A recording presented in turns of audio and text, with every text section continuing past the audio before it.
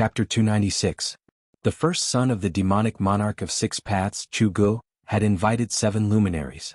With the help of the void-controlling realm's 7 luminaries, Jianghu believed that Gu Fei, who was only at the transcending mortality realm, would not be able to escape from 7 luminaries' grasp. 7 luminaries had also arrived at Crimson Moon City. He had battled with the demonic dragon in the Lost Forest for a day and a night. If he hadn't been fighting with the demonic dragon, he would have rushed over to capture Gu Fei when the people from the demonic 6 paths intercepted Gu Fei in a town. However, 7 luminaries, who was also known as the War Demon, did not seem to be satisfied with the demonic dragon. The moment he arrived at Crimson Moon City, he immediately went to find the city lord, Meng Lang. Crimson Moon City and the demonic 6 paths demonic palace in the Monarch City had been fighting for many years. Meng Lang and 7 luminaries had fought dozens of times. However, the city lord's cultivation was clearly higher than 7 luminaries. With his cultivation at the peak of the 9th heaven, Meng Lang was able to defeat 7 luminaries every time they fought. Whenever Meng Lang attacked, 7 luminaries would always find a way to retreat. This made Meng Lang very angry.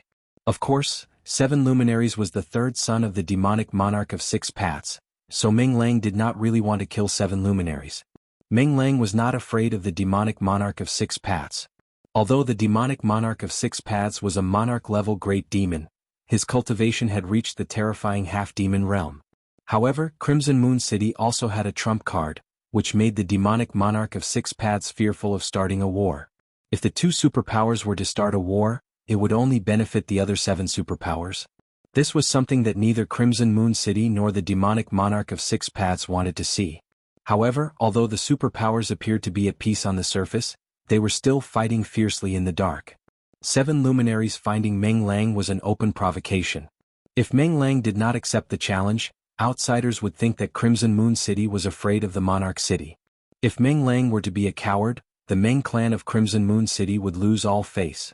The 7 luminaries forced Meng Lang to accept the challenge. Hence, an unavoidable battle occurred. However, this wasn't a battle of life and death. It was a battle to prove who was stronger. The 2 demonic path powerhouses battled endlessly. Demonic clouds blotted out the skies, shaking the world.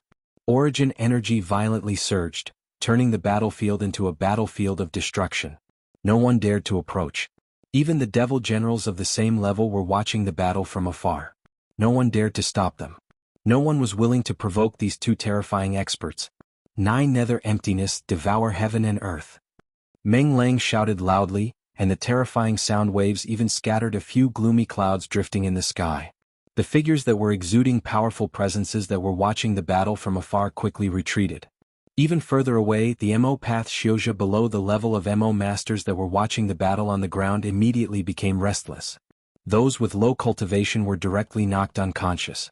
Those who weren't knocked unconscious by the terrifying sound wave also fled far away with pale faces. Then, everyone saw that the surging demonic clouds in the sky rapidly gathered, forming 9 huge black vortex black holes that shrouded the tall demonic figure below. Every black vortex was formed from an endless amount of demonic chi. Rumble. Every vortex emitted a terrifying power that shook the void. It was as if 9 incomparably huge emptiness spaces had appeared between heaven and earth. They swallowed everything between heaven and earth, both tangible and intangible. Even the void seemed to collapse. Behind the 9 large vortexes, there seemed to be a terrifying 9 nether emptiness space that emitted a terrifying aura that caused one's heart to palpitate. This scene was undoubtedly shocking. Up until now, the Lord of Crimson Moon City, Meng Lang, had finally displayed the terrifying strength of a peak 9th heaven demon general. Good. Under the 9 large black vortexes, 7 luminaries stood proudly. His black hair danced wildly in the wind. Facing the 9 large vortexes that shrouded him, not only did he not show any fear, 2 rays of crazed light shot out from his eyes. 7 luminaries' tall figure, under the shroud of the 9 nether emptiness, seemed so tiny. However, it was this tiny demonic figure that erupted with a monstrous energy wave. Then 7 luminaries roared madly. 7 rays of blood-red light shot into the sky, instantly breaking through the demonic clouds that shrouded heaven and earth, and shot into the dark gray sky. In the dark gray sky, 7 large holes appeared. Through the holes, one could see the rare stars in the sky. Stars appearing in the daytime, reversing heaven and earth. What was 7 luminaries doing? Everyone was incomparably shocked. Some people had already vaguely guessed 7 luminaries' intentions. The 7 rays of blood-red light shot into the sky, as if they had triggered 7 terrifying forces. 7 brilliant rays of light shot down from the sky. It was the radiance of the stars. 7 luminaries was displaying a terrifying demonic art, causing the stars to appear in the daytime. Then he used the power of the stars for his own use. This was definitely a terrifying divine art of the demonic path. The 7 brilliant rays of light came from 7 bright demonic stars in the sky. As the demonic stars shone in the sky, the 7 rays of light were of different colors. Blood red, dark black, bright yellow, greenish purple. They descended from the sky and entered 7 luminaries' body. All of this happened in an instant. Before the 9 nether emptiness vortexes could devour 7 luminaries, the 7 rays of light had already entered 7 luminaries' demonic body. Roar! 7 luminaries roared madly, his voice shaking heaven and earth. His body seemed to have been injected with an endless amount of demonic energy. His eyes shot out 7-colored demonic light, making him look extremely ferocious. 7 demon stars appear. 7 luminaries roared at the sky. 7 rays of light immediately rushed out from his body. Each ray of light was as bright as the stars, flickering with 7 different kinds of demonic light. It was as if the 7 balls of demonic nature in the sky had been drawn over by the 7 luminaries. The 7 balls of starlight circled around the 7 luminaries, and a hazy starry sky seemed to appear around the 7 luminaries. The starry sky of the demon domain. Kill. 7 luminaries' battle intent was like a rainbow. Like a crazy demon, the 7 rays of light circling around his body rushed towards the 9 nether emptiness vortexes that shrouded the area. Rumble? It was as if 2 worlds were colliding. It was as if doomsday had arrived. Heaven and earth were collapsing. The vast and terrifying fluctuations made even the void-controlling realm demon generals who were watching the battle from afar feel shocked and had no choice but to retreat to a place further away. 2 terrifying forces collided violently. The 9 nether emptiness vortexes were blocked and stopped in the void. However, the devil starry sky formed by communicating with the 7 devil stars in the sky and drawing down the power of the 7 devil stars did not gain the upper hand. The 2 powerhouses were in a deadlock. The shockwaves that swept down from the sky caused the dark brown earth to tremble. The hard dark brown earth constantly cracked, revealing hideous cracks. The cultivators watching from afar retreated again and again. Everyone was shocked by the scene in front of them. For many of them, this was the first time they had seen such a terrifying scene that could destroy the heavens and extinguish the earth.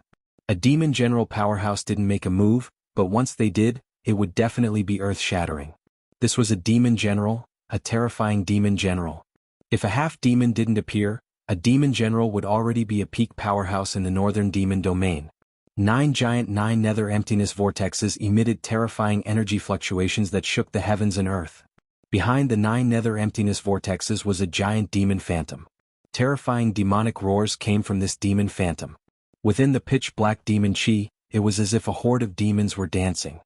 The power of the demon domain starry sky blocked the 9 nether emptiness vortexes, locked in a stalemate. With the power of the 7 demon stars supporting his body, 7 luminaries seemed to transform into a terrifying demon god. A few beams of boundless starlight poured down from the 7 huge holes in the sky. The 7 great demonic stars hung high in the sky, illuminating the sky. In the demon domain starry sky around 7 luminaries, there seemed to be endless stars twinkling, disappearing and vanishing. Where the 2 terrifying forces collided, black cracks appeared. These were the void being torn apart, the cracks in space. 2 extremely formidable forces collided with each other, canceling out each other. The terrifying strength that leaked out caused cracks to appear in the void. However, in the end, the Scarlet Moon City Lord's skill was superior. The strength of a peak 9th heavenly layer demon general shook the heavens and earth. The 9 nether emptiness vortexes trembled again and again before they began to fall down once more. The demon domain starry sky around 7 luminaries began to collapse. Damn it! 7 luminaries roared in indignation, desperately drawing the power of the 7 demon stars in the sky to his body. However, as the power of the 7 demon stars in the sky increased and became stronger, 7 luminaries' demonic body gradually could not withstand it. He desperately urged the power in his body, causing the muscles on 7 luminaries' body to swell. Veins that resembled dragons surfaced on his skin. The endurance of his body had reached its limit. 7 luminaries lose? Meng Lang's mighty voice came from the 9 nether emptiness vortexes. spreading to the heavens and the earth. Rumble. The 9 nether emptiness vortexes, like a bottomless abyss, swallowed 7 luminaries. The heavens and earth shook, and the demon domain starry sky around 7 luminaries immediately dimmed. The illusory stars were continuously destroyed. I've been in seclusion for 100 years, painstakingly practicing my divine ability, but I'm still not Meng Lang's opponent. I'm not willing to accept this. 7 luminaries seemed to have gone mad. He decisively cut off the power of the 7 demon stars that were descending from the sky. Although 7 luminaries was known as the war demon, he was not a guy with a big head and no brain. Since he knew that he was no match for Meng Lang, he retreated as expected. After cutting off the connection with the 7 demon stars in the sky, 7 luminaries bit the tip of his tongue and spat out a mouthful of blood essence. Then, his body turned into a bloody light as he executed the heavenly demon blood flight escape technique and rushed out of the demon domain starry sky. Meng Lang.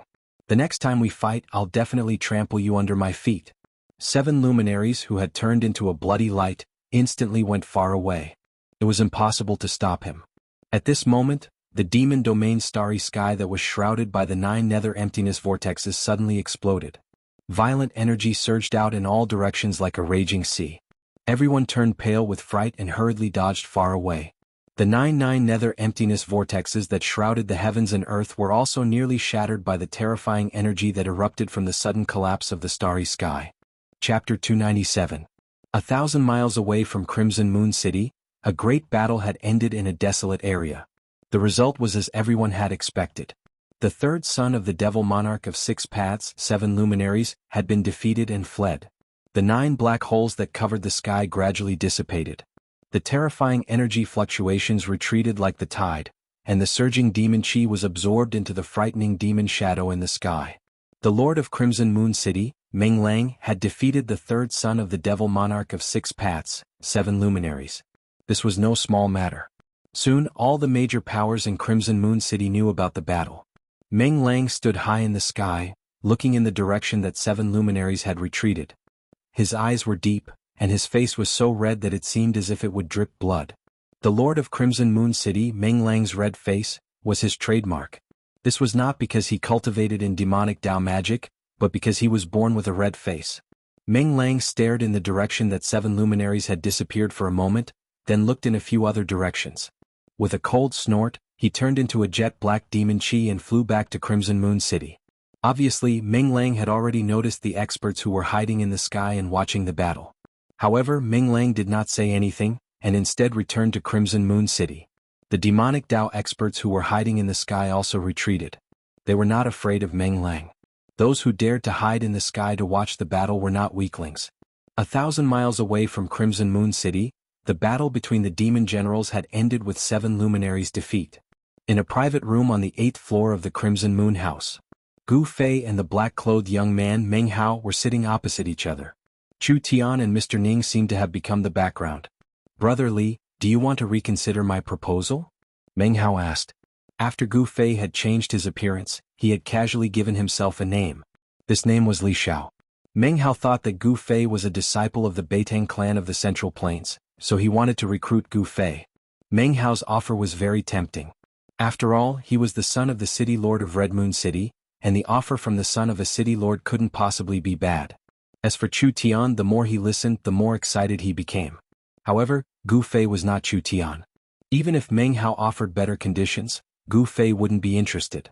"There's no need to think about it," Gu Fei said expressionlessly. "What a pity," said Meng Hao, a look of disappointment on his face. "Although you don't want to stay and help me, to be able to make a friend like you is a great thing." It went without saying that Meng Hao was no ordinary person. He had the ability to win over people's hearts, and if it were anyone else they would most likely have been recruited. However, his opponent was Gu Fei. Suddenly, the sound of hurried footsteps could be heard outside the private room. Soon someone had arrived. Meng Hao frowned and was about to say something when the person outside spoke first. "Young master, master requests that you return to the mansion immediately." Meng Hao stared blankly for a moment, then seemed to think of something. His face grew serious and he said to Gu Fei, "Brother Li, I'll take my leave first." With that, Meng Hao stood up. "Brother Chu," Meng Hao said to Chu Tian, "how about we talk about that another day?" Of course. Brother Meng, whenever you have time we can talk about it." Chu Tian said quickly. Meng Hao was the son of the city lord of Red Moon City, so he was flattered. Then Meng Hao clasped his hands to Gu Fei and Chu Tian, then opened the door and walked out. Standing outside was a middle-aged man in green robes with white hair. He looked like a servant. When the white-haired man saw Meng Hao walk out of the private room, he quickly moved to the side. Meng Hao and the white-haired man walked down the stairs. As they walked, the middle-aged man whispered something into Meng Hao's ear. After closing the door, Gu Fei, Chu Tian, and Mr. Ning, who rarely spoke, sat down again. Chu Tian laughed and said, "Why didn't you agree to Meng Hao's offer? Even I would be tempted by his offer." "Aha. Then why didn't you join Meng Hao?" Gu Fei asked. "Meh. Don't joke around. Even if I was willing, he wouldn't need me." Chu Tian shook his head. "Alright, let's go," Gu Fei said. "Where to?" Chu Tian asked, a bit surprised. "Wherever you're staying, that's where we'll go." Gu Fei smiled. For the time being, he planned to stay with Chu Tian. That way, no one would be able to discover his true identity. Gu Fei planned to stir up some trouble in the Crimson Moon City, then leave after patting his butt. "Don't joke around. You must be in trouble.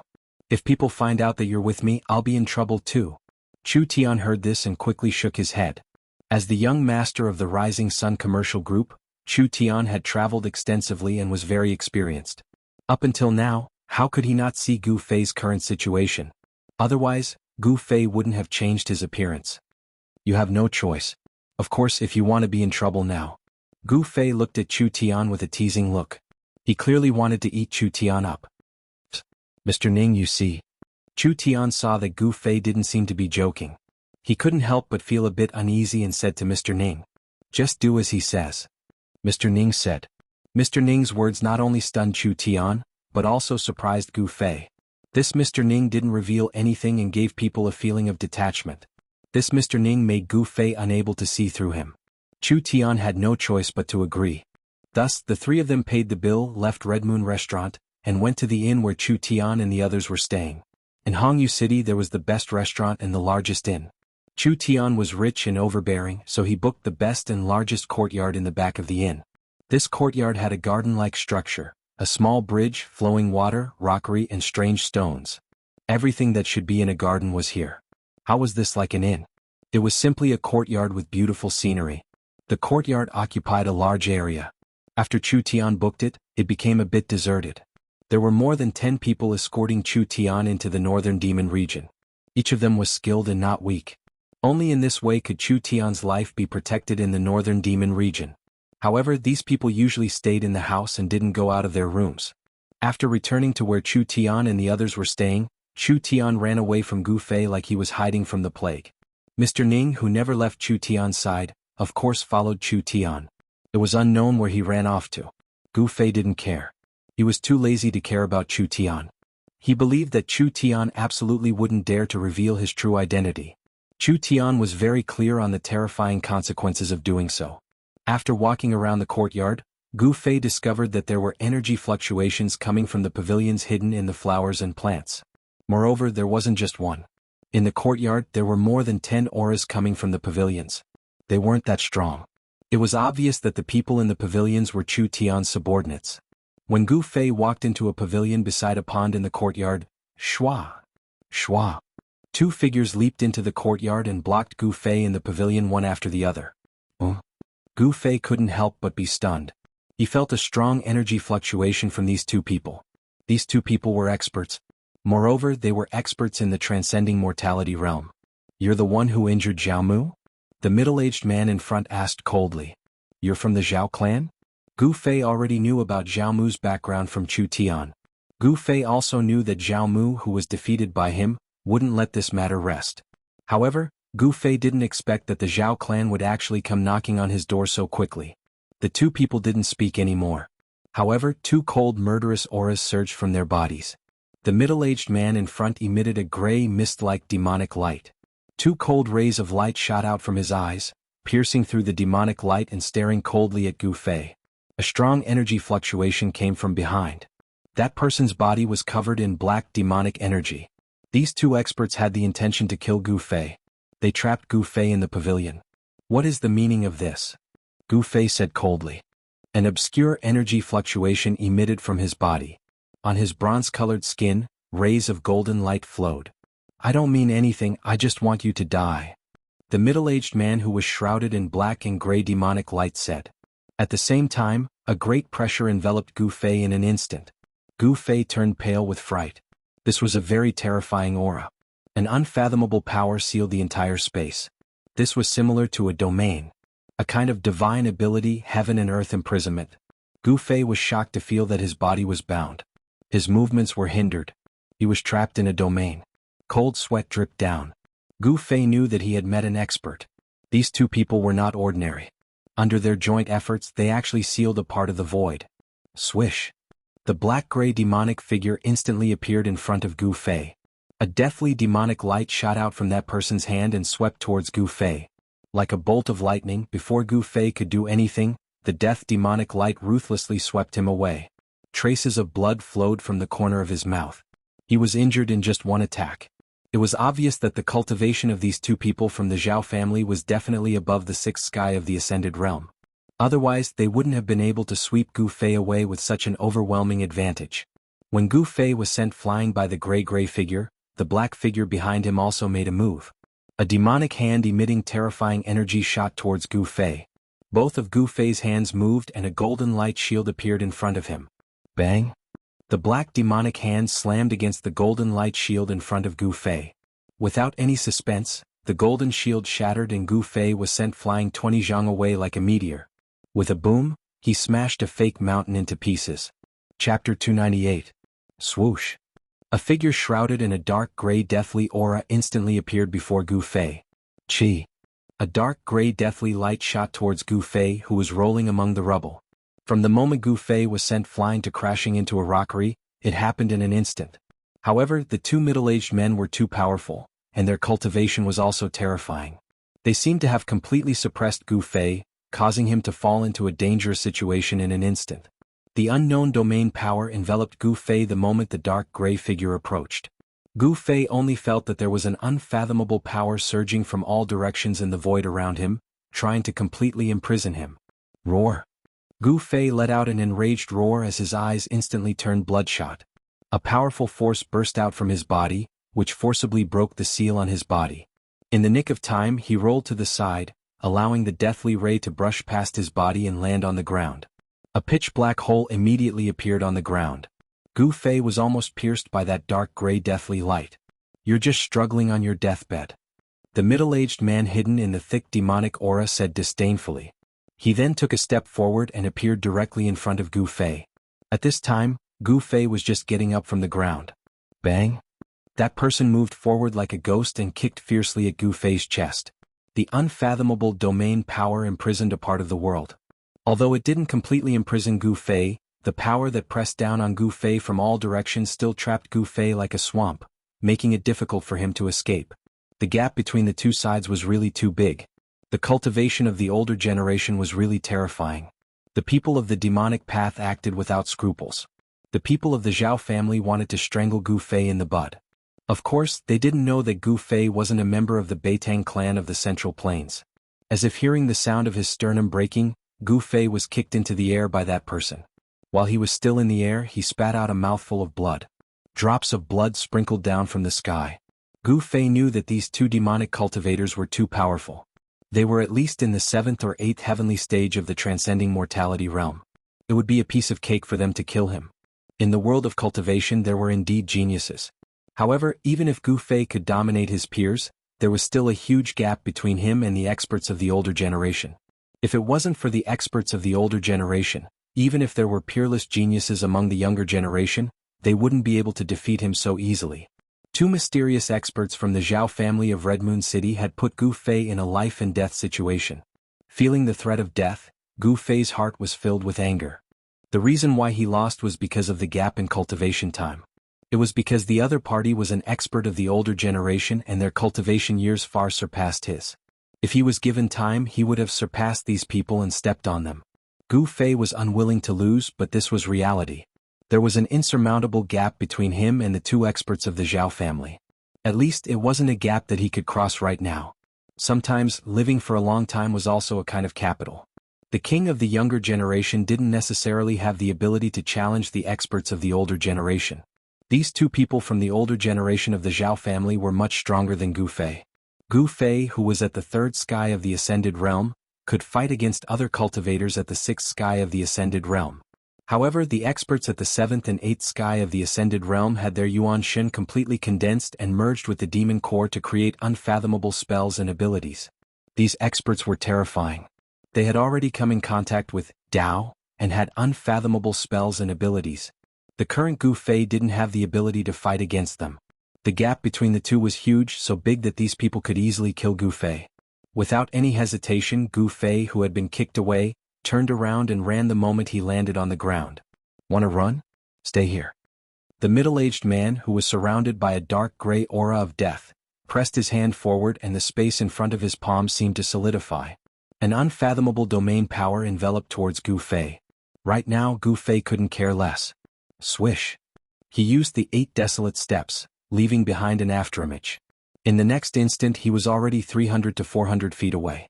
His extreme speed allowed him to rush out before the domain's power could envelop him. The two experts of the Zhao family were somewhat surprised. They didn't expect Gu Fei to have such a swift movement skill that allowed him to escape from their encirclement in an instant. Chase. The two middle-aged men's figures flashed and they chased after Gu Fei like the wind and lightning. This ordinary-looking youth could defeat Zhao Mu and had the ability to escape from the two of them. His potential was limitless. If such a person grew up, he would be a disaster for the Zhao family. It was because of this that the Zhao family sent out 2 experts at the 7th and 8th sky of the Ascended Realm to kill Gu Fei. This was the extreme North Demon region and it was their own territory. The people from the Zhao family didn't have any scruples. They weren't afraid that the Beitang family from the Central Plains would come to Hongyu City to punish them.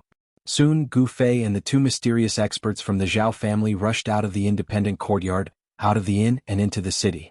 The fight in the courtyard had already alarmed the people in the courtyard. However, no one dared to walk out of the door because the powerful aura emitted by the 2 experts of the Zhao family's older generation had already intimidated the people in the room.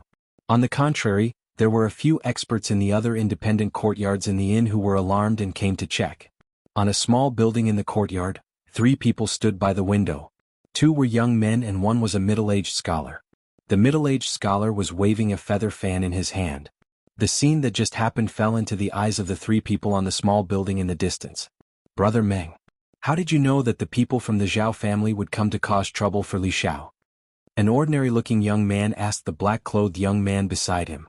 The black-clothed young man had sword-like eyebrows and eyes like cold stars. He was the son of the city lord of Hongyu City, Meng Hao. Meng Hao smiled and said, "What's so difficult about it? Did you forget that Hongyu City belongs to someone else? In Hongyu City, there is nothing that can be hidden from the Meng family." Meng Hao was very confident because he had the capital to be so. That's true." Chu Tian laughed. "That Li Xiao is quite a character. He could actually escape from the hands of an expert from the older generation. It's a pity that such a person can't be used by me." Meng Hao shook his head. Chu Tian didn't tell Meng Hao about Gu Fei's true identity because Chu Tian and Meng Hao were just people who had come together because of their own interests. Chu Tian was a businessman, so he could cooperate with Meng Hao for his own interests. However, he could also cooperate with other demonic cultivators for his own interests.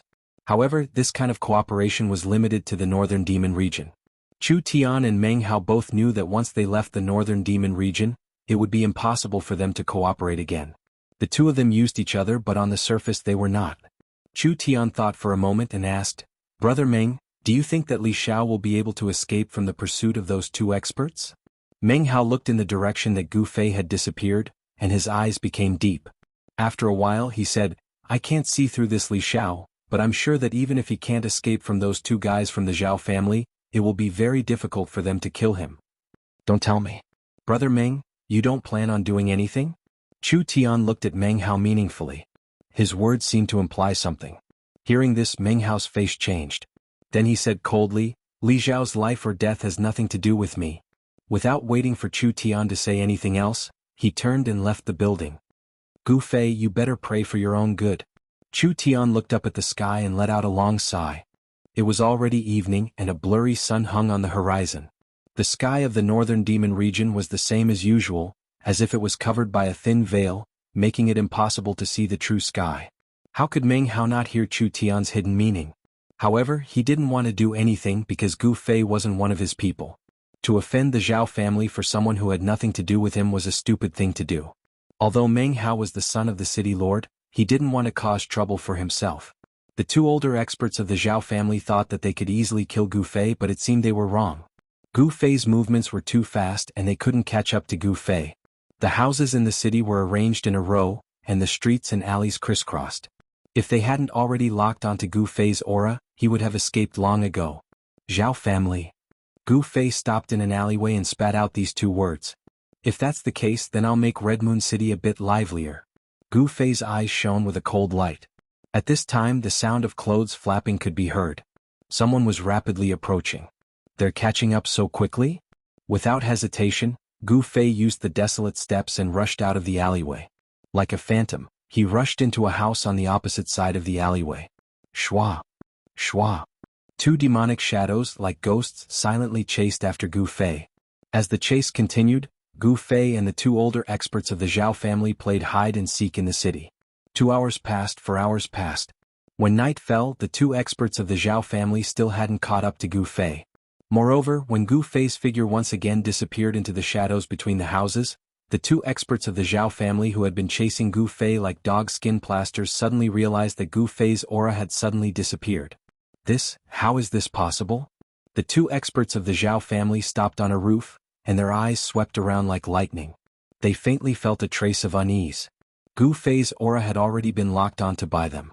It was absolutely impossible for him to suddenly disappear from their senses.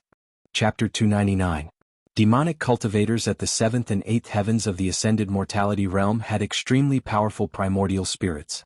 As long as they locked onto a person's aura, as long as that person was still within their sensing range, it was impossible for that person to disappear just like that. If this person's aura was truly gone, then there were only two possibilities. One was that this person had suddenly died. The second was that this person had used a magic treasure that could isolate aura, or an extremely powerful concealment technique to block the aura that was leaking out of his body. However, in the eyes of the two mysterious experts of the Zhao clan, Gu Fei was a disciple of the Beitang clan of the Central Plains. Since he was able to defeat Zhao Mu, the most outstanding descendant of the Zhao clan, even if he was injured during the fight, he would not die suddenly. Could it be that the Beitang family of the Central Plains had an extremely powerful concealment technique other than the 5 elements' divine ability? In the dark night, most of the houses in front of them were emitting light. Even in the Crimson Moon City, there were very few people walking around after nightfall. After nightfall, most of the people who walked around in the Crimson Moon City were demonic cultivators with cultivation. Ordinary people would usually stay in their houses. The streets were very deserted. Occasionally there would be some figures in black rushing past. It was completely different from the lively atmosphere during the day. There was no other way. Even in the Crimson Moon City, there was still danger after nightfall. Ordinary people were too weak for demonic cultivators. Of course, the demonic cultivators in the city would not go too far. After all, those demonic cultivators still needed to recruit disciples from the ordinary people in the city. The people in the city were the resources of the major forces in the city. It was also the biggest capital for these families to pass on their inheritance. No one would start a massacre in the city. Where the hell is that guy hiding? A figure shrouded in a dark gray death chi said in a low voice as he stood on the tallest building in the building. Beside him stood a hazy figure shrouded in demonic chi. He must still be in this area. He must be hiding in a corner. The hazy figure shrouded in demonic chi said coldly. Search again. The figure with a heart-palpitating deathly aura said. Then, the two figures separated and rushed into the houses and pavilions below. The two figures quickly moved through the streets and alleys. The aura of death and the terrifying demonic chi caused the residents of this region to tremble in fear. The two experts of the Zhao clan didn't even bother to conceal their powerful auras. In the distance, someone was secretly spying on what was happening here. The Zhao family had sent out 2 great experts to hunt down Gu Fei, which had already been noticed by several major forces in the city. Outrageous. Where the hell is that guy hiding? The figure shrouded in death chi walked out of an alley. Another figure surging with ink-like demon chi rushed out of the houses and returned to the highest pavilion. 2 terrifying divine lights shot out from the demonic aura, sweeping in all directions. However, he still didn't find anything. The young expert from the Beitang clan seemed to have disappeared into thin air. He was shocked to find that he couldn't sense any aura in the void. However, at this moment, an unforeseen event occurred. The figure shrouded in death aura outside the alley did not notice at all that a hand had reached out from the darkness behind him. A dim golden sword shadow silently appeared from the hand that had reached out from the darkness. Then, in an instant, it shot towards the figure shrouded in death chi at the entrance of the alley. There were no energy fluctuations or auras. It was as if the blurry golden sword shadow was traversing through another world. The expert from the Zhao clan didn't notice anything strange behind him at all. He wanted to meet up with his companion on the pavilion. However, at this moment, the golden sword shadow silently pierced through the layer of death chi outside his body. That master instantly became alert, but it was already too late. The golden sword shadow was as fast as lightning, piercing through the deathly aura around his body. Only then did he realize that at such a close distance, it was impossible for this master to dodge. The expert of the Zhao family was scared out of his wits in that instant. Before he could do anything, that blurry, faint golden sword shadow pierced through his abdomen with a puff sound. How is this possible? Behind me, in the alley, there's no one. The moment the expert from the Zhao clan was pierced through his abdomen, the light in his eyes disappeared. It was as if all the strength in his body was pouring out from the bloody hole in his abdomen. The person who had sneakily attacked him from behind was clearly aware of the weakness of the Devil Dao cultivators. When the illusory golden sword shadow pierced through the Zhao clan expert's abdomen, it also shattered the devil core in his body. Devil Dao cultivators were the same as Taoist cultivators. The devil core was condensed in the dantian of Devil Dao cultivators, while the Taoist core was condensed in the body of Taoist cultivators. There was no difference between the two.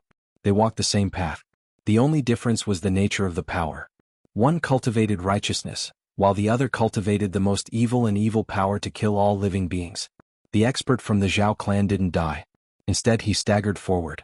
The person behind him walked out of the dark alley and was about to give him a fatal blow. However, at this moment, the other expert from the Zhao clan who was standing at the top of the pavilion had already noticed something strange.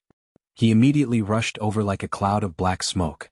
The person who walked out of the alley quickly retreated back into the alley. Swoosh! A figure shrouded in devil chi instantly appeared at the entrance of the alley. He reached out to support the middle-aged man who was on the verge of collapse. At this moment, the middle-aged man who had his abdomen pierced and his devil core destroyed, the layer of heart-palpitating death chi around him had already dissipated. What's wrong with you? The devil chi surged. The devil shadow in the devil chi emitted a strong energy fluctuation. Two beams of divine light shot out from the illusory figure and scanned the surroundings. Be careful, he's nearby. The seriously injured expert from the Zhao clan said in a trembling voice. His strength seemed to have been completely drained. His originally black hair gradually turned snow-white. Just a moment ago he was a Devil Dao cultivator with profound cultivation. Now he had turned into a white-haired old man. His skin also quickly lost its luster, lost its elasticity and wrinkled. After the Devil Dao expert from the Zhao clan had his devil core destroyed, he rapidly aged as if he had been deprived of endless vitality. He became a weak old man. He's nearby? Did he hurt you? How is this possible? The expert from the Zhao clan who was supporting the old man was shocked. At the same time he couldn't believe it. His sharp gaze swept around but he couldn't find any trace of Gu Fei's aura. In the void, there were no residual fluctuations of the power of metal. I didn't see wrong, that's a golden sword shadow. The old man said in a trembling voice. He was weak. The current him no longer had the prestige he had when he was chasing after Gu Fei. The devil core had been destroyed by Gu Fei's sword. He had already changed from a high and mighty expert to a white-haired old man who was inferior to ordinary people. Was already crippled. Roar! The black shadow shrouded in devil chi roared towards the sky. His voice shook the sky. He was angry. This time they had miscalculated. They thought that killing Gu Fei would be an incomparably easy matter. Who would have thought that not only did they not kill Gu Fei, but Gu Fei had also crippled the cultivation of an older expert. The residents of this area, under the roar of the devil shadow, were terrified. Let's go back first. The devil shadow roared fiercely on the deserted street. Then he grabbed the arm of his companion who had already turned into an old man, soared into the sky and quickly left the area. The enemy was in the dark, they were in the open, and one of them had already been crippled. The current situation was very disadvantageous for the two older experts of the Zhao clan. They decisively retreated. And after Gu Fei's attack succeeded, he immediately fled. A silhouette silently traversed through the layers of houses. An unfathomable power isolated this person's aura, as if he had jumped out of this part of the world. It had to be said that the Red Moon City was an incomparably huge city. From the west of the city, Gu Fei passed through countless streets and alleys. With his speed, it took him an hour to arrive at the east of the city. He leaped into an abandoned house. The location of this house was very remote, and there were very few people around. The abandoned courtyard was overgrown with weeds. The broken doors and windows swayed in the wind, making creaking sounds. Creak. The surroundings were very quiet, so quiet that it made people feel a sense of oppression. Gu Fei did not enter the house. Instead, he sat down under a withered tree in the courtyard in front of the house. The brief exchange with the two experts of the Zhao clan made him feel the threat of death. Under the internal inspection, Gu Fei discovered that his sternum, which was glowing with a faint multicolored glow, was not only covered with cracks, but even his internal organs were injured by the kick of the Zhao clan expert. Withdrawing his divine sense from his body, Gu Fei opened his eyes. Then he took out a vermilion spirit herb from his storage bag and chewed it and swallowed it. Gu Fei only felt a warm current flowing down from his throat. Between his chest and abdomen, he suddenly felt warm as if he was soaked in warmth, and the pain was greatly reduced. Gu Fei immediately operated his mysterious technique, guiding the medicinal power to the injured parts of his body. At the same time, the huge life force contained in his body was also released in the vibration of his muscles, bones, and flesh. The cracks on his sternum were healing at a speed visible to the naked eye. The clotted blood in his internal organs was also forced out of his pores by the cleansing of life force.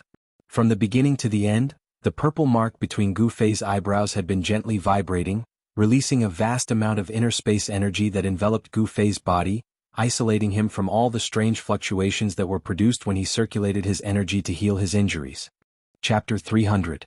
In an abandoned courtyard in the east of Hongyu City, Gu Fei sat cross-legged under a withered tree as he circulated his Xian Qi to heal his injured body.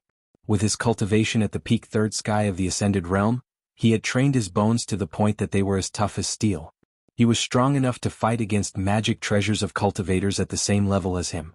However, demonic cultivators at the 7th and 8th sky of the Ascended Realm were extremely powerful. They were at least 4 or 5 heavens higher than him.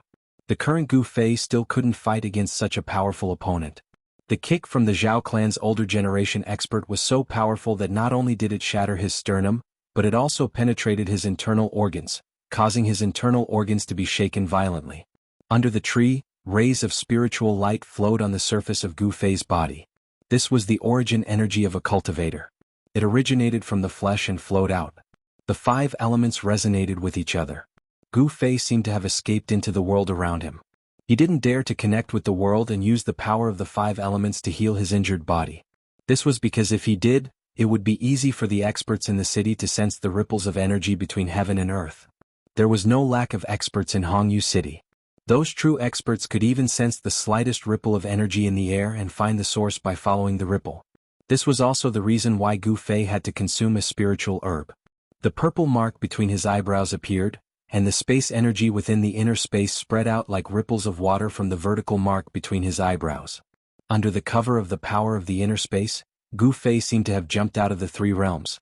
Although he didn't enter the inner space, it was as if he was inside it. His aura and energy fluctuations were completely isolated, sealed in the void around him, unable to benefit in the slightest. Just now, he had used this ability to successfully ambush the elder from the Zhao family. Under the cover of the inner space, not to mention cultivators at the Ascended Realm, even those at the void-controlling realm who had a basic understanding of Tao, wouldn't be able to sense Gu Fei's existence. This skill that came from Gu Fei's inner space was more useful and powerful than any concealment technique. This was a skill that only those who had opened up their own inner space could have. Gu Fei was not the kind of great divine ability that could open up an inner world. It had to be said that the fact that he could possess such a technique was a complete exception. Perhaps he was unique, an exception that had never been seen before or since. One had to say that Gu Fei's physique had reached an unbelievable level. 4 hours later, Gu Fei's cracked ribs had already healed. His internal injuries were all healed as well. Wave after wave of powerful energy washed through his flesh, blood, tendons, and bones, causing Gu Fei to feel as if he was cast from steel, giving off a powerful pressure.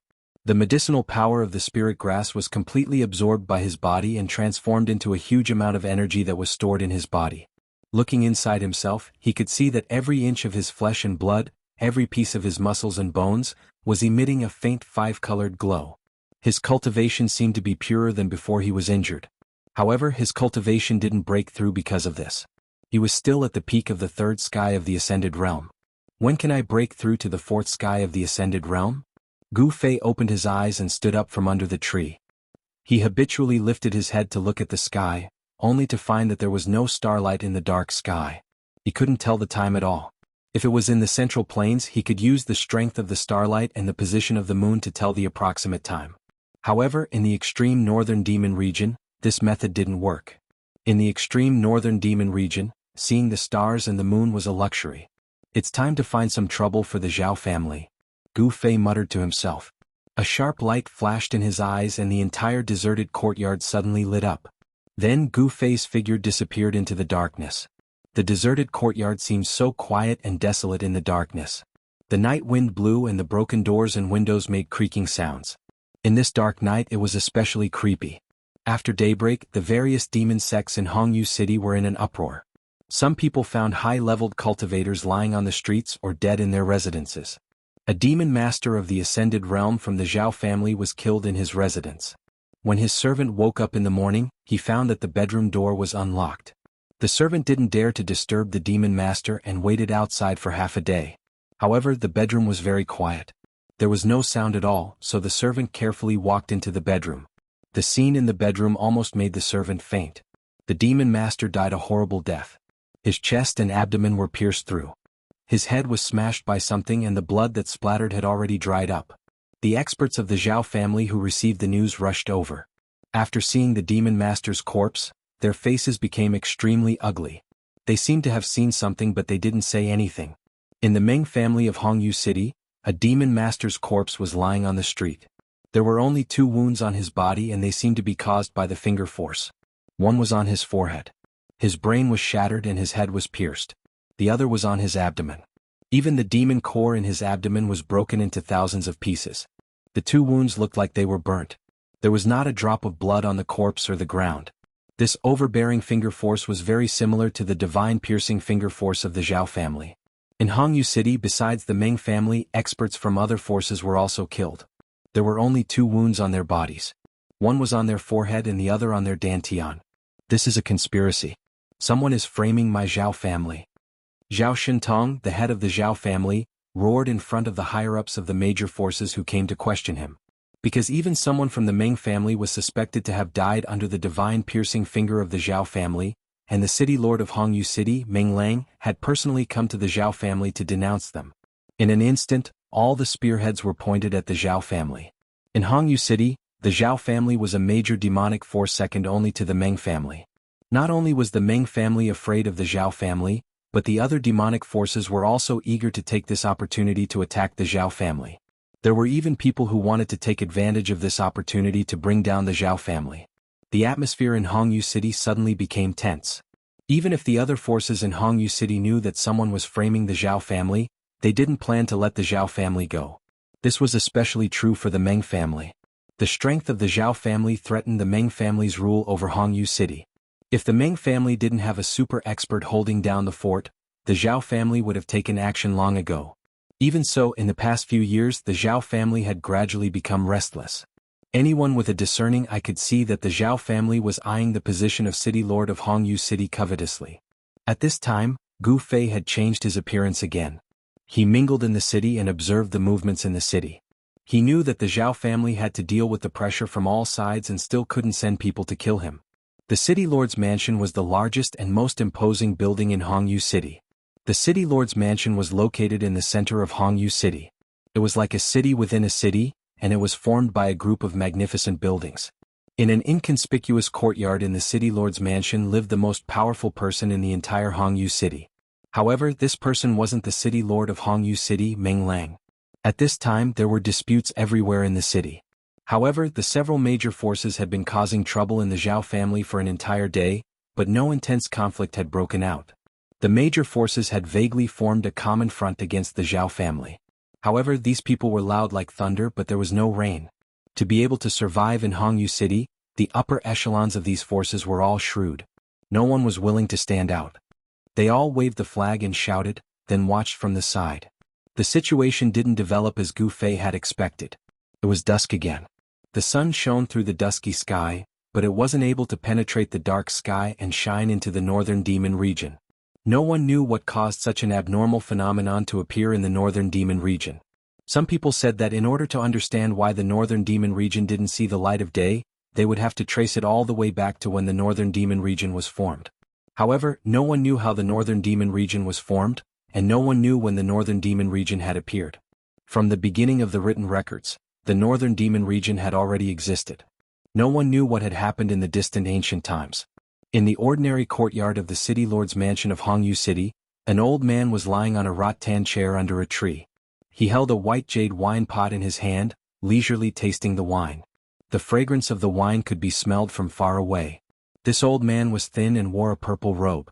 He had white hair and a youthful complexion. The bright red nose on his face was extremely conspicuous. This unprepossessing and somewhat wretched-looking old man was the old man who had gotten drunk on the 9th floor of the Red Moon restaurant yesterday. Just as the old man's eyes were slightly closed and he was gently rocking the rattan chair, enjoying the leisurely time, a red-faced man wearing a black robe and a purple crown on his head hurriedly walked in from outside. "What matter has made you so impatient?" The red-faced man walked closer. The old man's eyes were still slightly closed, but he had already opened his mouth to speak.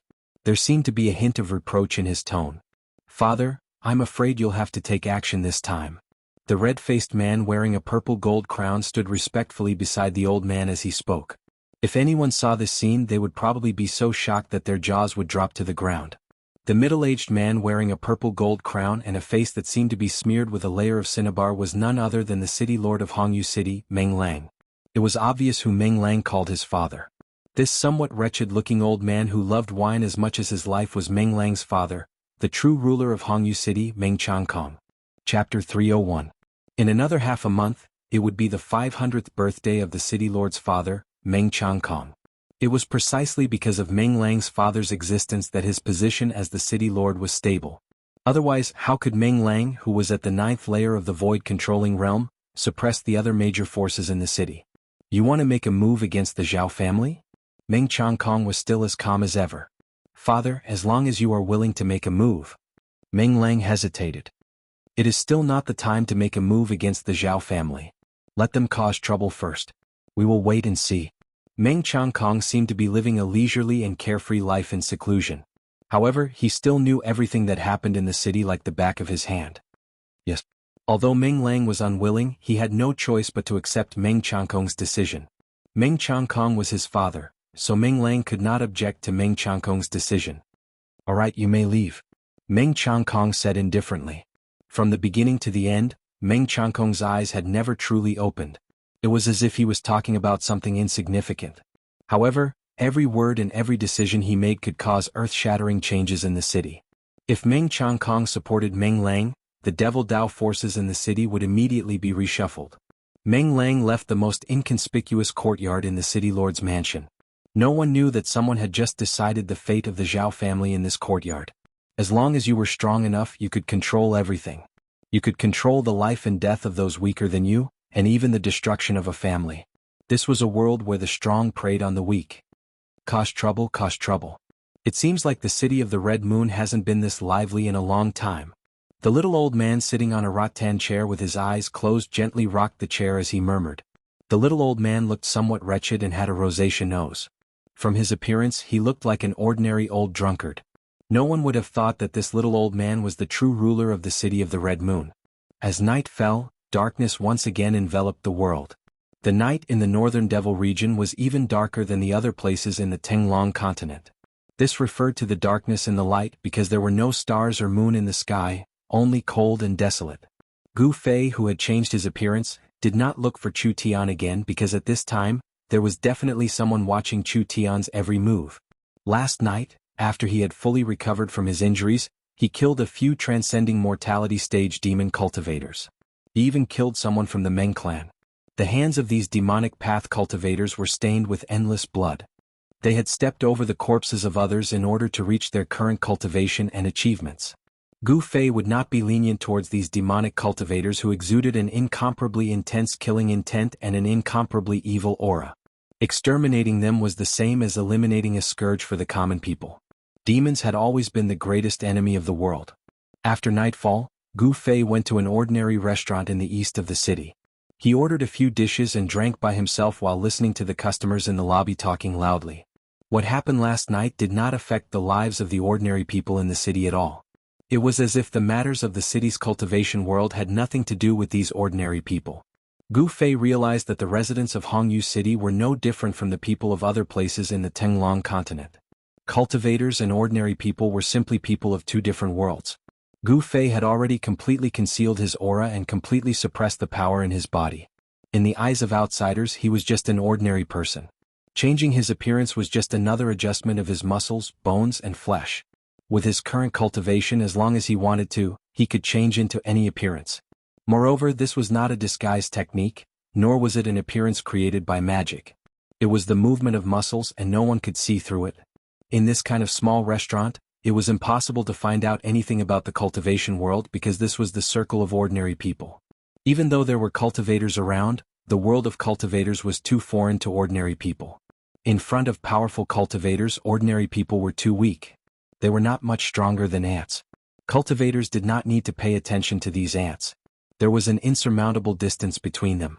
However, compared to the cruelty of the cultivation world, the world of ordinary people made Gu Fei feel peaceful. It made him temporarily forget the bloodshed in the cultivation world. Gu Fei realized that he seemed to enjoy this temporary peace. This peace was rare and it made Gu Fei's state of mind calm. The peaceful time was very short. As time passed, the lively small restaurant began to quiet down. When it was late at night, there was basically no one drinking or chatting in the restaurant. When the last few men who were swaying from drinking and could barely walked out of the restaurant holding each other's arms, Gu Fei knew that it was time to make a move. On the counter of the restaurant, a young waiter was lying on the counter looking at Gu Fei, who was still pouring and drinking by himself. The shopkeeper was tapping on the abacus, calculating the day's income. When the young waiter took a nap and raised his head, the last customer had disappeared. Are my eyes playing tricks on me? Where did that guy go? The young waiter was taken aback. He had been staring at that customer for a long time, but when he was not paying attention he did not know where that person had gone. That guy did not pay for the food and drinks. The young waiter wailed. That guy actually dared to eat and dash. My salary for this month is gone. That bastard, I'm so screwed over by you. Sure enough, the shopkeeper next to him stopped and scolded the young waiter. Kid, what are your eyes doing? You can't even look at a living person. That guy ate all night. I was afraid that he dared to eat and dash. Look, deduct the money for that guy's food and drinks from your salary. Boss, please don't. If you deduct it, I won't have money to eat next month. I have parents and a wife at home. A lot of people are waiting for my salary to eat. The waiter begged with tears and snot on his face. Go to hell, don't cry here. The shopkeeper kicked the young waiter out of the counter. Hurry up and clean up the dishes. Do you believe that I won't even deduct your salary for next month? The young waiter dejectedly walked towards the table where Gu Fei had just sat. When he approached, the young waiter suddenly noticed that other than the leftover food and drinks, there was also a piece of yellow paper on the table. He walked forward and took a look. How was this yellow paper? It was a gold note. Moreover, it was a gold note with a face value of 100 yuan. The young waiter's heart suddenly beat wildly. Gold note. The young waiter carefully turned his head to look at the shopkeeper behind the counter. Stinking brat, do you have nothing to do with this? Hurry up and clean up that table. What are you still dilly-dallying for? The shopkeeper yelled at him again. After yelling, the shopkeeper went back to calculating his accounts. This guy was simply Zhou Peipi. The young waiter cursed in his heart. Then, taking advantage of the fact that the shopkeeper surnamed Zhou wasn't paying attention, he grabbed the 100 gold note on the table with lightning speed and put it into his sleeve. Deduct it. Not to mention a month, even if you deduct my salary for a year, it doesn't matter. The young waiter was ecstatic. He was so nervous that his whole body trembled. A 100 gold note was definitely a windfall for him. Damn. You're like a woman. Just a few words and you're pissing your pants. At this time, shopkeeper Zhou raised his head and saw the young waiter's slightly twitching back. He thought that the young waiter was crying because of his scolding. There weren't many people on the street. Occasionally he would see someone, but those people would just pass by in a hurry. Lanterns hung on both sides of the street. The dim yellow light illuminated the street. As Gu Fei walked on the street, He only felt the cool and cold wind constantly brushing against his face, making him feel refreshed. Since the fire isn't strong enough, then let it burn a bit more, Gu Fei murmured. Then with a schwa sound he took a step forward and instantly disappeared from the deserted street. He wanted to fan the flames and cause complete chaos in Crimson Moon City. Crimson Moon City's Zhao family, in a manor in the east of the city, was still brightly lit. From time to time, one could see that in the dark corners of the flowers and trees in the manor, there were figures silently passing by. This place was heavily guarded, as if facing a great enemy. Although Zhao was a direct descendant of the Zhao family, because he had been unable to break through to the Demon Master realm, he had never been valued by the family. It wasn't until his cultivation had recently broken through to the Demon Master realm that he once again entered the eyes of the family's upper echelons. He was sent to the east of the city to be in charge of the family's business. The east of the city wasn't the Zhao family's sphere of influence. Because of the assassination that shocked the entire cultivation world of Crimson Moon City last night, all the major forces in the city were pointing their spears at the Zhao family. This made Zhao, who was on the periphery of the Zhao family's power, very uneasy. Zhao transferred all the manpower that could be mobilized to the manor to protect himself. He also invited his uncle, a demon master of the sixth heaven, to sit in the manor. He arranged for his uncle to stay next to him. Zhao was undoubtedly very afraid of death. It wasn't easy for him to have the day to make a name for himself. He hadn't had the chance to show off his skills and realize his ambitions. Of course he didn't want to die. With a demon master of the sixth heaven, Zhao was relieved. However, he never thought that even though his manor was heavily guarded, and there was a demon master of the sixth heaven next door, someone would still silently appear outside his door. The intruder was like a ghost, suddenly appearing outside his door. Without a sound, he directly broke open his door and strode in. Who is so bold as to dare break into the Zhao family's place? At the moment when the person smashed the door, an angry shout came from the next room. Then with a bang, someone directly smashed the door and rushed out of the next room. Chapter 302. A hazy demonic shadow silently broke into a manor of the Zhao family in the east of the city. All the sentries in the manor were useless. No one noticed the figure shrouded in thick demonic qi. That person appeared directly outside the door of the manor's owner, Zhao Hai's room. Suddenly he smashed the door and strode in. Just as that person broke into Zhao Hai's room, the room next to Zhao Hai's room suddenly erupted with a terrifying and evil aura. A person rushed out with a roar. Die. The expert that rushed out of the room directly attacked the person that broke into Zhao Hai's room. The expert raised his hand as a demon dragon rushed out. Then the demon dragon charged towards Zhao Hai, baring its fangs and brandishing its claws. There was no superfluous words. In this critical period, anyone who broke in must be killed. Umph. That person sneered. He didn't turn around but waved his hand behind him. A mass of demonic qi immediately rushed out to meet the demonic dragon. Within the demonic qi, there was a powerful fluctuation that made people's hearts palpitate. Vaguely, one could see a fist-sized demonic stone smashing into the dragon's ferocious head. Pung! The demonic stone directly smashed the dragon's head, turning it into a mass of demonic qi and dissipating into the void. Moreover, the demonic stone didn't stop. The dragon's head exploded, and the dragon's body was smashed into a mass of turbulent demonic qi. This. The expert of the Zhao clan, who was at the sixth layer of the Devil Master, was shocked. The fist-sized devil stone seemed to possess an unstoppable power. After destroying the demonic dragon, it was still like an ancient demonic mountain, emitting endless demonic energy as it flew towards him. He felt danger. Without any hesitation, he turned into a demonic shadow and quickly retreated. At this time in Zhao Hai's room, there was a scream of despair and unwillingness. Then, with a bang, the whole room suddenly exploded. The terrifying power shook the heavens and the earth. Dust flew high into the sky. The incomparably hard bricks melted like ice and snow, turning into dust and floating in the void. The mighty energy directly destroyed everything within a radius of 20 feet. It was as terrifying as the end of the world. The Zhao family members in the manor cried out in alarm and scattered to avoid the flying bricks and tiles. Those unlucky Zhao family members couldn't dodge in time and were directly pierced by the flying bricks and tiles, dying on the spot. Those who hadn't broken into the Demon Master realm didn't have a demonic core condensed from demonic energy. Although they were stronger than ordinary people, if they were fatally injured they would still die. Zhao Hai. The sixth heavenly layer Demon Master roared. Even with his cultivation he was sent flying dozens of feet away by this sudden burst of violent energy. His clothes were torn and tattered and he looked like a beggar. He was in a sorry state. If he guessed correctly, Zhao Hai's demonic core had been broken by someone. Moreover, that person not only broke Zhao Hai's demonic core, but also drew out the power of the demonic core, causing it to explode. An expert, definitely an expert. While Zhao Hai's uncle was pained by Zhao Hai's death, he was also secretly shocked. The opponent's cultivation seemed to be higher than his own. However, after killing Zhao Hai, that person took back the magic stone and disappeared into the night. That person seemed to have come to kill Zhao Hai. That magic stone, could it be him? After Zhao Hai's uncle calmed down, he seemed to think of something. His face immediately turned gloomy.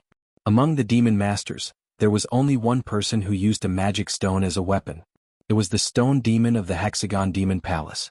All of this, could it be a plot by the Hexagon Demon Palace? Thinking of this, Zhao Hai's uncle couldn't help but break out in a cold sweat. Then he hurriedly left. He had to immediately report this important discovery to the upper echelons of the family. From all the signs, it seemed that the Hexagon Demon Palace really was behind this, sowing dissension and causing conflict between the major powers of Crimson Moon City. This was a method to weaken Crimson Moon City's strength. Several powerful divine senses swept over the manor in the east of the city. The experts in the city had already noticed that something was wrong. Soon, several figures appeared in the sky above the manor. However, the terrifying figures standing in the void did not linger for long. Soon after, they left in different directions. No one knew that there was a wretched, red-nosed old man in a dark cloud high up in the sky. He had seen everything from start to finish. Even the powerful demon Dao cultivators who appeared in the sky above the manor didn't notice anything strange in the sky. Interesting.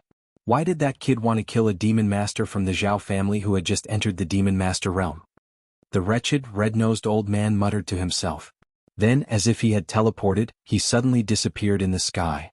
After killing Zhao Hai, Gu Fei had wanted to kill the demon master at the sixth heaven as well. However, after killing Zhao Hai, he felt an inexplicable sense of trepidation. Therefore, he didn't hesitate and immediately retreated. What he didn't know was that no matter how well he hid it, even if he only used the demon Dao treasures he had obtained from the demon Dao cultivators he had killed, he was still being watched. Gu Fei didn't stop. He wanted to burn this fire in Crimson Moon City. Therefore, he decisively moved on to his next target. During the day, he had already locked on to the people he wanted to deal with. Zhao Hai, who was in the east of the city, was one. His next target was in the west of Crimson Moon City. Crimson Moon City, Heaven Desire Palace, was a place like the palace of an emperor. There were many palaces and it was brightly lit 24 hours a day. This was a gentle place with the most beautiful women in Crimson Moon City. This was a money-squandering den. In order to get intimate with a woman, one would spend 1,000 gold. This place had the most fragrant wine and the most delicious delicacies. As long as you have a large amount of money, you can do whatever you want in this free and unfettered land, happy and unfettered. Gu Fei quietly stood on top of a magnificent palace, coldly scanning the richly ornamented pavilion in front of him. Inside the pavilion, the lights were brightly lit.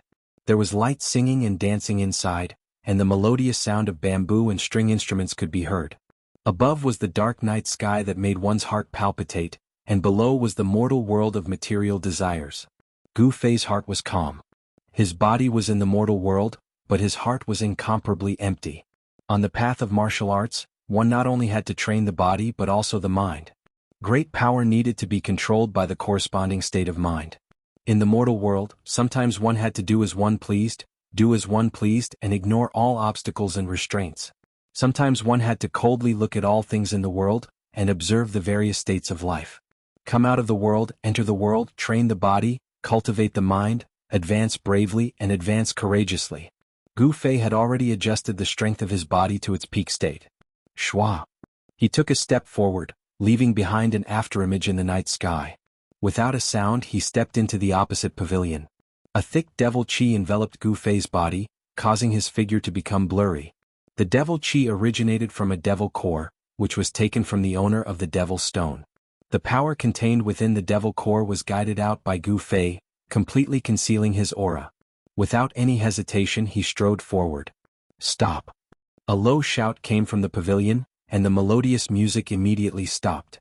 The beautiful women who were singing and dancing in the pavilion also stopped their graceful dance. At this moment, Guo Qin had unbuttoned his shirt and was drinking wine by himself with one arm around a beautiful woman. His bronze-colored, robust body seemed to be coiled by numerous dragons. He was strong and powerful, filled with explosive power.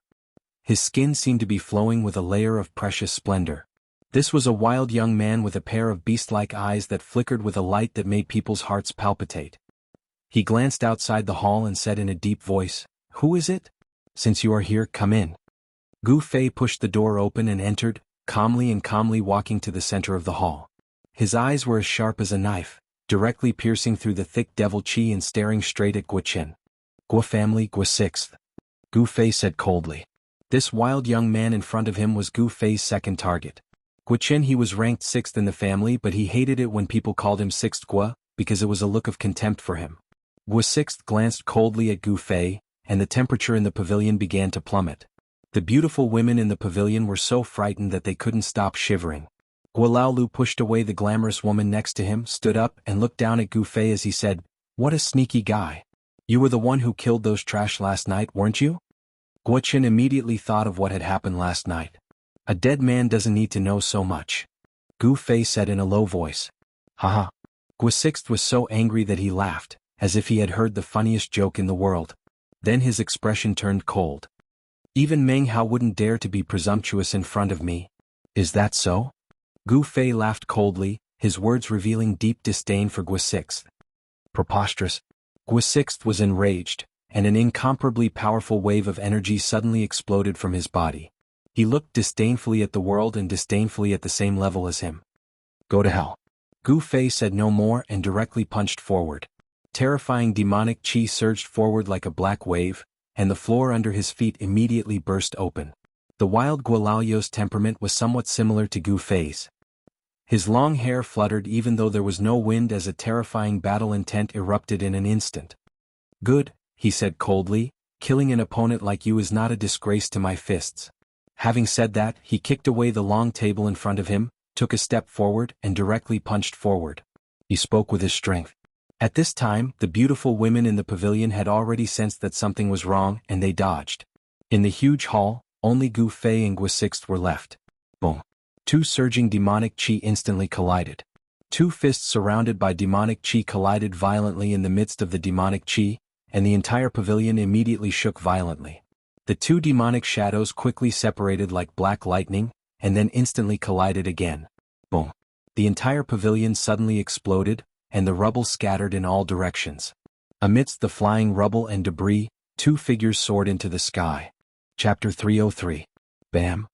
Bang. Boom.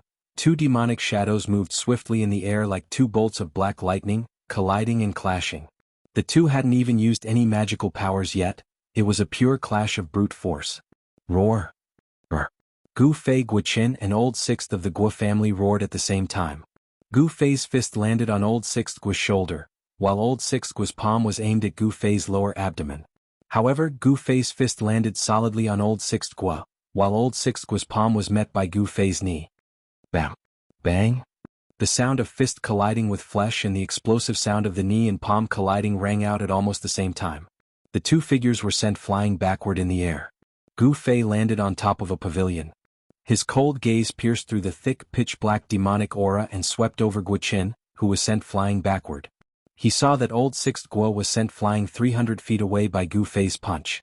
He crashed into a pavilion before he could stop himself from flying backward. Both of them were equally powerful and could exchange blows in the air for a short period of time. However, it was obvious that Old Sixth Gu was no match for Gu Fei in a physical confrontation with Gu Fei. Damn it, I misjudged. At this moment, Gu Fei felt that something was amiss. Gu Laoyu's cultivation was not weak, and his physique was also extremely tough. Ending the battle quickly, Gu Fei pushed off with both feet, and the pavilion beneath his feet immediately exploded. Then Gu Fei took a step forward in the air. With just one step, he appeared above Old Sixth Gu's head as if he had teleported. Amidst the roiling demonic aura, a pitch-black foot stomped down on Old Sixth Gu. A terrifying force field sealed off the space beneath its feet. As the foot landed, the space beneath it immediately trembled. Damn it! Endless pressure descended from the sky, acting on Old Sixth Gu's body. With a crack, the ground beneath his feet exploded. The foot above his head was like a primordial demonic mountain crushing down on him. At this moment, Old Sixth Gu could no longer remain calm. Brr. Old Sixth Gua roared at the sky. His eldest son was incomparably ferocious. In an instant his eyes turned pitch black, emitting two frightening rays of black light. A monstrous evil aura erupted from Old Sixth Gua's body, as if a terrible demon had awakened within him. Then a huge, illusory figure emerged from Gualalio's body. The demonic figure was indomitable. Although it wasn't a real person made of flesh and blood, the aura of a powerhouse that looked down on the world was not fake. Old Sixth Gua's right fist blasted toward the foot that was descending. The giant's demonic figure moved in unison, and spun off its fist upward. Boom! The illusory giant fist collided with the mighty force of the unparalleled leg. A terrifying force erupted, shaking the heavens and the earth. The giant demonic figure that emerged from Old Sixth Gua's body seemed to be howling and roaring, but it didn't make any sound. The demonic figure collapsed, and Old Sixth Gua was half buried in the ground. He coughed up large mouthfuls of blood, and the ground beneath his feet was shaken into dust. Gu Fei didn't fare well either. He was punched into the air by the giant demonic figure that emerged from Gua Chen's body, and a trace of blood seeped from the corner of his mouth. Gu Fei was stronger than Gua Chen and could suppress him, but it would not be easy for him to kill the sixth son of the Gua family. Gu Fei could already tell that the terrifying demonic figure was very similar to the demonic soul released by the demon master he killed outside Crimson Moon City. Could it be that the demon master he killed in the forest outside Crimson Moon City had something to do with the Gua family? At this time, the confrontation between Gu Fei and Old Sixth Gua had alarmed many people. Several incomparably powerful divine wills emerged from all over the western part of the city, sweeping toward Heaven Desire Palace. Gu Fei knew that if his attack didn't succeed, he wouldn't have time to launch another attack, because the experts in the city would arrive soon. Gu Fei had no choice but to stride in the void, leaving behind a series of afterimages in the void as he pounced towards the densely packed houses below. Hiding in the dark corners of the streets and alleys, no one could find Gu Fei. Just as Gu Fei left, a person shrouded in demonic aura appeared in the sky above Heaven Desire Palace. His powerful divine wills spread out, covering a radius of more than 10 kilometers in an instant. This was a demonic cultivator of the void-controlling realm at the level of a demon general. How is this possible? A shocked voice came from within the demonic aura. This was because the demon general realized that within the range of his divine wills, he couldn't find any trace of the person who had just fought with Old Sixth Gua. At this time, a few more demonic figures suddenly appeared in the sky above Heaven Desire Palace. The few demon generals flying in the void also couldn't find any trace of Gu Fei. Gualalu crawled up from the ground. He realized that he had been defeated by that mysterious person. This made Gualalu go mad with anger. In fact, the #1 expert among the younger generation of Crimson Moon City was not the son of the city lord, but Gua Old Sixth Gua of the Gua family. The Gua family's soul refining technique could be said to be a strange demonic cultivation method. It could be used to summon a powerful demonic soul and quickly increase one's strength. However, even after summoning the demonic soul, Old Sixth Gua still couldn't fight against Gu Fei. Old Gualu roared in the air, but reality was reality. His defeat was his defeat. A faint, illusory demonic shadow appeared from his body once more. The demon generals in the sky above Heaven Desire Palace whispered to each other, then flew in different directions. They didn't believe that person could escape from under their noses. As long as they found that person, they would know who was behind this. At this time, the spatial energy of Gu Fei's inner space blocked the aura on his body. He did not go far but sat cross-legged in a dark corner. The devil core in his hand had already become dim.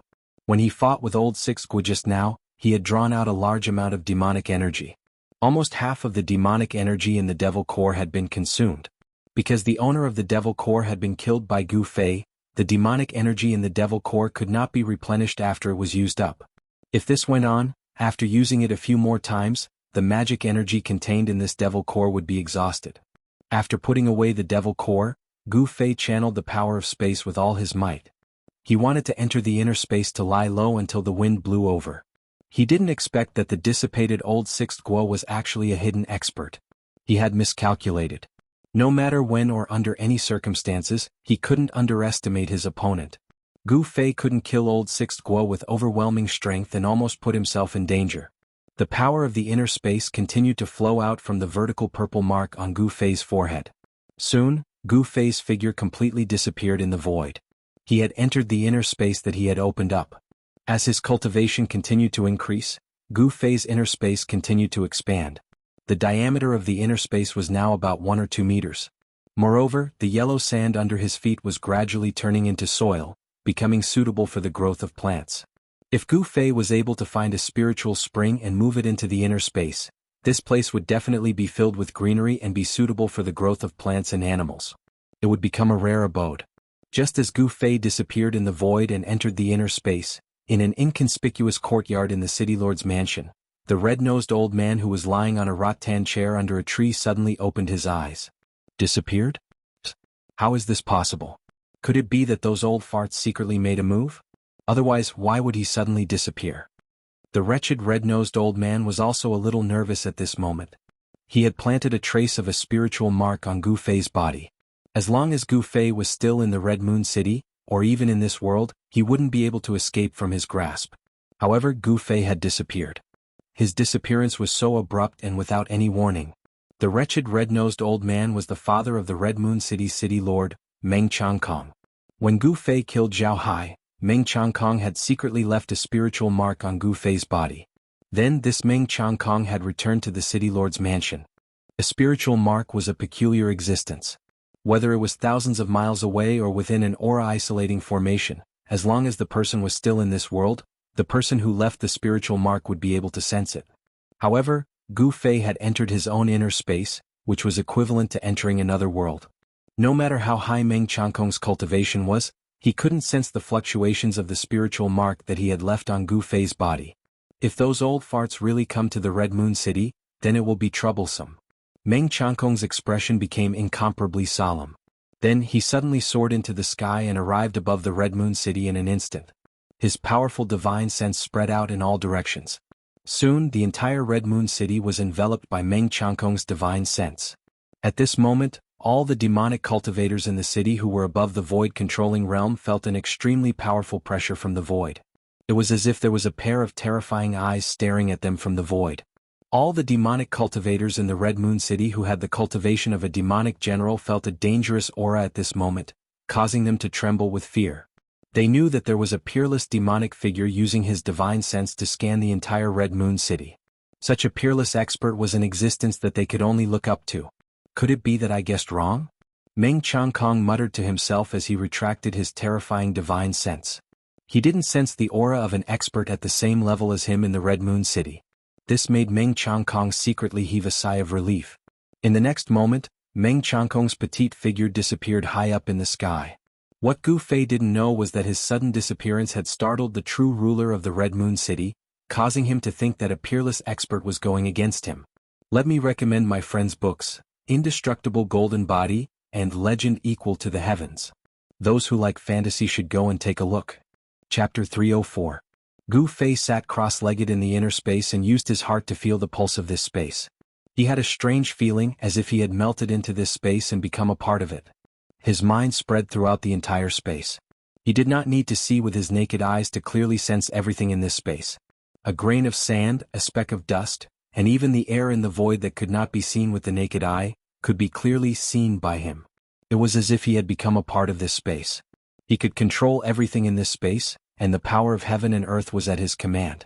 In this place, it seemed that as long as he wanted to, he could tear the void and collapse the world with a single thought. He was the ruler of this space and the absolute ruler at that. If he fought in this space and someone was swallowed into this space, the result could be imagined. However, Gu Fei did not have the ability to swallow a living person into the space for the time being.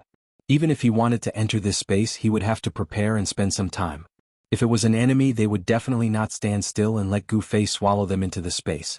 Gu Fei's mind withdrew from the spiritual realm and opened his eyes. The first thing he had to do was to take inventory of the items in his storage bag and then organize them. In this short period of time, he had killed many practitioners of the same level and obtained a lot of spoils of war. In addition to the 3 9-colored longevity grass, there was also a 9-leaf ginseng. The 9-colored longevity grass and the 9-leaf ginseng were the 2 best spirit materials of heaven and earth among the dozen or so treasures of heaven and earth. They also contained the largest amount of grass and wood spiritual energy. With Gu Fei's status in the Taishan sect, it was difficult for him to know the magical uses and effects of the 9-colored longevity grass. Only the higher-ups of the 3 great Taoist sects or some old monsters on the Tenglong continent knew about the existence of this heaven-defying spirit material of heaven and earth. However, Gu Fei knew about the nine-leaf ginseng. He had seen the description of this spirit material in the ancient books of the sect. This kind of spirit material grew one leaf every 1,000 years. From the first leaf to the ninth leaf, it would take 10,000 years. Even if it was an ordinary spirit herb, after growing for more than 10,000 years, even if it didn't develop intelligence and became a plant spirit, it would still be a rare spirit herb of heaven and earth. Gu Fei knew that if he consumed the nine-leaf profound ginseng, he might be able to break through his current cultivation bottleneck with the help of its spiritual effects. However, he would not do that. He felt that even if he did not consume the nine-leaf mysterious ginseng, he would be able to break through his current bottleneck in the near future. Unless it was absolutely necessary, he did not want to waste such a rare heaven and earth spirit herb. Heaven and earth spirit herbs were very rare, and a 10,000-year-old heaven and earth spirit herb was even rarer. Moreover, it took a long time to grow a heaven and earth spirit herb. Gu Fei put away the 9-colored longevity grass and 9-leaf mysterious ginseng, then divided the remaining heavenly resources into 2 portions. One portion was stored in his magic treasure pouch, and the other was planted in his inner space. The soil in the inner space was already suitable for the growth of plants. 5 or 6 spirit herbs were planted in the soil, and each branch and leaf had traces of spiritual energy flowing on it. That was the essence of plants. The hazy spiritual energy lingered around each spirit herb, causing the entire inner space to have a trace of vitality out of nowhere. After dealing with the matter of the spirit herbs, Gu Fei sorted out the other things in the magic treasure pouch. A large pile of refining materials was placed in a corner of the magic treasure pouch. He did not know how to refine weapons and he did not want to waste time to do so. This was because his body was the best magic treasure. The ready-made magic treasures were a small sword surrounded by demonic energy, a demonic stone and a demonic pill. These 3 items could be said to be incomparably precious to a demonic cultivator. Even a transcending mortality realm demonic master would be envious of them. However, for Gu Fei these things were of little value. It would be a pity to throw them away, but it was tasteless. If he had not broken into the transcending mortality realm, and could sense the heaven and earth and guide the demonic energy contained in these demonic magic treasures and demonic pills, these 3 items would be 3 useless pieces of trash. When he was in the Taishan sect, the Dao talisman that he had obtained from Wang Yuanji was no longer of interest to Gu Fei. That talisman?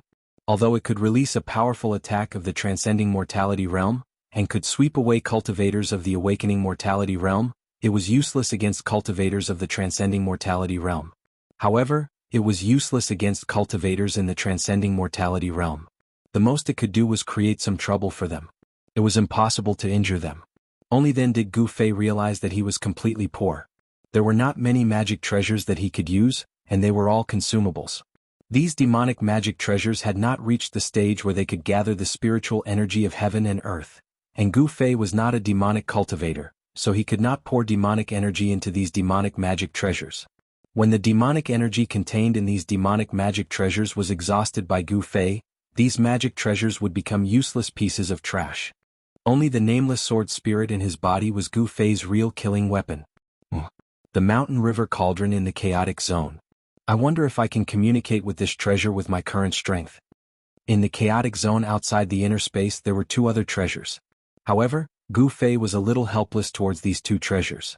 The mountain river cauldron was a complete treasure, and it could nurture a chaotic nascent embryo, which was a heaven-defying item.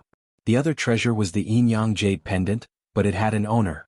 There was a mysterious remnant soul in the yin-yang jade pendant, and this remnant soul had its own intelligence.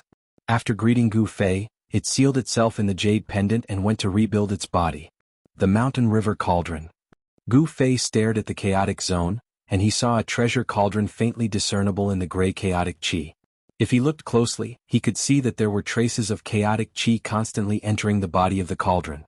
A treasure with a soul could gather the spiritual energy of heaven and earth. It was no longer an inanimate object, and it could rely on its instincts to increase its strength and evolve to a higher level. Gu Fei wanted to communicate with the treasure cauldron in the chaotic zone, and then gradually control it. Therefore he sat down cross-legged, closed his eyes and adjusted his qi. When his body and mind reached their peak condition, Gu Fei carefully released his divine sense towards the mountain river cauldron in the chaotic zone. The chaotic qi in the chaotic zone was very unstable, and the moment Gu Fei's divine sense entered the chaotic zone, his body shook and his face became solemn.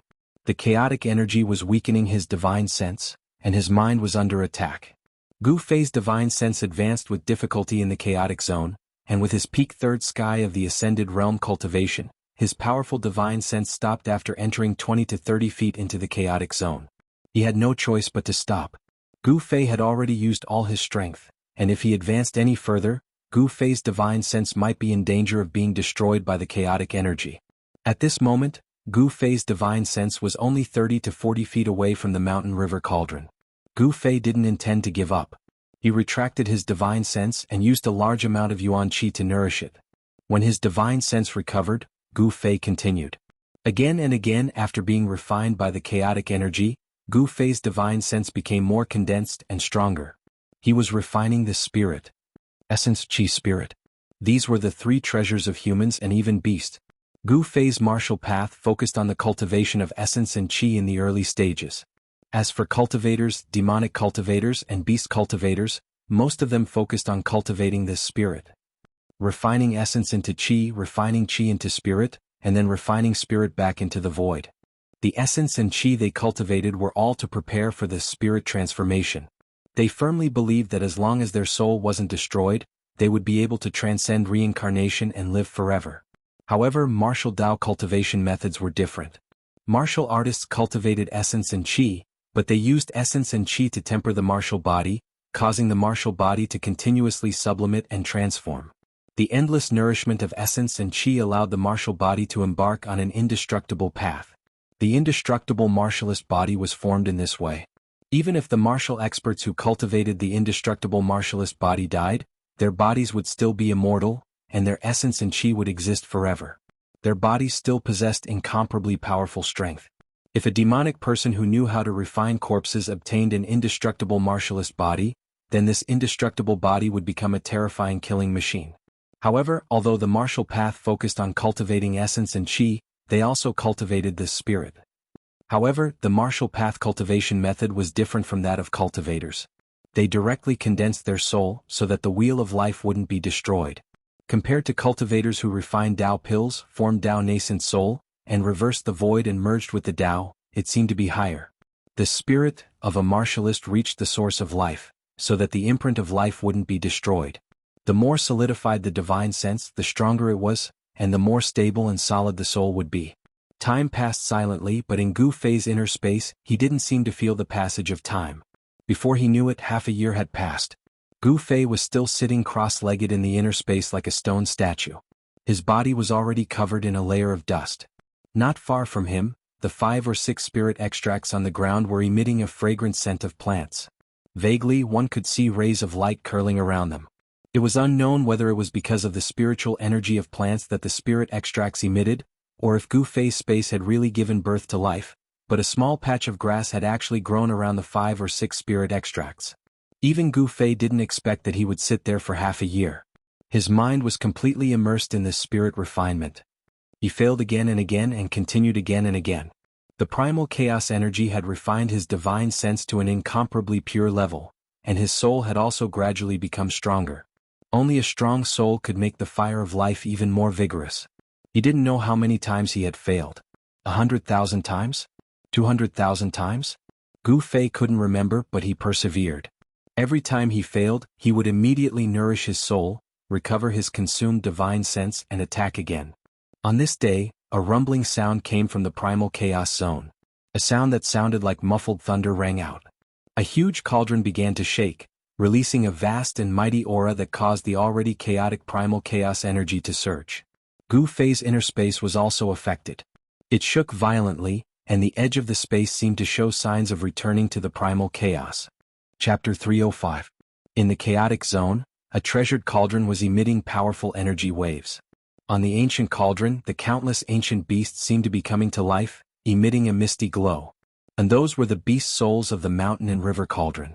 The countless beast souls seemed to be awakening, and the mountain and river cauldron was emitting a terrifying murderous aura. The chaotic void around the mountain and river cauldron was boiling, and within the chaotic void, the chaotic chi was surging violently. Success. At this moment, the entire inner space shook violently. Gu Fei's body shook violently, and the layer of dust on his body was instantly blown away by the dazzling radiance. The reason why the mountain and river cauldron reacted was because Gu Fei had finally used his divine sense to envelop the mountain and river cauldron.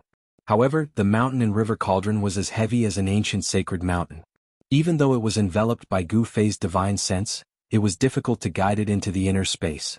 What Gu Fei needed to do now was to use his divine sense to communicate with the mountain and river cauldron, and use his divine sense to probe into the mountain and river cauldron to merge with it.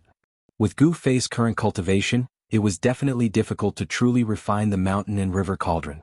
However, he did not want to refine the mountain and river cauldron into his own magical weapon, because Gu Fei was very clear that with his current cultivation, it would be difficult to do so. He only wanted to move the mountain and river cauldron into the inner space. The mountain and river cauldron could suppress the mountains and rivers, so with the mountain and river cauldron to suppress the inner space, Gu Fei would not need to worry about the inner space collapsing. Although Gu Fei's divine sense enveloped the mountain and river cauldron and caused it to shake, the mountain and river cauldron was as heavy as an ancient sacred mountain, and it was difficult to move it. In the blink of an eye, 2 months had passed. Gu Fei only did one thing every day, and that was to concentrate on refining the mountain and river cauldron. The mountain river cauldron was indeed a rare sacred weapon. Gu Fei refined it continuously for 2 months before his spiritual will broke through the seal of the beast soul and came into contact with the mountain river cauldron. In the blink of an eye, another 4 months had passed. The mountain and river cauldron finally moved, but it was very slow. Even so, Gu Fei was so happy that he almost jumped up from the ground. Network E. The mountain and river cauldron was successfully activated. Rumble. The unadorned yet huge cauldron slowly moved towards the inner space. Primal chaos energy surged around the cauldron. Wisps of chaotic energy continued to seep into the mountain and river cauldron. Inside the inner space there was no heaven or earth, no sun or moon. Before he knew it, Gu Fei had already been in the inner space for more than a year. Cultivation knows no time. This phrase described how hard cultivators cultivated, to the point that they forgot about time. Gu Fei was still sitting cross-legged on the ground, as if he did not feel the passage of time. He was still guiding the mountain and river cauldron into the inner space bit by bit. Crimson Moon City was the same as before. Ordinary people lived peaceful lives, but those who truly controlled the fate of Crimson Moon City were still scheming against each other. It was dusk again. Dusk in the extreme northern demon territory was always so cold. A cold wind blew through the streets. Besides a few wisps of dust, there seemed to be nothing else. When night fell, in a remote alley in the western part of Crimson Moon City, in a dark corner, transparent ripples spread out. It was as if the void had turned into ripples of water. Then, the void shattered and a figure walked out from the shattered void. The Crimson Moon House was still as lively as ever. The young nobles of the city, as well as some famous demonic cultivators, all gathered in the Crimson Moon House, talking loudly. There were no longer many people on the streets. A young noble in brocade robes was walking straight towards the Crimson Moon House with a servant. This young noble had delicate features and was a handsome young master. However, his slightly pale face and lifeless eyes showed that this dignified young noble had been hollowed out by wine and women. Lu Quan, hurry up and follow me. I want to have a good time tonight. Let's go to the Crimson Moon House first, then to the Heaven Desire Palace, the young noble urged. The young noble's servant was a 17 or 18-year-old young man dressed in a green gown. Network, yes, yes. The young man in the green gown replied repeatedly and followed closely behind the young noble. However, just as they passed by a street corner, a figure suddenly walked out from a dark corner and blocked their way. Where are you in a hurry to go? The person asked. Who are you, and where we are going has nothing to do with you. The young noble looked disdainfully at the person who suddenly walked out from the side with an arrogant expression. How is it none of your business? Because I also want to go to the Crimson Moon House. The person said again. With the light from the lanterns hanging high on both sides of the street, one could see that this person was short and had an ordinary appearance. You go to hell, I'll go to hell. A good dog doesn't block the way, get out of the way. Seeing that the person actually stood in front of him and blocked his path, the noble young master was immediately displeased. If I go, you won't be able to go. Gu Fei grinned and looked at the young noble with interest. What? When the young noble heard this, he immediately felt that something was wrong. At this moment, Gu Fei directly grabbed the young noble with one hand. Without any suspense, Gu Fei easily knocked out the master and servant. Then he dragged them into a small alley with each hand. After searching the young noble's jade identification card, Gu Fei stuffed the master and servant's mouths with clothes, tied them up, and threw them into a dark corner of the alley. This was to prevent them from escaping when they woke up. After doing all this, Gu Fei tidied up his clothes, walked out of the alley, and went straight to the Crimson Moon house. In a private room on the 8th floor, Gu Fei ordered a few side dishes and drank by himself. The reason he had come here was to find out the situation in the Crimson Moon City. The Crimson Moon House could be said to be the place with the most information in the entire Crimson Moon City. He had already successfully moved the mountain and river cauldron from the chaotic zone into the inner space. Furthermore, before he came out of the inner space, his extremely powerful mind sensed a strange fluctuation in his body. It was a trace of mind fluctuation. Although it was very weak and indistinct, he still managed to catch it. When Gu Fei caught this trace of mind fluctuation, his clothes were instantly drenched in cold sweat. It turned out that someone had tampered with his body at some point in time. As soon as he left the inner space, he was afraid that the person who had tampered with his body would immediately find him. However, just as Gu Fei refined the indistinct mind fluctuation on his body, in an inconspicuous courtyard in the Crimson Moon City's City Lord Mansion, the red-nosed old man, who was leisurely lying on a rattan chair and enjoying fine wine, suddenly jumped up from the chair as if someone had stepped on his tail. "Good fella, where did that kid come from? He actually refined that trace of my mind imprint." The red-nosed old man's eyes shone brightly. At this moment he was no longer a wretched old man who loved wine as much as his life. Instead, he was a terrifying powerhouse. Over the past year, Meng Changkong had been paying close attention to the traces of his missing mind imprint. However, he was disappointed. That person seemed to have really disappeared from this world and never appeared again. Although Meng Changkong was unable to sense the trace of his mind imprint on Gu Fei's body, he immediately sensed it when Gu Fei refined it. Meng Changkong immediately released a powerful mind imprint that enveloped the entire Crimson Moon City. As soon as that person appeared, he would personally take him down. Unfortunately, although Gu Fei had come out of the inner space, he had used the power of space to block off any aura from his body. Meng Changkong's mind kept scanning the Crimson Moon City, but he still couldn't find any traces of Gu Fei. Meng Changkong could only give up. Gu Fei carefully listened to the conversations of the aristocratic family's disciples and demonic cultivators outside. Gradually, Gu Fei found out that something important had happened in the Crimson Moon City over the past year. It turned out that after he had entered the inner space, the various powers in the Crimson Moon City had almost erupted into a huge conflict due to the incitement of some people. However, after Meng Changkong's appearance, the various powers had all quieted down. In front of the wretched old man Meng Changkong, they didn't even dare to fart. Meng Changkong was the true ruler of the Crimson Moon City. No one dared to challenge his authority because he was a peerless powerhouse in the half-devil realm. Then there were indeed people from the 6 demonic paths palace stirring up trouble in the city in an attempt to incite conflict between the various powers. Thus, things became much simpler. The people from the 6 demonic paths palace who had infiltrated the Crimson Moon City were either killed or fled the city. Half a month later, it was Meng Changkong's birthday celebration. The other 8 city lords of the extreme North Devil region sent people to congratulate him. Even the 6 Paths Demon Monarch sent people to deliver congratulatory gifts. After Meng Changkong's birthday celebration, the third son of the 6 Paths Demon Monarch couldn't find Gu Fei, so he had no choice but to return to the 6 demonic paths palace with his subordinates. In the end, the Meng family of the Red Moon City didn't make a move against the Zhao family. The Zhao family's influence in the Crimson Moon City was very deep. Even if the Meng family had an expert like Meng Changkong overseeing it, if they were to start a war with the Zhao family, even if the Meng family managed to annihilate the Zhao family, they would still suffer heavy losses. After weighing the pros and cons, Meng Changkong and his son gave up on the idea of making a move against the Zhao family. Although the Meng family didn't make a move against the Zhao family in the end, the infighting in the Crimson Moon City continued without end.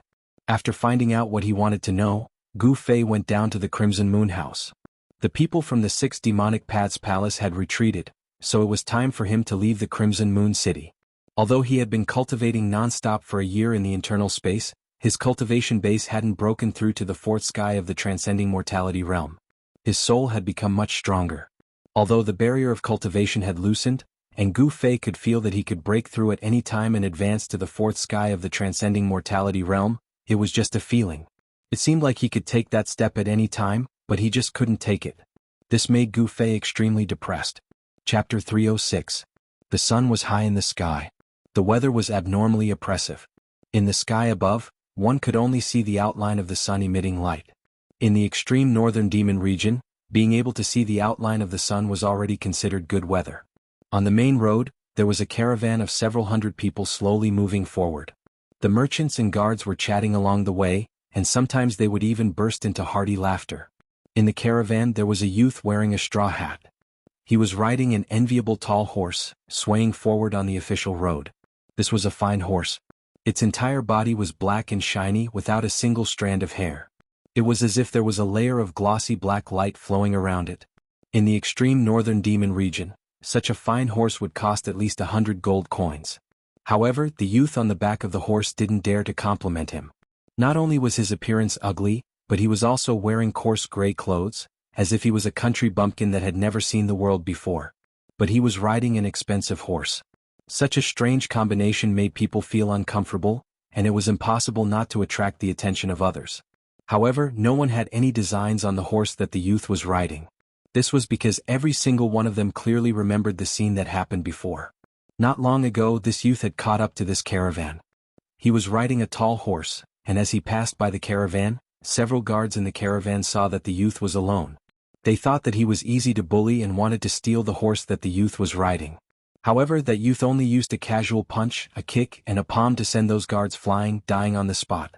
In the extreme northern demon region, the death of a few people was nothing more than a trivial matter. But the youth's methods had stunned everyone in this caravan. No one dared to attack again. Moreover, what made the people in this caravan feel uneasy was that after this youth killed those guards, he blended in with the caravan and didn't leave. No one dared to approach that man and horse.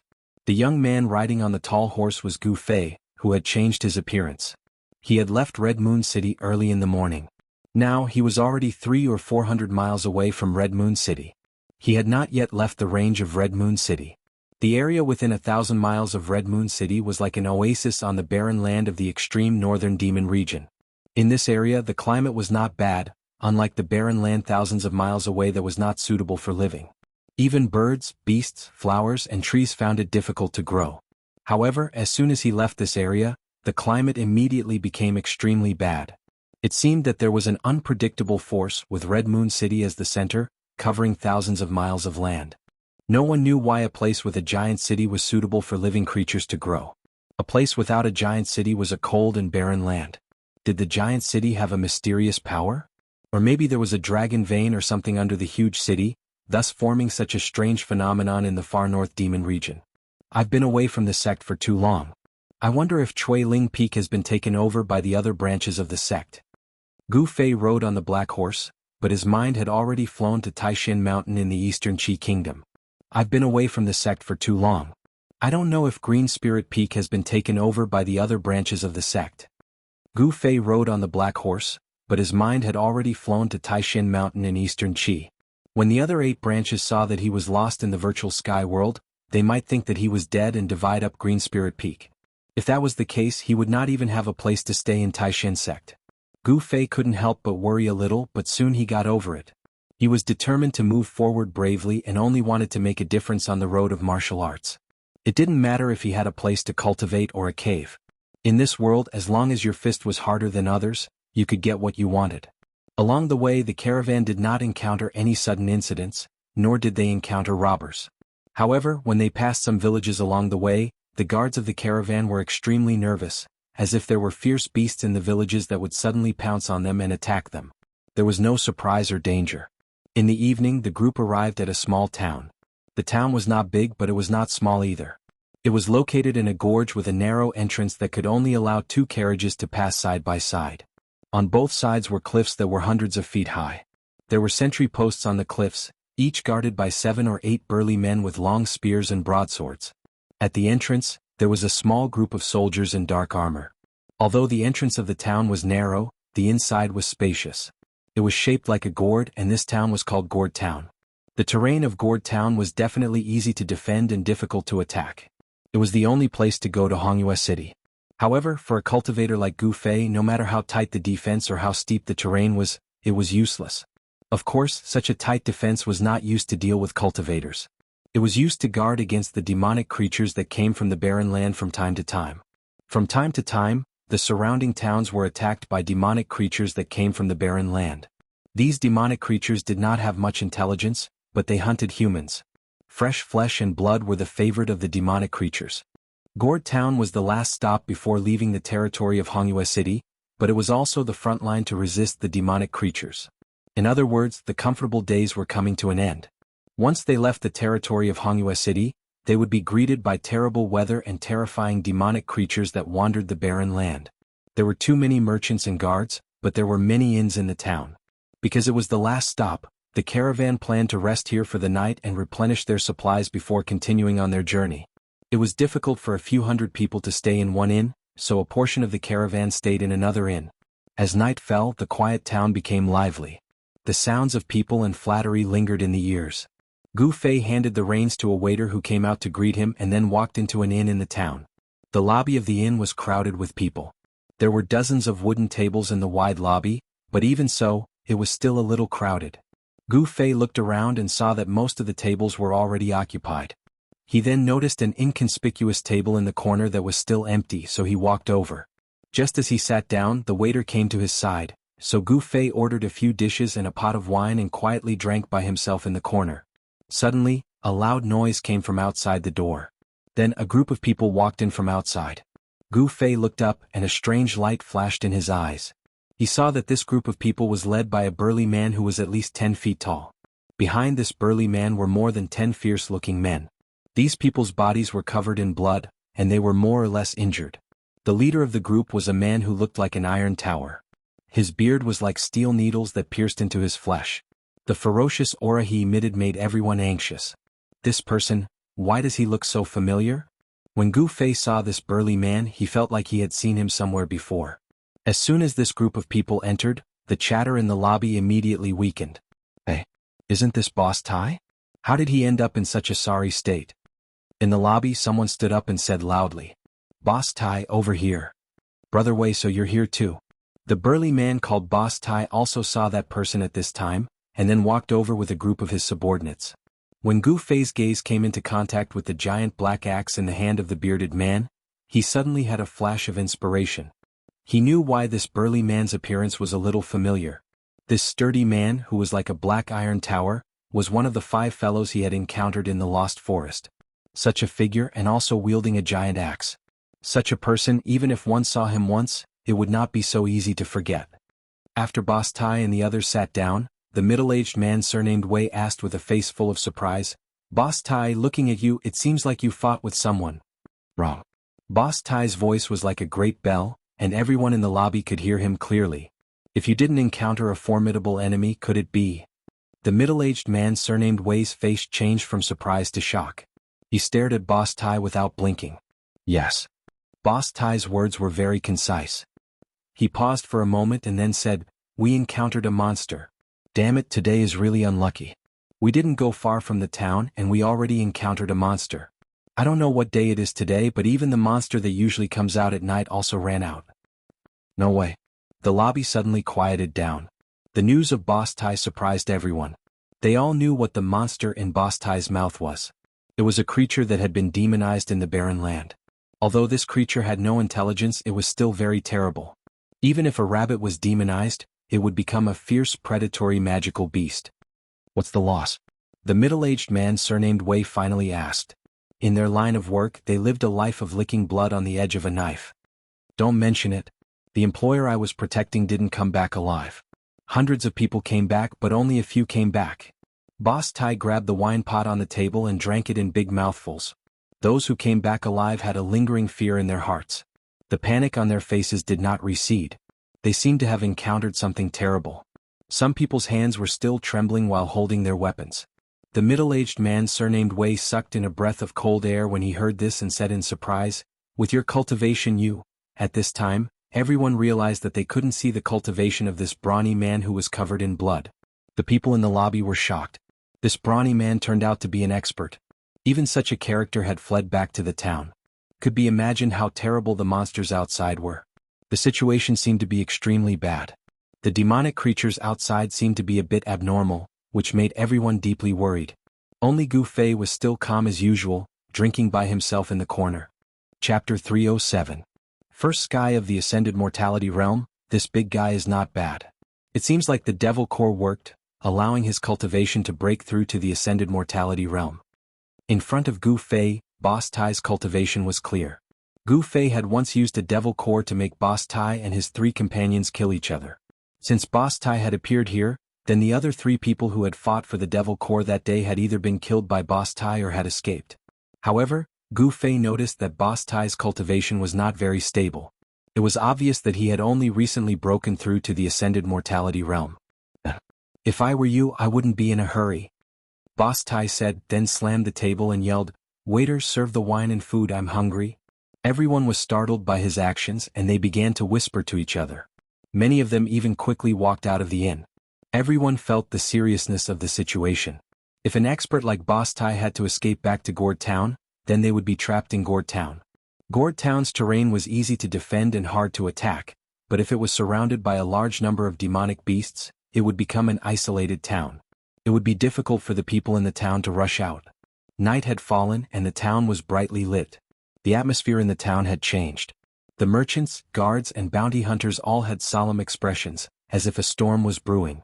Gourd Town only had 2 exits, one at the front and one at the back.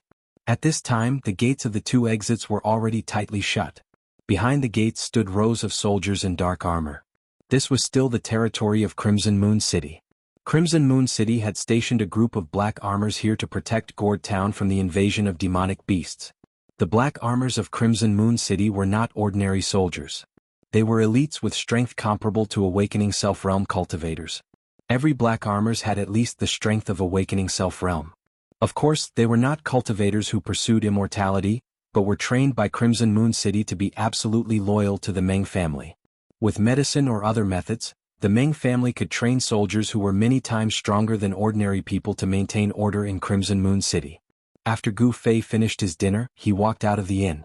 The sky had already turned completely dark, but the town was still bustling with noise and excitement. The merchants, guards and bounty hunters who stayed in the town were all moving about in a hurry.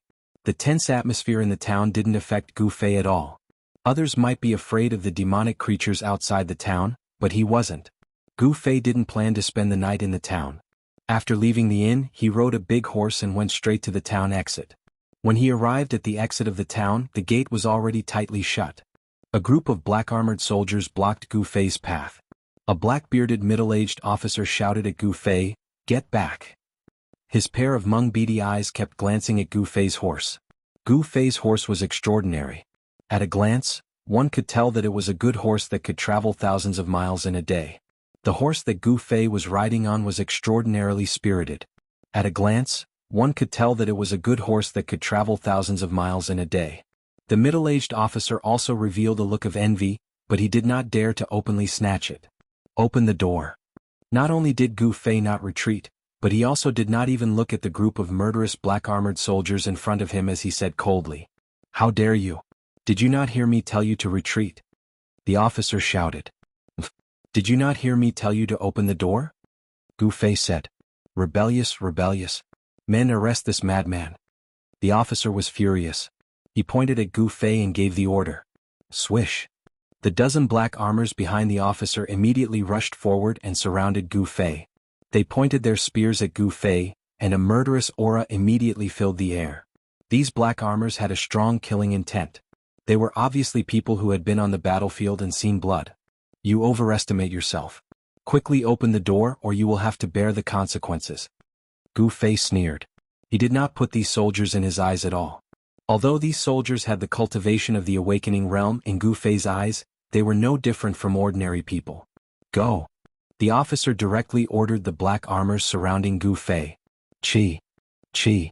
Chi. The sound of something breaking through the air could be heard. The black armors surrounding Gu Fei thrust their spears at Gu Fei at the same time.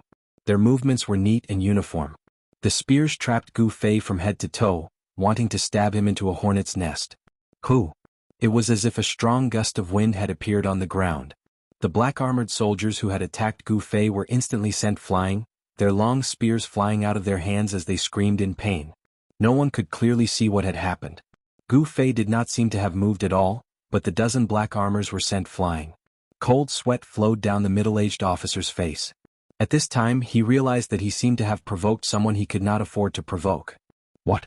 Still not willing to open the door? Gu Fei looked at the middle-aged officer in front of the horse with a mocking smile on his face. Damn, since he had such a powerful cultivation, Couldn't he just jump over the wall? Why did he have to leave through the door? Unable to understand, the middle-aged officer could not help but ponder. Gu Fei's display of strength immediately stunned the black armored army that was guarding the gate. The door slowly opened and Gu Fei directly rode out of Gourd Town. The soldiers guarding the door no longer dared to stop him. Even if they tried to stop such an expert, it would be useless. Outside the town there was a road that led straight to the south. In the dark night, it seemed as if there was no end. The night wind blew and it was very cold, bringing with it a cold air. On both sides of the road there were dense trees.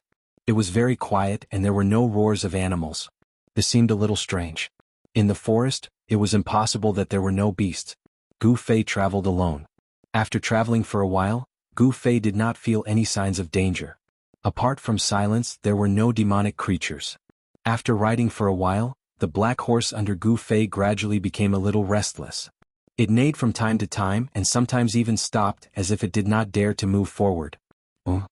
Gu Fei faintly smelled a trace of blood in the air. He frowned and continued forward.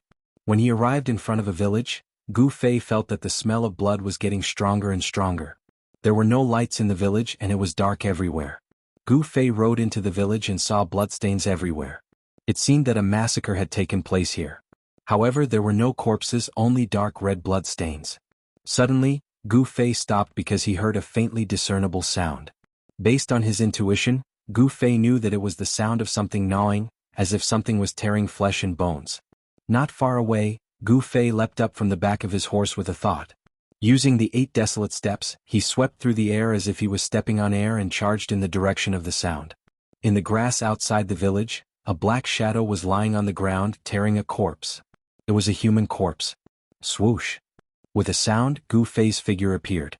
At this time, the unknown creature that was tearing the corpse suddenly raised its head and roared at Gu Fei. It could be seen that there was a trace of flesh on its blade-like teeth, and blood was flowing from its bloody mouth. Seeing this scene, Gu Fei couldn't help but frown. This was a creature similar to a wolf, but it had no fur. He could feel that this extremely ferocious creature was surging with a faintly discernible demonic aura. This was a demonic creature that had been demonized. Hiss.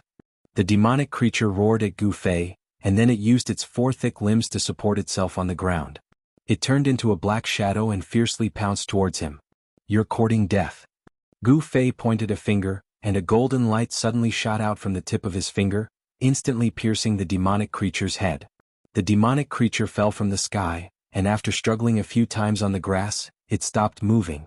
Gu Fei looked at the corpse in the grass and saw that most of the corpse had been torn apart by the demonic creature, revealing the white bones. Could it be that the entire village had become demonic creature's food? Gu Fei couldn't help but be alarmed. At this time he already knew why there were no corpses in the village. Suddenly a scream came from not far away. This scream was so abrupt that even Gu Fei was startled.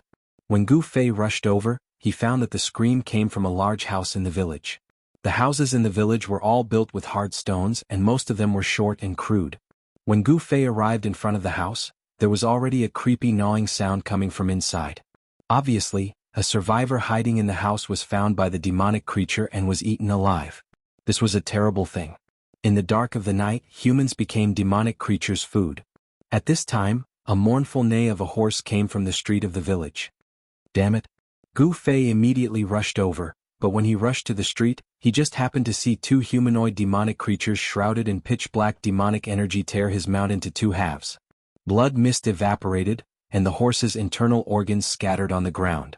The scene was extremely bloody. He could clearly see 2 eerie cold lights coming from the heads of the 2 humanoid demonic creatures. It was a pair of gloomy and terrifying eyes. Preposterous. Gu Fei was infuriated. These 2 demonic creatures actually killed his mount, which made him very angry. In the next moment, Gu Fei directly left an afterimage in his place and rushed forward like a whirlwind. He blasted a punch towards the 2 demonic creatures. The bright divine light instantly illuminated the night sky, and the surging fist energy swept forward like a big wave, enveloping the 2 demonic creatures in an instant. There was no one around, so Gu Fei no longer needed to hide his strength. The vast fist energy directly shook the void. Chapter 308. Bam. Bam. Bam. Bam. 2 black shadows flew out from the dazzling aura that Gu Fei blasted out. Their ear-piercing roars resounded in the dark night, causing one's heart to palpitate.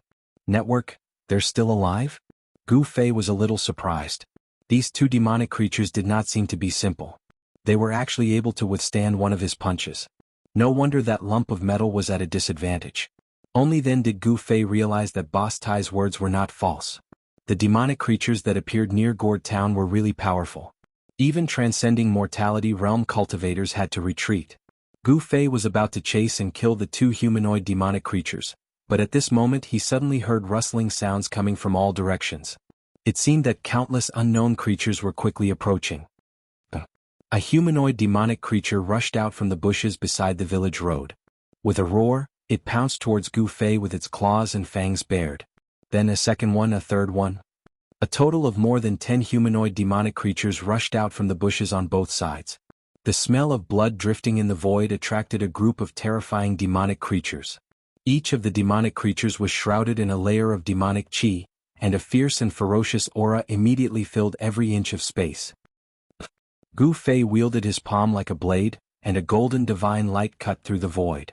Shwa! The demonic creature that pounced over was directly cut in half. The two pieces of the corpse fell on the street and slid forward for several feet before stopping.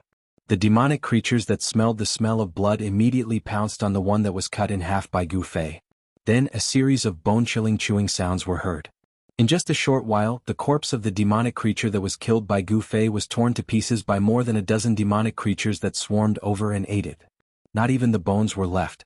Seeing this scene, even Gu Fei couldn't help but feel a chill in his heart. After feasting on the corpses of their own kind, the dozen or so magical beasts clearly had not satisfied their appetites.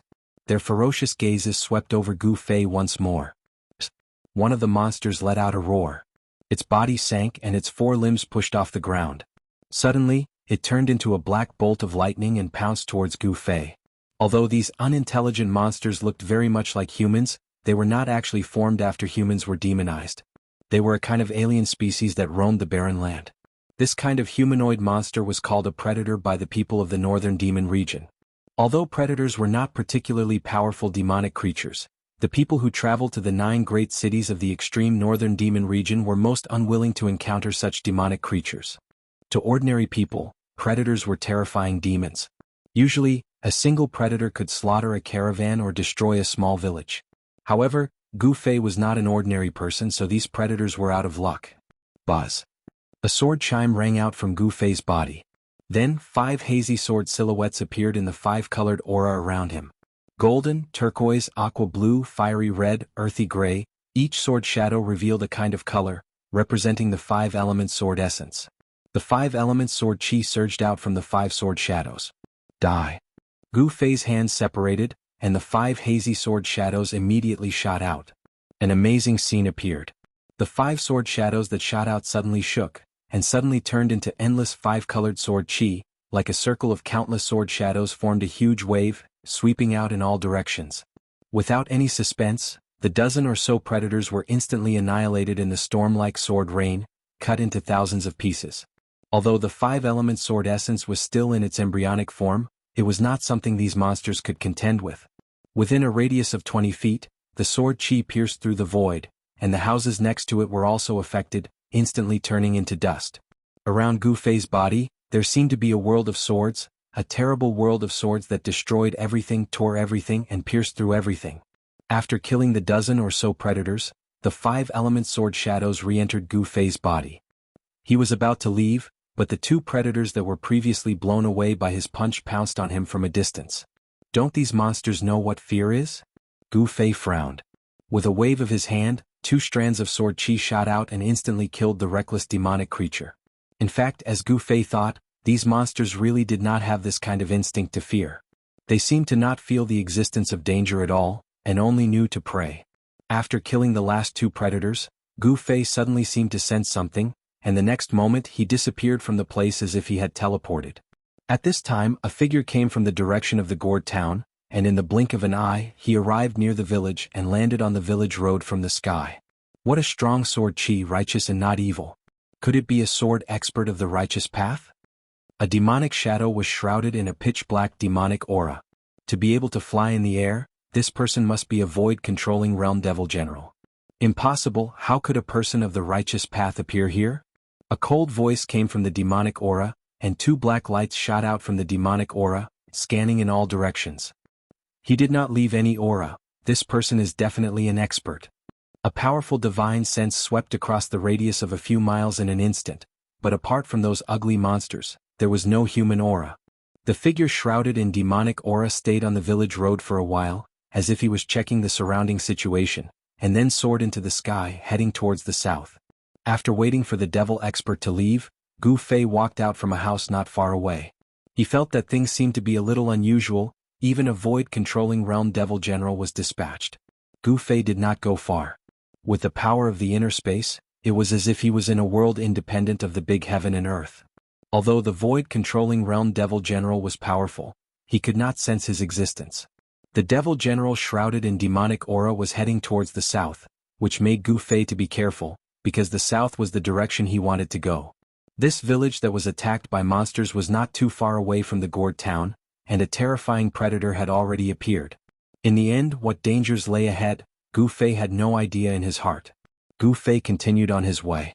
In the extreme northern devil territory, walking in the dark was undoubtedly a very dangerous thing. Even Gu Fei did not dare to be careless. Gradually, the surrounding plants began to become sparse. Gu Fei walked silently in the darkness, and he clearly felt that the temperature around him was dropping. I'm almost out of the range of the Red Moon City. Gu Fei knew that he was about to step into the dangerous barren land. Along the way, Gu Fei did not find any traces of the monsters wandering in the darkness, hunting their prey. Could it be that the devil general had already cleaned up the monsters on the road? The answer soon appeared. When Gu Fei set foot on the dark brown land of the barren land, he saw a two-headed, elephant-like magical beast lying in a pile of rocks. The two hideous heads of this magical beast were pierced, and its blood had gathered in a large pool on the ground. As he continued to move forward, Gu Fei found several terrifying magical beasts one after another. However, these magical beasts had been killed, and looking at the appearance of their deaths, it seemed that they had been killed in an instant. There was no sign of struggle or fighting. In other words, these magical beasts did not have any power to resist in front of the person who killed them. On the barren land there was no longer any vitality. Between heaven and earth, there was a deathly atmosphere. Apart from the cold, it was still cold. There was a trace of demonic nature that came from the dark, which made Gu Fei a little irritated. In the thousands of miles area where the giant city was located, the omnipresent demonic nature was blocked outside. Gu Fei knew that ordinary people could not walk in the barren land, unless they wore a kind of talisman called the mysterious Yang Jade Talisman and protected their body with pure Yang energy. Only then could they walk in the barren land of the extreme northern devil territory. The mysterious Yang Jade Talisman could resist the trace of demonic nature that came from the dark, and it could also block the cold outside the body. This kind of Jade Talisman could be bought in some shops in Hongyu City that sold magic weapons and elixirs. However, Gu Fei did not buy this kind of Jade Talisman. He was very confident in his own cultivation. Even if he did not wear the Jade Talisman, he could still walk freely in the barren land. There was no road on the ground, so Gu Fei just went south. After walking for about 200 miles in the barren land, Gu Fei suddenly felt a faint energy fluctuation in front of him. He immediately used the 8 desolate steps and rushed in the direction of the energy fluctuation. In front of him, there was a valley dozens of miles away. At this time, the valley had been shrouded in a thick devil energy, and a terrible aura came out of the valley. When Gu Fei came nearby, he was immediately shocked by the scene in front of him. He saw that at the entrance of the valley, there were countless demonic creatures gathered. These demonic creatures were strange. Some were as big as a hill and some were as small as a cat and a dog. Among them, there were thousands of predators that had been killed by him before. They quietly gathered outside the valley without making any sound. The silence was heart-palpitating. Gu Fei did not dare to approach. He hid behind a boulder and watched the scene nervously. He felt a strong sense of uneasiness. There was a strange fluctuation in the valley ahead, which made people feel a tremor from the depths of their soul. A chill rose from the bottom of Gu Fei's heart. After coming here, he clearly felt a strong sense of oppression, a great pressure that made his heart palpitate. It seemed that there was a powerful demon entrenched in the valley ahead. The devil energy in the valley was surging. It was dark, and the billowing devil energy shrouded the sky and the earth. Even Gu Fei could barely see the devil energy at the entrance of the valley. There seemed to be many vague figures standing there. Chapter 309. A demonic cultivator suddenly appeared outside the valley. causing Gu Fei to jump in fright. It also broke the silence of the surroundings. The countless demonic creatures gathered outside the valley immediately rushed towards the figure shrouded in demonic chi in the sky and roared. Their roars were like the howls of tens of thousands of demons, shaking the heavens and earth. Countless demonic creatures gathered together and erupted with an extremely tragic aura, causing Gu Fei to tremble with fear. If he was discovered by these demonic creatures, even if he had an extremely powerful mortal body and wasn't afraid of being bitten by these demonic creatures, he would still have to flee. Among the countless demonic creatures, there was a demonic creature with black wings on its back. It immediately soared into the sky and rushed towards the figure shrouded in demonic chi.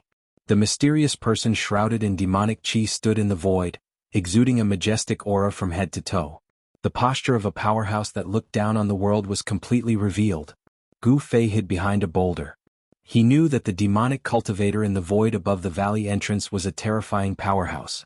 The terrifying fluctuations that he emitted were enough to make one's heart palpitate. A demonic light shrouded the area, and all the flying demonic creatures that rushed towards the demonic path powerhouse collapsed into a mist of blood, drifting down from the sky. After the demonic light destroyed the demonic creatures, it didn't disappear. It continued to envelop the area below. The terrifying demonic light expanded outwards, enveloping the entire world. Countless demonic creatures, under the shroud of the demonic light, silently collapsed. It was like snow and ice meeting the sun. This was a terrifying light of slaughter, a light of destruction. In just a moment, the countless demonic creatures gathered outside the valley entrance were completely annihilated. Only a few powerful demonic creatures didn't collapse under the terrifying demonic light. But their bodies were torn apart, their flesh and blood were mangled, and they were on the verge of death. Outside the valley entrance, blood flowed everywhere, but not a single piece of flesh or blood could be seen. This was because the bodies of all the demonic creatures had been destroyed, not even their bones were left behind. This was a bloody slaughterhouse. Blood soaked every inch of the dark brown soil. The pungent smell of blood wafted over, causing Gu Fei to feel nauseous. Roar! Just at that moment, a deep roar rang out from within the valley. Then, 13 demonic figures walked out from the surging demonic aura. Each demonic figure gave off a heart-palpitating aura. Gu Fei, who was hiding behind the boulder, was shocked to see this. He could sense endless death chi and demonic chi surging from those demonic figures. Those 13 figures weren't humans, but they didn't seem to be pure devils either. They didn't have any life auras and seemed to be evil beings that were half corpses and half devils. Humph! You're playing tricks on us. The demonic figure in the sky above Ku Ko sneered. Then a huge palm surrounded by demonic aura rushed towards the 13 terrifying figures that walked out of the valley. Rumble? Violent power surged forward, like 10,000 horses galloping, shocking people's hearts. Under the cover of the demonic palm, the void shook violently. Without any suspense, the Devil Path powerhouse displayed a great demonic might, and the 13 figures shrouded in death chi and devil chi were blasted away into the valley. Roar! Another roar came from within the valley. The person in the valley seemed to be very angry. His roar shook the heavens and the earth, and the demonic aura that shrouded the valley surged violently, as if a ferocious devil was about to rush out of the valley. Who is it who dares to disturb my refinement? An angry roar came from within the valley. Umph! I didn't expect the corpse devil to brazenly refine a demonic corpse. How arrogant! Outside the bone, the figure shrouded in demonic aura said. You. Who are you? The person in the valley was obviously shocked. I'm here to kill you. After saying that, the demonic figure outside the valley turned into a black lightning, broke through the surging demonic aura that shrouded the valley, and directly rushed into the valley. Immediately, a roar of shock and anger came from within the valley.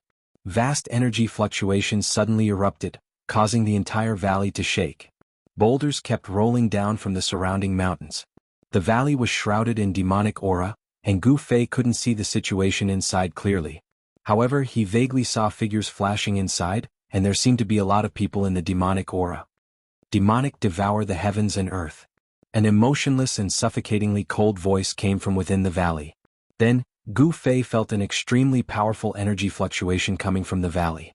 The demonic aura that shrouded the entire valley immediately receded into the valley like a tide. All the demonic aura quickly gathered towards a black hole. The black hole emitted an evil and terrifying aura, as if it was connected to the netherworld.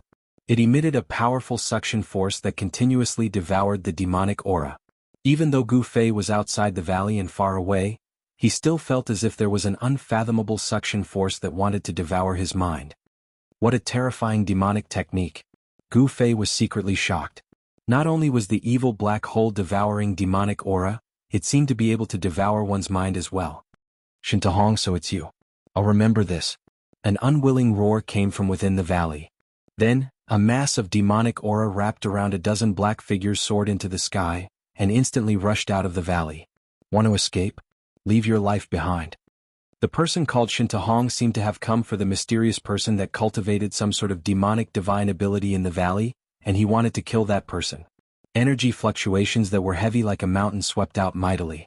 The terrifying black hole within the valley that could devour the heavens and the earth expanded explosively, and it wanted to devour the person that charged out of the valley. But unfortunately, his movements were too slow. The mass of demonic aura that wrapped around a dozen figures swiftly flew towards the west. In an instant, it had charged out 300 m, and it avoided being devoured by the black hole. Shintahong cursed in a low voice, and then he soared into the sky. He combined with the black hole in the sky, and transformed into a dark light that chased after the mass of demonic aura that fled ahead.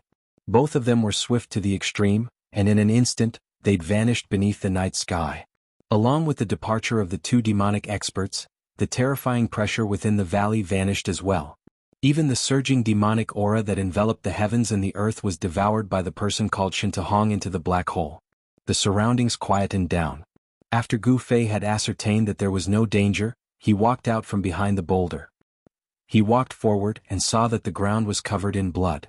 Countless demonic creatures were almost completely annihilated by a single attack from the demonic expert called Shintahong. Their bodies had shattered into blood that sprinkled onto the dark brown ground, and seeped into the soil. In the desolate region the climate was extremely harsh. Bitter cold was everywhere, and the dark red blood on the ground had long since frozen.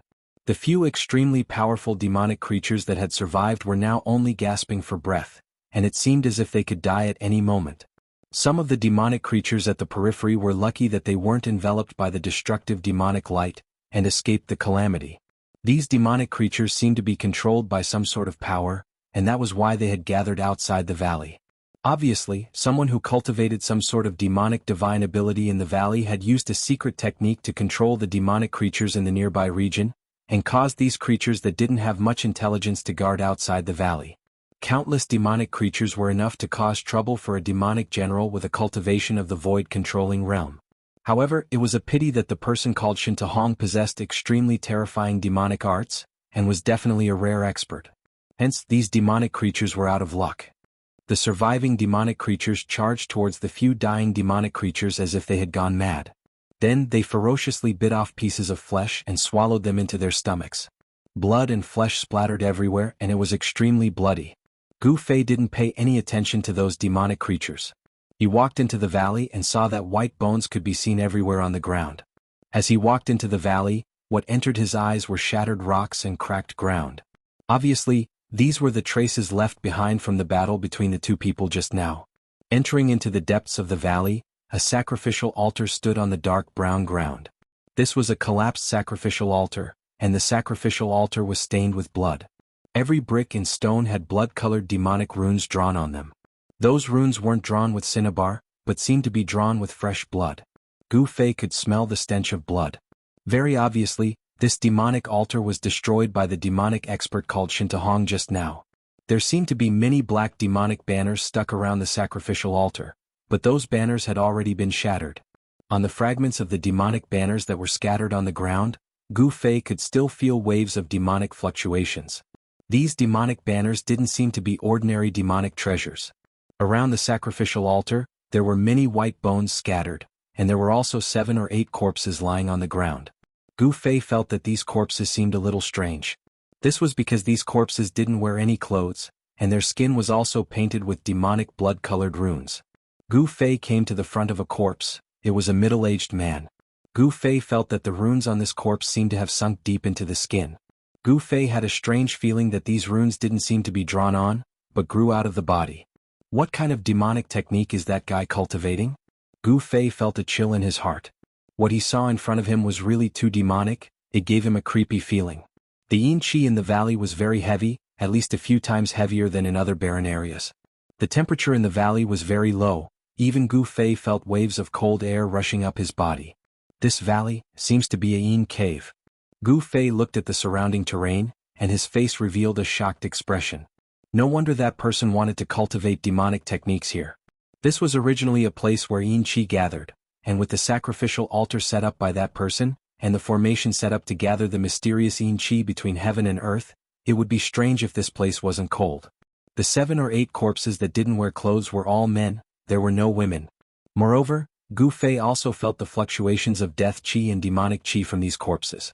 From what Shen Tahong said about the corpse devil, could it be that the mysterious person who was expelled from the valley was refining the corpses? When Gu Fei thought of this, all the pores on his body exploded and goosebumps fell to the ground. At this moment, one of the corpses behind Gu Fei suddenly moved. Then, the corpse abruptly opened its eyes, which flickered with a blood-red light. The pupils and sclera of the eyes disappeared in an instant, and 2 terrifying rays of red light shot out from the eyes, appearing exceptionally evil and terrifying in the night sky. The blood-colored runes on the corpse lit up, and every rune emitted a demonic blood-red light. The blood-colored runes seemed to come alive, and seemed to surge under the skin. It was indescribably demonic. Chapter 310. The demonic corpse silently stood up behind Gu Fei. Its blood-red eyes had no pupils and no sclera. They emitted a fierce and evil blood-red light.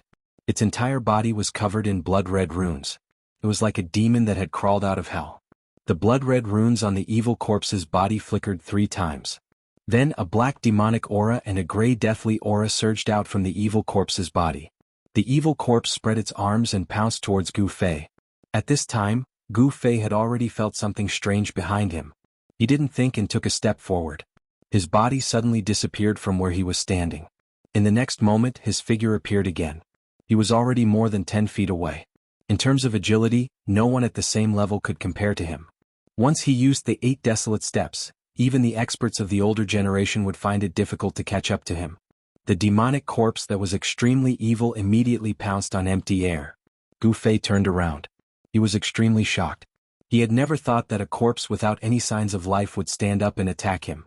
The corpse let out a low roar from its throat when it missed. Devil qi and death qi surged out from the corpse's body. It was like the roar of an evil spirit from hell. The corpse once again pounced towards Gu Fei. The devil qi and death qi formed a dark fog that wrapped around the corpse. There were no signs of life. However, there were 2 kinds of energy fluctuations emitted from the corpse's body. Gu Fei could clearly feel that there were 2 different kinds of energy fluctuations. The death qi and the devil qi were unexpectedly able to coexist on the corpse's body. Bang! Gu Fei directly sent the corpse flying with a palm strike. The corpse wasn't scary, but what surprised Gu Fei was that the corpse's body seemed to be comparable to refined iron. It unexpectedly didn't collapse under the power of his palm strike. At this time, the valley was filled with a layer of gray fog. This was the dark fog that was a mixture of death qi and devil qi. In the darkness, Gu Fei found that the corpses scattered around the altar began to move. Then, the naked corpses covered with evil blood-red runes staggered up from the ground one by one. They weren't resurrected, but they were being controlled by an evil force. Even the dead aren't spared. Gu Fei couldn't help but suck in a breath of cold air when he saw this scene. He had already vaguely guessed that the mysterious person in the valley was practicing some kind of devil path divine ability. This devil path divine ability was too evil. It unexpectedly refined the corpses of dead experts into terrifying devil corpses that only knew how to kill. Within the hazy underworld mist, a blood-colored light was emitted. Those lifeless demonic corpses stood up from the ground and coldly stared at Gu Fei. There was not a trace of human emotion in them, only an aura of destruction and deathly stillness. It was like a pair of eyes of death that came from hell. In the valley, the death qi and devil qi lingered. The bodies of the devil corpses began to emit powerful energy waves. Then they roared and charged at Gu Fei. Qi. Gu Fei casually pointed with a finger. A dazzling golden light tore through the void like a golden rainbow. It instantly hit the forehead of the devil corpse that had already pounced in front of him. The devil corpse flipped and rolled on the ground. However, Gu Fei frowned. He realized that the sharp power of his finger that could pierce through stone and gold was actually unable to penetrate the head of the devil corpse. The devil corpse that had been knocked down crawled up from the ground again. This really surprised him. It should be known that even if it was a piece of iron with his current skill, he could still make a hole in it with a point of his finger. It could be seen that the bodies of the devil corpses were as hard as iron. It was as if they were no longer made of flesh and blood. It was hard to imagine what kind of secret technique the mysterious person who refined the devil corpses had used to refine the bodies of the corpses to become so strong. After sending the devil corpse that had pounced at the front flying, the other devil corpses had already pounced in front of him. Gu Fei immediately retreated. At the same time, a golden sword shadow appeared in his hand. With a wave of his hand, the sword light was like a rainbow. It drew upon the power of metal in the void and swept towards the devil corpses that were pouncing at him. Chi! Chi! Chi! The faint and illusory sword shadow swept across the bodies of the devil corpses. It was like cutting through tofu, easily cutting through their skin and flesh. Their heads were either cut off or their waists were cut into two. The metal element sword intent seemed indestructible. However, Gu Fei knew that this was due to the remnant soul of the divine weapon that had been refined into the blood and chi in his body. That was why his five-element sword intent was so powerful. However, Gu Fei noticed that there wasn't a single drop of blood on the devil masters that had been slashed by the sword. It was as if the sword had slashed at dead flesh that had already coagulated with blood. This scene was very strange. Gu Fei could already confirm that these devil corpses were corpses that didn't have any signs of life. However, he couldn't understand. Hadn't the devil Dao expert called Shin Tahong already destroyed the sacrificial altar and chased away the mysterious person who was refining the devil corpses in the valley? Why were these devil corpses still able to move without anyone controlling them? In the instant that the devil corpses were slashed by the sword shadow, the energy within their bodies rapidly dissipated. Their flesh and blood also shriveled up, turning them into dried corpses that were only skin and bones.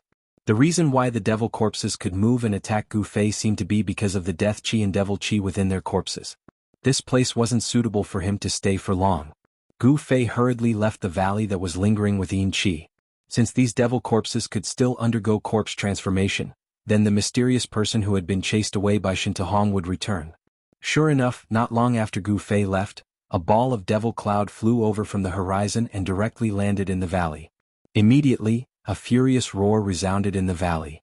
Shin Tahong, I'm not done with you. That person was enraged. Then he rode the devil cloud and soared into the sky, flying back in the direction he came from with a murderous aura. Gu Fei carefully moved forward in the darkness. The nearby devil Dao expert Shin Tahong had almost completely annihilated all of the devil Dao experts that were summoned to the outside of the valley. Therefore, Gu Fei didn't discover any traces of devil Dao experts along the way. Very soon, Gu Fei was far away from that region. After getting his bearings, he continued to head south. His walking speed had also clearly increased by quite a bit. It had to be said that the extreme North Devil region was very vast. Gu Fei walked in the cold wilderness for 5 to 6 days before he arrived at another huge city, Antarctic City. Along the way, Gu Fei encountered many powerful devil Dao experts. Some of them could even threaten him, but he managed to get through all of them without any mishaps. Antarctic City was a huge city in the south of the extreme North Devil region that was closest to the Central Plains. Due to its location, Antarctic City was also one of the 9 huge cities in the extreme North Devil region with the highest population. Gu Fei didn't stop at Antarctic City. Instead, he continued to head towards the Central Plains. At noon on this day, when Gu Fei arrived at the foot of a barren mountain, he suddenly stopped in his tracks. This was because there were people fighting on the mountain. 2 figures were moving quickly on the mountain, and loud noises could be heard from time to time. Dong Lipatian, hand over the fire dragon's inner core, and I can let you off the hook and spare your life. Someone shouted on the barren mountain. I said before, I don't have the fire dragon's inner core. Dong Lipatian, don't refuse a toast only to be forced to drink a forfeit. That person's words became incomparably cold, so cold that it was suffocating, and the surrounding temperature seemed to have dropped. I don't have it means I don't have it. That person called Dong Lipatian seemed to be very angry. Very good. Then there was a showdown of Devil Dao's magical techniques and magical techniques. The intense collisions caused the entire barren mountain to shake. Gu Fei didn't want to complicate matters. He didn't want to meddle in the conflict between Devil Dao cultivators. Just as he was about to take a detour, Gu Fei felt an intense murderous intent coming from behind him. He saw 7 or 8 figures standing on a dark cloud, blocking Gu Fei's path. Which force do you belong to? The 8 Devil Dao cultivators descended from the sky and surrounded Gu Fei. Someone asked, but it was obvious that they were surrounding Gu Fei. It's none of your business which force I belong to. Gu Fei's performance was very strong. He had no choice but to do so, or else the other party would see through him. If we belonged to the same camp, it would be bad if there was a misunderstanding. The leader looked Gu Fei up and down, his eyes flashing with an almost imperceptible ominous light. I don't belong to anyone, nor have I joined any force. Gu Fei coldly said. Kill him. At this moment, these words suddenly came from the top of the mountain. Then the 8 demonic cultivators immediately dispersed. Brat, our eldest senior brother wants to kill you, sorry? A short young man said. He then raised his hand and a dozen black lights flew out from his hand, shooting towards Gu Fei. Within each black light was a black nail shrouded in demonic qi. This was a magic treasure of the devil Dao, the soul-chasing nail. It was said that once it was released, it would not return until it was stained with blood. Gu Fei's 10 fingers moved as he unleashed sword qi, which instantly collided with the soul-chasing spike. A sound similar to air leaking erupted, and then the soul-chasing spike dissipated. The soul-chasing spike also fell to the ground. Why do you want to kill me? Gu Fei was very calm. He could already see that although these people came on clouds, their cultivation was lower than his. The strongest one was only at the 3rd heavenly layer of the ascended mortality realm. These people were riding on dark clouds just now. It seemed that they had used flying magic weapons. Because you are Gu Fei. At this moment, another voice came from the barren mountain. Gu Fei couldn't help but be shocked. Could these people be the minions of the 6 Paths Devil Palace? After leaving Hongyu City, Gu Fei had already returned to his original appearance. You are from the 6 Paths Devil Palace? Gu Fei's expression changed. That's right. Obediently surrender and we might leave your corpse intact. Ah. Among the people surrounding Gu Fei, a youth said disdainfully. Gu Fei sneered. It was still unknown who would leave whose corpse intact. Chapter 311. When the 8 demonic cultivators saw that Gu Fei was able to defeat the soul-chasing nail with just a finger, they knew that the person in front of them was not easy to deal with. Although the soul-chasing nail was not a powerful magic weapon, the fact that the other party had destroyed it so easily made everyone's expression turn serious. Attack. The short Shaoqing man with a gloomy expression waved his hand, and a small flag that was shrouded in black qi appeared in front of him. At this time, the other 7 young cultivators also made their move. 8 small flags appeared, and each small flag was shrouded in a layer of hazy demonic light. Moreover, they quickly expanded and a vast amount of demonic qi surged out, trapping Gu Fei. In an instant, the sky turned dark, and the sun and moon lost their light. The 8 demonic flags suddenly grew 10 feet long, and endless demonic qi surged out from them, covering the sky and the earth. What the hell is this? Gu Fei crossed his arms in front of his chest and calmly looked at these fellows. He did not immediately make a move. The demonic aura that surged over from all directions was blocked by the 5 elemental aura that came out of his body. Kaka. Kid, accept your fate. No one can come out of our 10,000 demonic formation alive. A gloomy voice came out from the surging demonic qi. The voice was erratic and no one knew where it came from. The 8 demonic cultivators had already concealed themselves in the inky black demonic qi the moment they summoned their demonic qi. Hearing this, they burst into laughter. 10,000 demonic formation? Gu Fei could not help but want to laugh. Just the name alone was enough to scare a lot of people.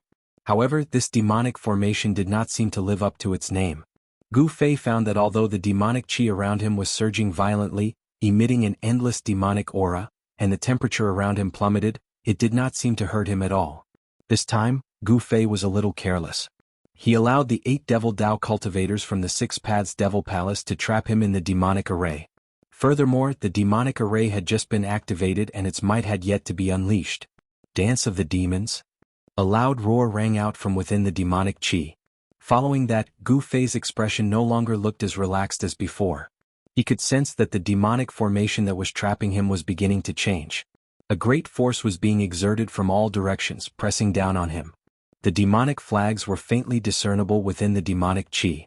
As they swayed, it seemed as if countless demonic shadows rushed out from the flags and pounced into the demonic qi. Demonic howls that caused one's heart to palpitate rang out from all directions. Within the demonic qi, faint and illusory demonic figures began to appear. Each demonic figure emitted an evil and powerful aura. Suddenly, a demonic shadow silently pounced out of the demonic qi around Gu Fei and fiercely collided with the 5 elements stellar qi around him. The powerful impact caused his body to shake as if he had been struck by 1,000 kilograms of heavy hammer. The powerful impact caused his body to shake, as though he had been struck by a heavy hammer. The faint demonic shadow contained powerful demonic energy. Gu Fei was about to disperse the demonic shadow that had collided with his protective stellar energy. However, when the demonic shadow collided with Gu Fei's 5 elements Great Dipper energy, it suddenly exploded. The demonic shadow's self-destruction caused the protective stellar energy around Gu Fei to shake violently. The 5-colored radiance that had seeped out of his body immediately dimmed, and it actually showed signs of dissipating. The violent force caused Gu Fei to stagger back 3 steps before he could stabilize himself. He had underestimated these fellows. At this point, Gu Fei already knew that this so-called 10,000 demonic formation was indeed extraordinary. No one would have expected the demonic shadow's self-destruction to be such an extreme attack. The demonic flags fluttered and ghosts cried. Indistinctly, one could see the demonic shadows colliding within the demonic chi, as though there were countless demonic heads moving within the demonic chi. Then the demonic shadows pounced towards Gu Fei one after another. Boom, boom, boom, boom. The demonic shadows that collided with Gu Fei's protective shield all exploded.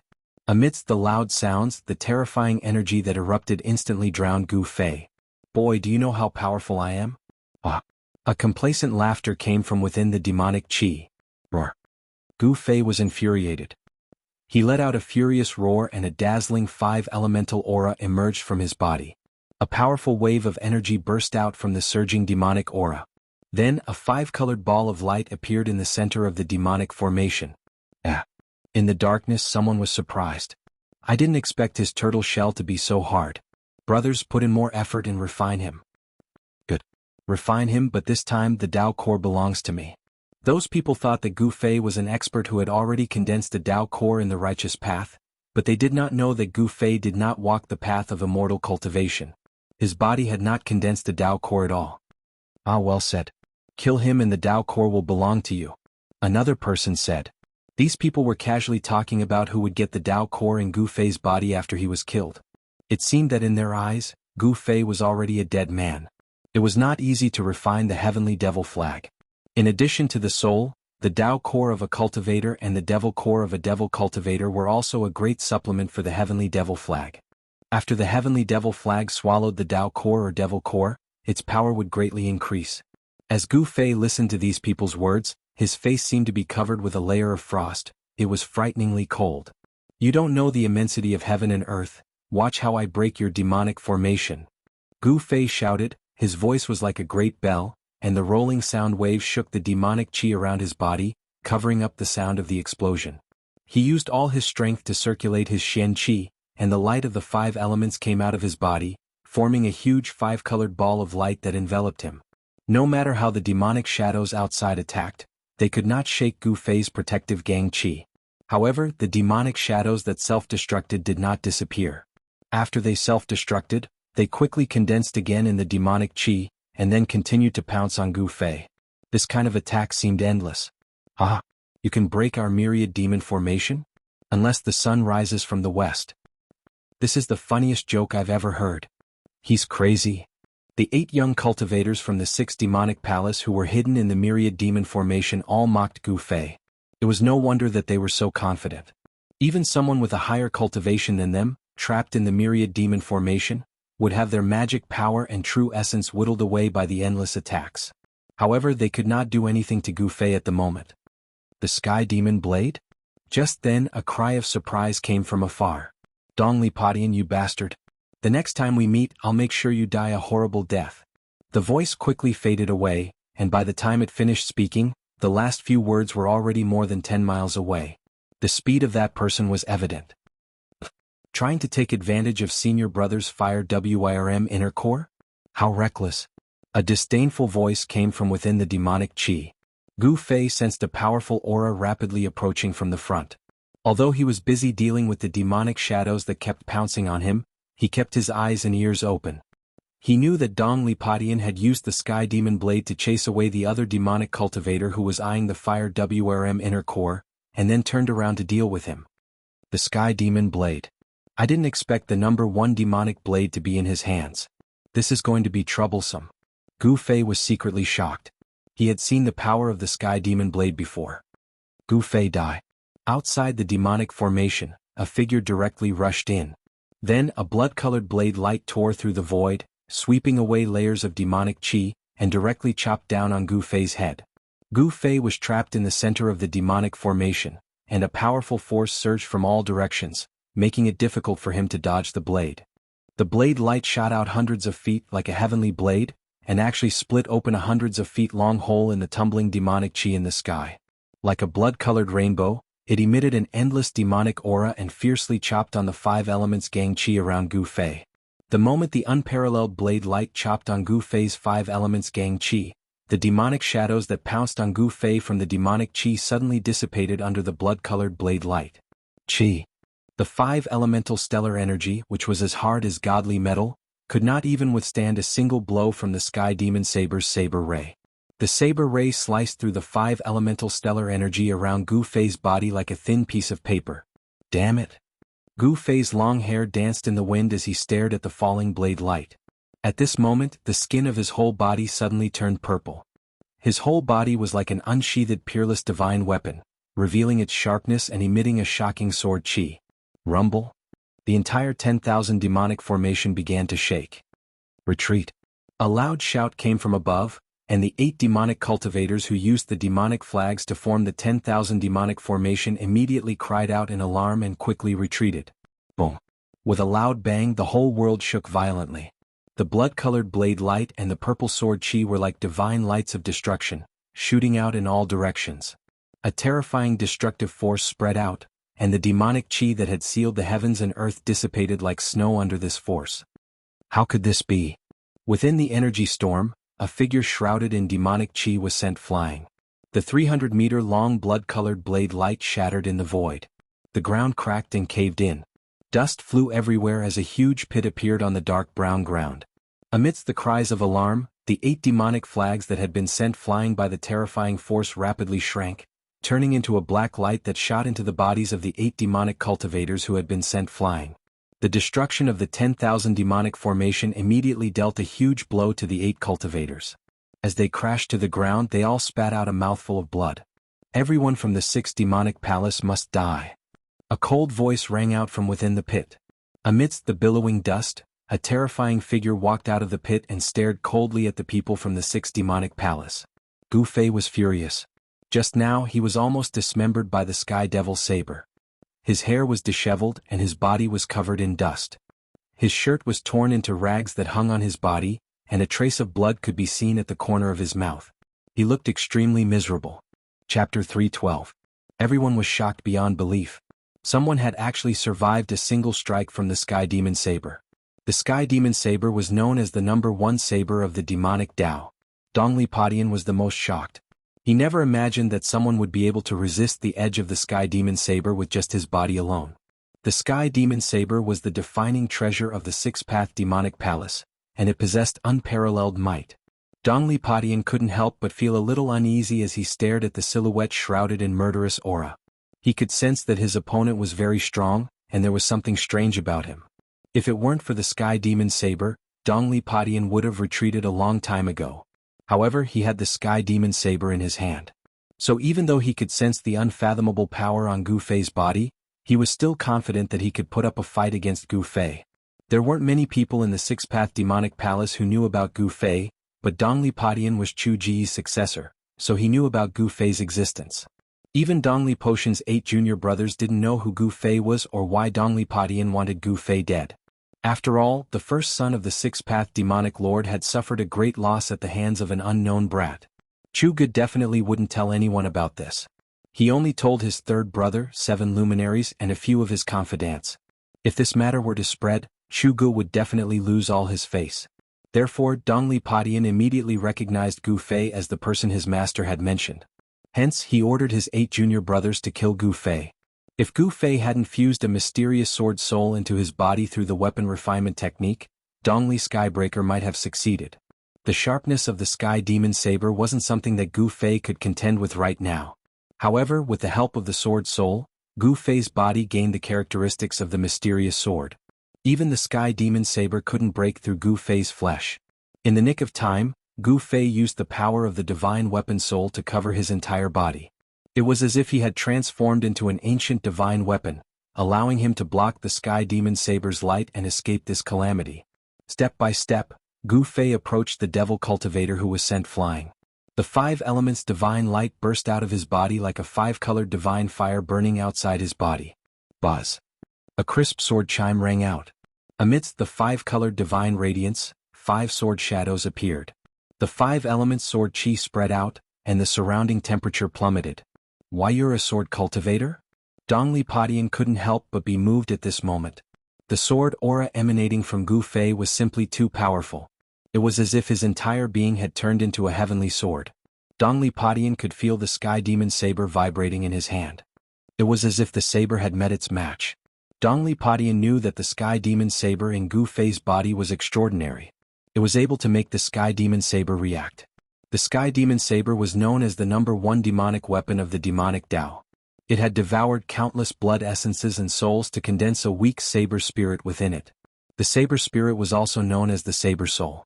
The sky demon saber was a demonic saber with a spirit of evil.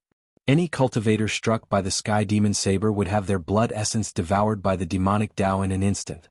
Even their soul would be absorbed into the demonic saber, becoming its nourishment. Buzz.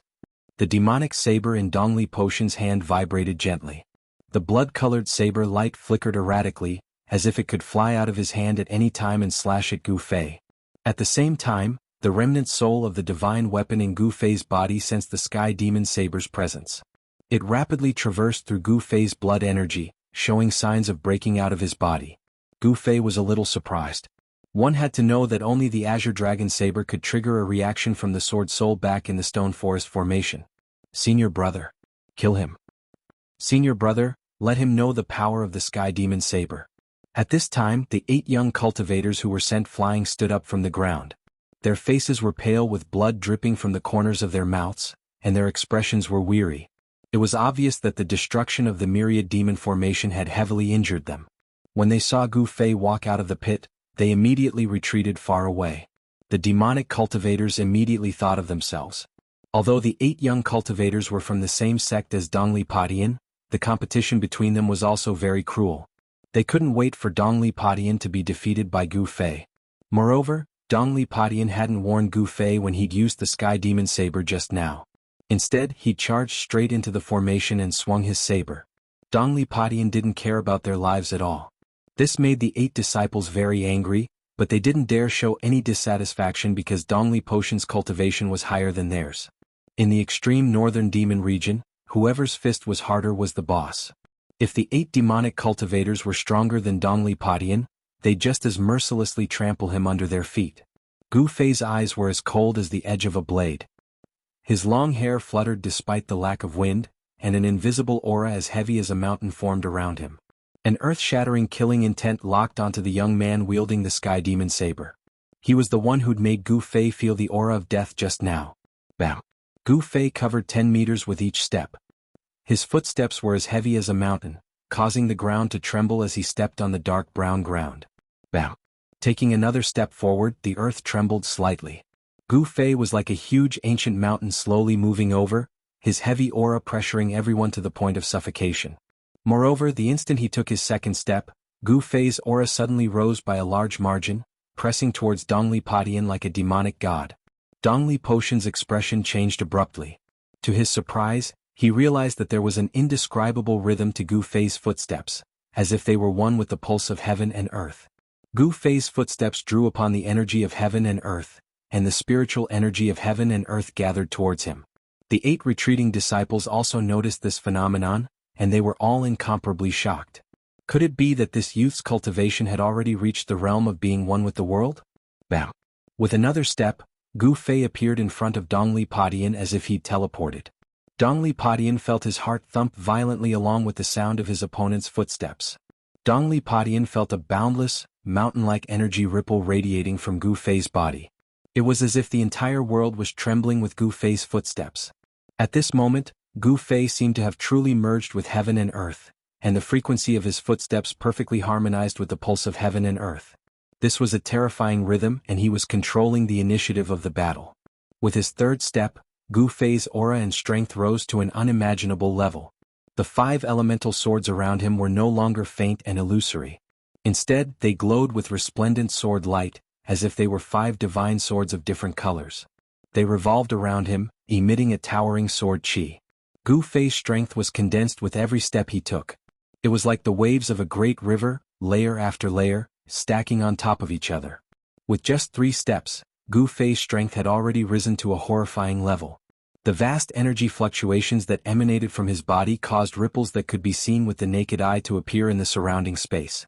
However, Gu Fei didn't seem to have any intention of stopping. He wanted to take a 4th step. With Gu Fei's current cultivation base, he could only take the 4th step of the 8 steps 8 kills. However, Dongli Padian wasn't going to let him take the 4th step, because he could already sense the danger. Roar! Dongli Padian bellowed. His long hair danced wildly in the wind as rays of black light shot out from his body. He gripped his saber with both hands and raised it up high, channeling all the energy in his body towards the Sky Demon Saber. The Sky Demon Saber emitted a dazzling crimson radiance. A terrifying saber chi surged from the saber and dyed the surrounding space the color of blood.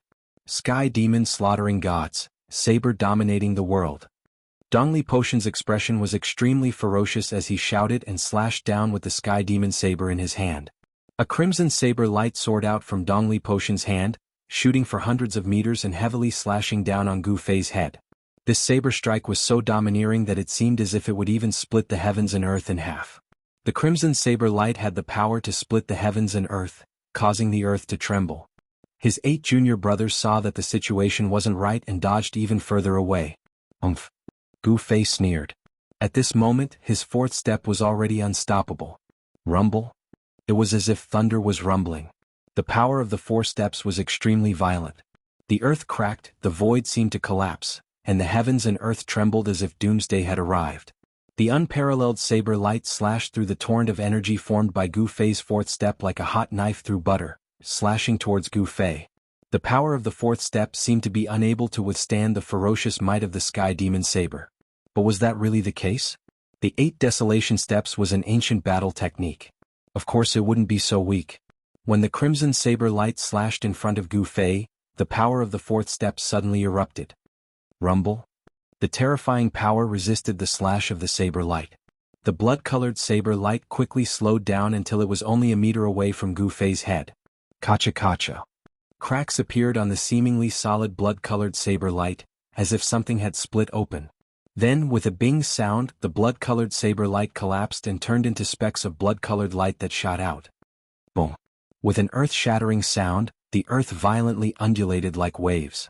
Hideous fissures appeared on the ground. The Sky Demon Saber Chi and the power of Gu Fei's 4th step completely exploded. 2 terrifying forces spread out in all directions. The dark brown earth beneath Gu Fei's feet turned into a layer of dust that swept out in all directions. Gu Fei flew back like a phantom, using the 5 elemental sword chi to protect himself as he rushed out of the erupting energy storm. Dongli Padian, on the other hand, was sent flying hundreds of meters away. His face turned red as he spat out a mouthful of blood. Even with the Sky Demon Saber in hand, he was still injured. Chapter 313. This was a direct collision of strength. There were no tricks involved. The stronger one would win. However, it seemed that the 2 were evenly matched. After Gu Fei stabilized himself, his face flushed red as if he was drunk. A mouthful of blood rushed up his throat, but he forcefully swallowed it back down. 5 faint and illusory sword shadows were still revolving around him, emitting waves of cold sword chi that blocked the energy storm that was about to erupt. The profound art circulated rapidly within his body. As his flesh and blood surged, streams of pure 5 elemental yuan chi were released, causing Gu Fei's entire body to seem like a piece of 5-colored godly metal, giving off a feeling of being filled with power. The physical body of a cultivator was incomparably tough because it was the source of their power. A body that had been tempered hundreds and thousands of times was something that other cultivators couldn't compare to. A tough body not only had a strong recovery ability, but also the longest endurance. This kind of physical strength undoubtedly gave him a lot of advantages in battle. Again? Gu Fei shouted and took a step forward, displaying his extreme speed of 8 steps. It was as if he was teleporting. With each step he could travel 100 meters. In just a few steps he had arrived in front of Dongli Padian. He didn't even need to take a breath. Good. Dongli Potion's fighting spirit was like a rainbow. He didn't believe that he couldn't kill Gu Fei with the demonic saber in hand. Dongli Padian gripped the demonic saber with both hands and slashed at Gu Fei again. A blood-red light illuminated the world. The surrounding spiritual energy quickly gathered towards the demonic saber. The saber light turned into a blood dragon that was hundreds of meters long, pouncing towards Gu Fei with its claws and fangs bared. Gu Fei's face was as calm as still water. He extended his right hand and took in a golden sword shadow beside him. He then slashed out with his sword. With a whistling sound, a golden sword chi rushed out of Gu Fei's hand. It was like an incomparably huge heavenly sword, strangling the blood dragon that was pouncing towards him. The saber chi turned into a dragon, and the power of heaven and earth was also drawn. Endless spiritual energy gathered towards the blood dragon, raising its power to the limit. The sky demon saber was a spiritual demonic weapon. Not only could it devour a cultivator's blood and soul, it could also devour the spiritual chi between heaven and earth. Wherever the saber light went, it would cut off all life. On the other hand, Gu Fei's metal element sword chi was extremely firm and yang, which was the nemesis of the sky demon blade. Boom! With a loud bang, the sky demon blade's dragon blade chi and Gu Fei's metal sword chi collided in an instant. The terrifying blade chi and sword chi clashed violently, then shot out in all directions. In this second confrontation, the two top young experts still didn't use any techniques. It was a battle of pure strength. They wanted to completely overwhelm each other in terms of strength. Kacha!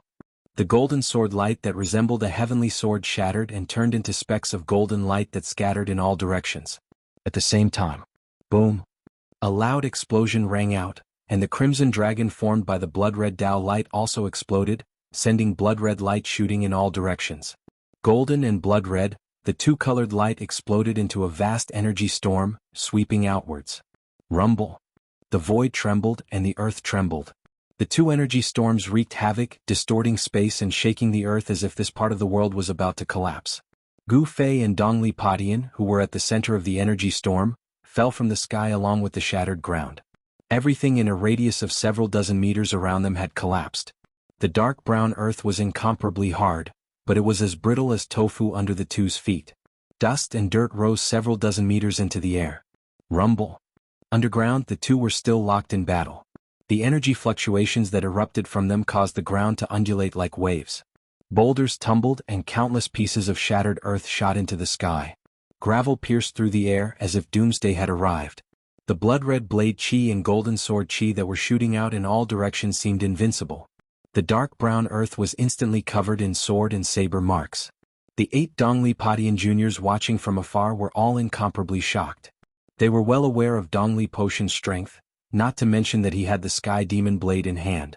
Even if they combined their strength in the myriad demon formation, they still wouldn't be Dongli Potion's match. However, they discovered that their senior brother had encountered an unimaginably powerful opponent who could fight endlessly against Dongli Padian with the sky demon blade. After exchanging a blow, Gu Fei and Dongli Padian charged at each other. 5 swords spun in Gu Fei's hand, and Gu Fei only needed to stretch out his hand to draw the swords into his hand and unleash a barrage of unparalleled sword light at Dongli Padian. Gu Fei discovered that Dongli Potion's cultivation had already reached the 4th stage of the Ascended Realm. If Dongli Padian didn't have the sky demon blade in hand, he would have long since died under Gu Fei's sword light. The sky demon blade blocked all of Gu Fei's attacks. Each time Dongli Padian slashed out, there seemed to be countless demons roaring within the blood-red light. The air-piercing sound was like a soul-stealing demonic sound that could affect the opponent's mind. Although Gu Fei had seen Demon Monarch of 6 Paths' doppelganger fight against Chaoyang Hermit, the first seat of Shaoyang Peak with the sky demon blade in the mountains outside Dragon Emperor City, Gu Fei had never seen it. At that time, Gu Fei felt that the sky demon blade was extremely terrifying. But now, Dongli Padian couldn't fully exert the power of the sky demon blade. Gu Fei's 5-element sword chi was enough to resist the sky demon blade. If Dongli Padian could fully exert the power of the sky demon blade, Gu Fei would have long retreated decisively. Bang! Dust flew everywhere as 2 silhouettes rushed out of the pit. Die! With a roar, Gu Fei took out a brilliant immortal sword in each of his hands. They were metal sword shadows and fire sword shadows. Using 8 desolation steps, Gu Fei soared into the sky. Golden sword chi and flames filled every inch of the space and shrouded towards Dongli Padian. Dongli Potion's long hair fluttered in the wind as he brandished his sky demon blade in all directions. Each slash seemed to be able to break the void and split the world, blocking the brilliant sword lights. The fire sword chi and metal sword chi collided with the evil blood-red saber light. The two people constantly clashed with each other from the ground to the ground before soaring into the sky. Gu Fei pushed 8 desolation steps to the extreme, while Dongli Padian seemed to be standing on a demonic cloud, allowing the two to soar into the sky. Extremely powerful chi waves surged in all directions like monstrous billows. The dark brown ground shook violently as the dark brown soil spread outwards like waves. The boulders on the ground were sent flying, and the 8 demonic cultivators were the first to be hit. They cried out in alarm as they dodged far away. The strength of these two young experts was simply too shocking. They seemed to be able to compete with the experts of the older generation. Looking from afar, one could see a sky full of golden light and a blood-red evil light clashing and canceling each other out. The two experts seemed to be flying in the sky as they fought fiercely in the air for a short period of time. After using 8 desolation steps to the extreme, Gu Fei could move in the air for a short period of time. Dongli Padian could also stay in the air for a short period of time with his demonic cloud. The same cold eyes and the same messy long hair. One righteous and one evil, the two pinnacle young experts battled in the air like gods and demons. Boom! The two clashed again before falling to the ground. Transcending mortality cultivators, be it martial cultivators or demonic cultivators, could not truly fly in the air. Transcending mortality cultivators could soar in the air, but they had to rely on magic treasures. Although Gu Fei and Dongli Padian could stay in the air for a short period of time, they could not stay in the air for long. I have the demonic saber in my hand. How can you fight against me? Dongli Potion's hair was flying in the air as blood seeped out from the corner of his mouth. He pointed the invincible demonic saber at Gu Fei. 5 sword shadows rotated around Gu Fei's body, protecting him. He wiped the blood from the corner of his mouth and sneered, "So what if you have the demonic saber? If you could defeat me, you wouldn't have said so much nonsense." Dongli Padian couldn't help but become furious. He could only contend against Gu Fei by relying on the demonic saber in his hand. This was enough to prove that he was inferior to Gu Fei. Kill! Dongli Padian roared and swung his demonic saber, unleashing layers of crimson saber light that enveloped the sky and swept towards Gu Fei. The peerless saber chi spread out, stirring up the dark brown dust on the ground, causing it to spread in all directions. Great 5 elemental annihilation palm. Gu Fei roared as endless 5-colored rays converged towards his right palm.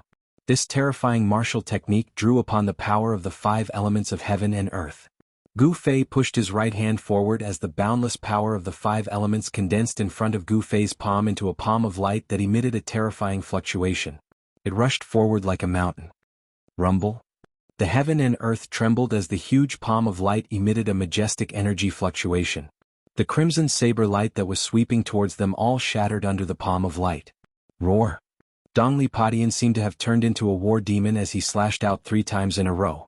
The 100-meter saber light tore through the void and slashed at the palm of light. Boom. Crimson light burst out as the saber light shattered, causing the heaven and earth to tremble. The first slash couldn't stop the palm of light, but it had already dimmed. Boom. Another slash, accompanied by unparalleled saber aura, caused the palm of light to tremble again and again. It was as if it could shatter at any moment in the void. Boom. Another loud explosion rang out as the great 5 elemental annihilation palm condensed from the power of the 5 elements crumbled under the 3rd slash. The crimson saber light had already dimmed after splitting the palm of light, but it didn't stop there as it continued to slash towards Gu Fei, who was behind the palm of light. Umph. Gu Fei sneered. He took a step forward and reached out his hand to grab the saber radiance. The saber radiance, which seemed to have materialized, was caught in his hand. Bang! The saber radiance instantly shattered, turning into specks of blood light that scattered in all directions. How awe-inspiring. Let's see where you can run this time, Gu Fei. A loud roar came from the distance just as Gu Fei shattered Dongli Potion's saber light. The voice rumbled like thunder, reverberating in the air for a long time. At the same time, Dongli Padian felt his hand shake as the sky demon saber turned into a crimson light and soared into the sky. Chapter 3:14. While Gu Fei and Dongli Padian were fighting, a long roar suddenly came from the distant sky. The sound was like rumbling thunder and it reverberated in the sky. A terrifying energy wave surged over from afar. When the voice entered Gu Fei's ears, he was immediately alarmed. He quickly looked in the direction of the voice and saw a demonic cloud enveloping a hazy demonic figure rapidly approaching.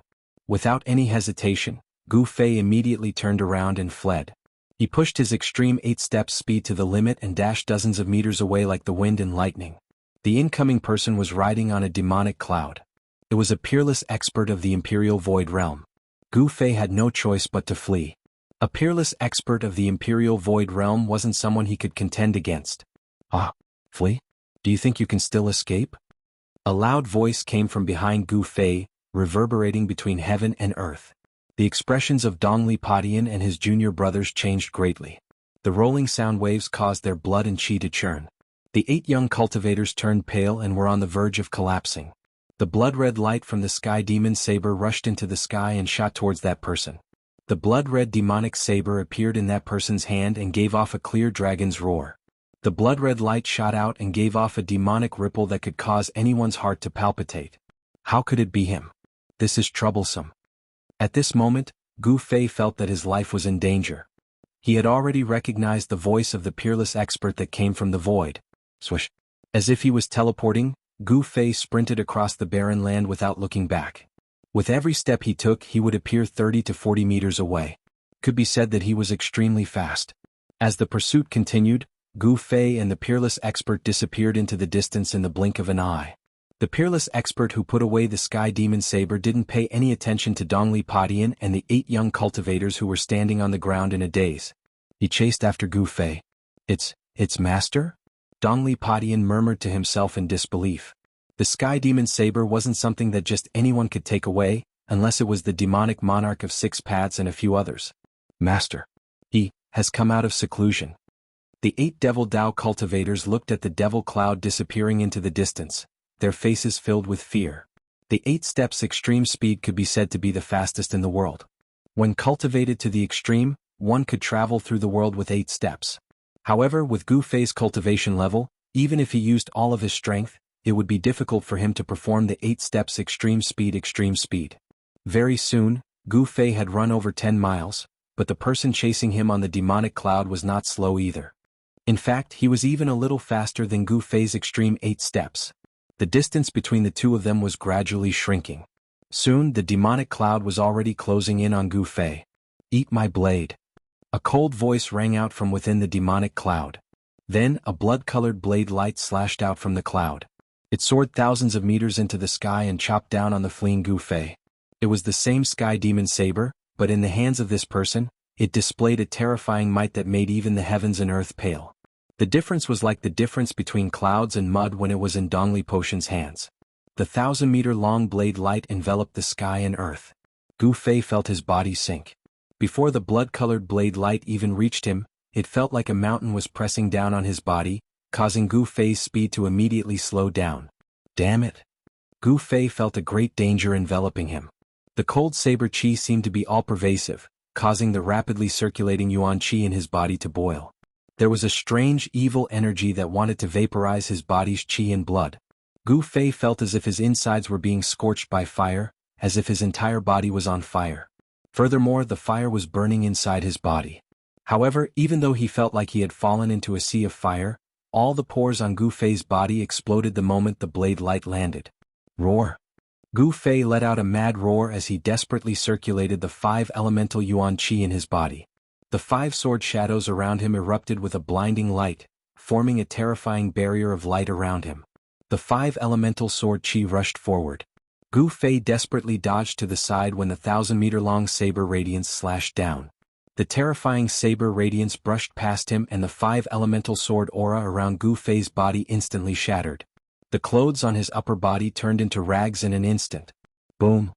With a loud noise, the blade light slashed on the dark brown ground, causing the area to shake violently as if there was an earthquake.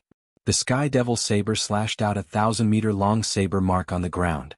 The terrifying saber chi swept out and Gu Fei was sent flying by the terrifying saber radiance. As the world shook violently, Gu Fei was directly swept away by the destructive storm. He spat out a mouthful of blood in the air. The Sky Demon saber, in the hands of a peerless expert of the void-controlling realm, displayed a terrifying power that caused even the heavens and earth to pale in comparison. With just a single slash, it was as if the earth had been split into 2 halves. On the dark brown earth, the soil cracked and caved in, forming a 1,000-foot-long slash mark that was dozens of feet wide and hundreds of feet deep. If Gu Fei were to be struck by this slash, he would die on the spot even with the protection of the nameless sword spirit. This was strength. If one's cultivation was not high enough, even if one had a peerless magic weapon, it would be difficult to exert its true strength. Like a kite with its string cut, Gu Fei was sent flying 100 zhang away. Bang! He fell to the ground with a thud. Although he wasn't really struck by that earth-shattering blade, he still suffered a great impact. Gu Fei felt as if his body was falling apart. His body was covered in bloody scars, which were left behind by the saber chi that had burst out. The destruction of the 5-elemental astral sword had severely injured him. If he hadn't spread the essence of the magic weapon throughout his body, he wouldn't have been able to withstand such an attack. Lying in the cold soil, Gu Fei's heart was filled with despair. His opponent was too powerful and he didn't even have the strength to fight back. At this time, Dongli Padian and his 8 junior brothers also arrived nearby. They couldn't help but be shocked by the scene before them. Has Master recovered his cultivation? Dongli Padian thought. They didn't dare to move forward because the lofty figure standing on the demonic clouds in the sky emitted a great pressure, making them feel as if a boulder was pressing down on their hearts. Ah, Gu Fei, accept your fate. That person looked down at Gu Fei who was on the ground and laughed heartily.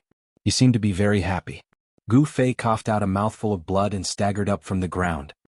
He smiled bitterly. I didn't expect your cultivation to have risen to this level. If I hadn't been heavily injured by that dead ghost on the demonic god island, you would have already died by my hands. The figure shrouded in demonic energy gave off an incomparably evil aura. He paused for a moment before continuing, speaking of which, I have to thank you. Otherwise, I wouldn't have been able to fuse with the demonic god's blood so easily. You're an expert of the older generation, yet you want to deal with a nameless junior? Aren't you afraid of being laughed at by the world? Gu Fei coldly asked. As matters stood, he wasn't afraid of the other party's ferocious might. Ah, how childish. I'm a demon and I'm afraid of being laughed at? I Chugu am a demon. Whatever I want to do, I do. I don't care what others think. Gu Fei knew that there was no hope of escaping, so he didn't say anything else. At this moment of life and death, his heart was calm as he stared straight at Chugu in the sky. Chugu, who was standing on the demonic clouds, couldn't help but admire Gu Fei's courage when he saw how calm he was. It would be a pity to kill such a person. Good. If you can pledge allegiance to me and work for me, I can spare your life. Chugu said. He had a heart of love for talent. For a person like Gu Fei, if he turned to the demonic path, he would also be able to achieve something. If you want to kill me, do as you please. I will definitely not join the demonic path. Gu Fei knew that if he agreed to Chugu, he would become a traitor of the Supreme Mystery Sect and be shamed by the world. Ah, Gu Fei, you've done well. At this moment, a loud laugh suddenly came from the sky. A golden light flashed in the sky, and in an instant, a middle-aged man wearing a blue robe appeared in front of him. The Dao sect's golden light escape technique? Chugu couldn't help but be surprised. The person who had come was definitely a master. There was a golden light in the sky, and the person seemed to have teleported, arriving in front of him. His speed was shocking. Chugu knew that the person who had come was powerful, so he no longer hesitated. He directly slashed down at Gu Fei. His chi had already firmly locked onto Gu Fei. This slash was a fatal one. Along with the mournful cries of ghosts, the crimson saber light swept across the sky. Under the envelopment of the saber light, heaven and earth trembled. The terrifying edge of the saber seemed to be able to tear the sky apart. It was as if it was going to kill Gu Fei with a thunderous momentum. Since he could not be used by him, he would immediately kill him. Chugu was a decisive person. He would not hesitate at all. As soon as he had the intention to kill, he immediately acted without the slightest bit of hesitation. Chugu, you're courting death. The person seemed to recognize Chugu. When he saw that Chugu wanted to kill Gu Fei, he could not help but be furious. He then waved his sleeve and a golden light shot out towards Chugu. Within the golden light, countless thin golden threads could be seen. They pierced through the void, piercing towards Chugu at an extremely fast speed. At this time, Gu Fei knew that his chance had come. However, he found that under Chu Ji's heavenly devil blade, he could not move at all. The blade chi enveloped the world, binding him, and the void around him seemed to be frozen. Gu Fei couldn't help but be shocked. At this time he realized that the gap between him and a peerless void-controlling expert was huge. How did Chu Ji's cultivation increase so quickly? Gu Fei struggled with all his might. The five-colored light was like a five-colored flame that emitted from his body. He wanted to rush out from under Chu Ji's blade. He knew that if he was hit by Chu Ji's blade, even with the protection of the sword soul, he would still die. Chapter 315. Minister Dan? In the face of that person's attack, even Chu Ji's expression changed. If it was under normal circumstances, he would definitely not put his opponent in his eyes. But now, his cultivation had just recovered to the void-controlling realm, and the opponent's strength was on par with his. Left with no choice, Chu Ji's slash towards Gu Fei paused for a moment. A glaring blood-red light spread out and actually engulfed the tens of thousands of golden threads that were shooting towards Chu Gu. With this pause, Gu Fei, who was enveloped by the 1,000-foot-long saber light, immediately felt his body relax, as if a huge mountain that was pressing down on him had suddenly been moved away. At the juncture of life and death, Gu Fei let out an angry roar, his face contorted, and he looked extremely ferocious. He used all his strength to activate the yuan qi in his body, and every inch of his flesh, every piece of his tendons and bones emitted a dazzling light. At this moment all his flesh, blood, tendons and bones seemed to have been deified, emitting a dazzling light. A five-colored light penetrated his body, and an unprecedentedly powerful energy fluctuation erupted. When the saber light fell again, Gu Fei resisted the endless pressure coming down from the sky and rushed out, narrowly avoiding the 1,000-foot saber light that was coming down from the sky. The earth shook violently, and the dark brown hard ground undulated like waves, spreading to both sides, and black dust rose high into the sky. Gu Fei was swept away by the terrifying saber light like a withered leaf, and he spat out a mouthful of blood in the air. Damn it! An angry roar came from the sky, and golden light illuminated the world. At the same time, a figure surrounded by golden light rushed down from the sky, grabbed Gu Fei and rushed into the sky. With a sneer, Chu Gu waved the Sky Devil saber, mincing all the golden threads that were shooting at him from all directions, and then slashed at the figure wrapped in golden light. The saber light cut through the void and instantly struck the back of the golden figure, but at this moment, there was a flash of golden light, and the golden figure grabbed Gu Fei and disappeared into thin air the moment the saber light struck. When the golden light reappeared, it was already more than 10 miles away. What a fast escape technique! Chu Gu couldn't help but be shocked at this scene. The Tao sect's escape technique was not inferior to the demonic path's heavenly demon blood transformation escape technique. Where do you think you're going? Chu Gu shouted, and immediately chased after the figure on the demonic cloud. The golden light in front of him flashed a few times before disappearing into the horizon. Chu Ji's speed was clearly inferior to his opponent's, but he could still follow the energy fluctuations in the void that had yet to subside and chase after it. The two's speed was extremely fast, and in the blink of an eye, and they had already disappeared into the horizon. Dongli Padian and his fellow disciples had never imagined that things would turn out like this. The appearance of Chu Gu and that expert called Minister Dan had shocked them to the extreme. After a long time, Padian, and the Tao sect, of the sect of the demonic abyss. This place was not far from the abyss of immortals and demons. It was not strange for a peerless expert of the Tao sect to appear here. After all, the opposite side of the abyss of immortals and demons was the territory of Northern Wei. Dongli Padian was the first to chase after Chu Gu. The 8 demonic path experts were a little hesitant, but they still chased after him in the end. Swish. Padian took the lead and chased after Chu Gu. The 8 demonic path cultivators were a little hesitant, but they still chased after him in the end. Swish. The golden rainbow streaked across the sky and went far away in an instant. Gu Fei seemed to be riding on the clouds as he was held under the ribs of the Taoist sect's expert as they flew in the air. Gu Fei could only feel the astral winds blowing against his face, and he could barely open his eyes. The dark brown ground below him was moving rapidly, and soon, Gu Fei could feel the surrounding temperature rising. He noticed that the ground below him was gradually becoming sparse with plants. The atmosphere was no longer lifeless, and there was a hint of life between the heavens and earth. The Tao sect's golden light escape technique was incomparably fast. In a short while, the expert had already carried Gu Fei 700 to 800 miles away, and the mountains and forests began to appear below. Whoosh! The golden rainbow streaked across the sky like a meteor falling from the sky and landed on the ground. Thank you, Martial Uncle, for saving my life. After landing, Gu Fei immediately bowed to the middle-aged Taoist. He already knew who had saved him from Chu Gu. Minister Dan smiled. No need to be so polite. Then Minister Dan looked at Gu Fei from head to toe, and his face gradually revealed a look of disbelief. I can't believe it. Your cultivation has actually broken through to the transcending mortality realm. Heavens will, oh heavens will, it seems that even the heavens do not want the lineage of Green Spirit Peak to end. Minister Dan sighed. At this time he could already see that Gu Fei's cultivation had broken through to an unimaginable level. At such a young age, he already had a powerful cultivation that allowed him to look down on his peers. This child's potential was limitless. If he could grow up, perhaps Taishan sect would have a great character.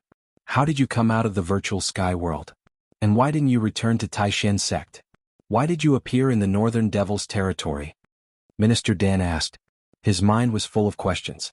Ever since the discovery of the virtual sky world, there were no records in the ancient books of the three great Taoist schools of anyone who was trapped in the virtual sky world and was able to come out.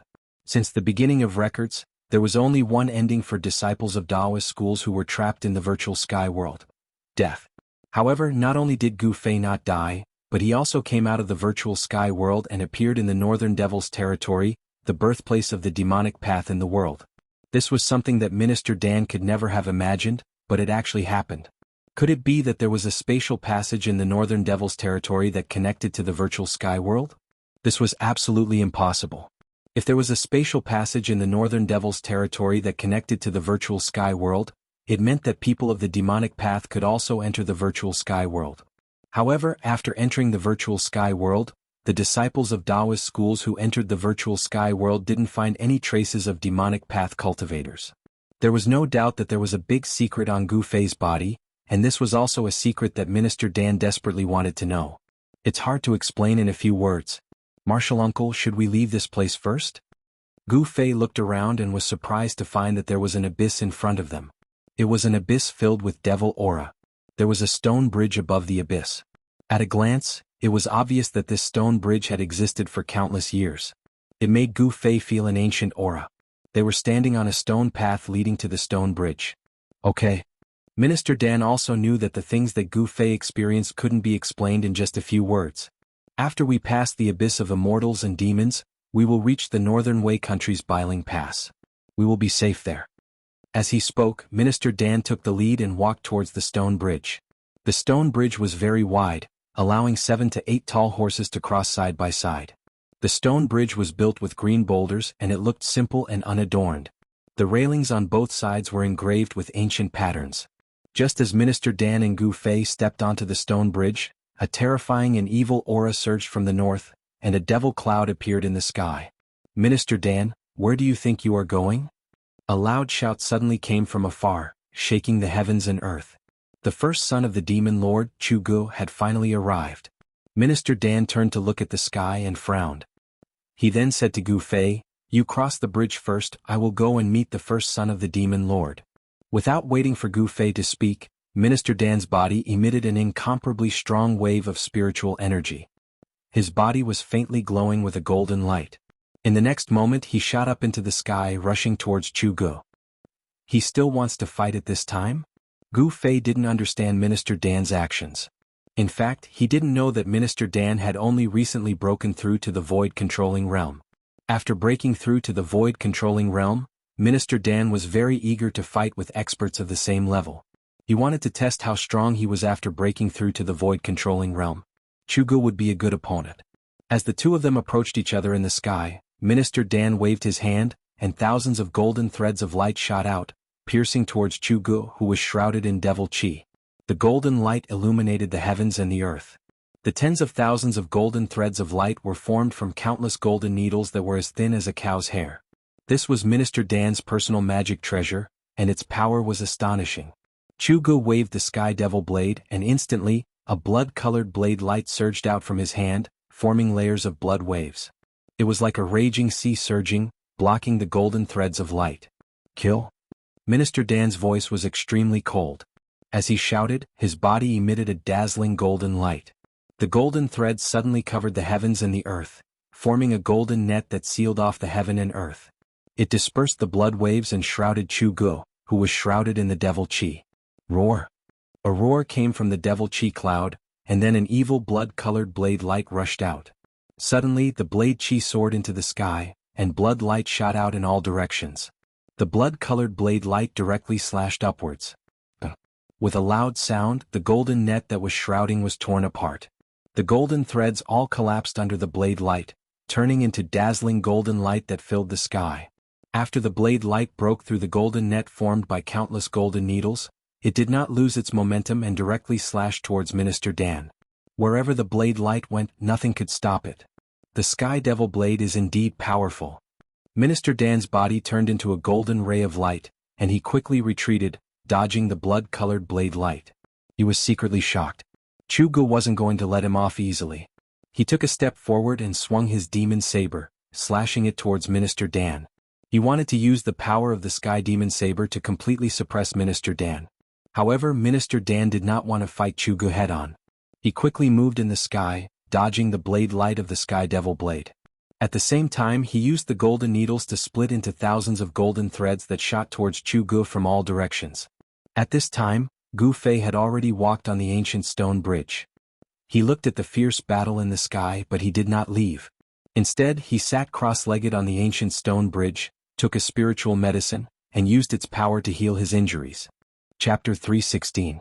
On the ancient stone bridge, Gu Fei operated his mysterious technique to refine the medicinal efficacy of the spirit extract. He only felt as if there was a raging flame burning in his abdomen. What he swallowed was a fire-attributed spirit extract, which contained a huge amount of fire-attributed spiritual qi. Traces of fire-attributed qi radiated out from his dantian, and then rushed into his meridians, flowing throughout his body. Then, from his meridians, the spiritual qi penetrated into his flesh and bones, and was absorbed by them. The huge amount of spiritual qi quickly healed Gu Fei's injured body. His body, which had been tempered hundreds and thousands of times, could now easily refine and absorb the spiritual qi of the spirit extract. Of the spiritual qi contained in a heavenly treasure, Gu Fei could refine and absorb more than 60% of it, and only waste less than 40%. If it was any other cultivator who swallowed the fire-attributed spirit extract, they could at most refine 30% to 40% of its medicinal efficacy, which was already their limit. Their physiques were far inferior to Gu Fei's. A martial artist's strength came from their body, and Gu Fei's physique was much stronger than cultivators of the same level.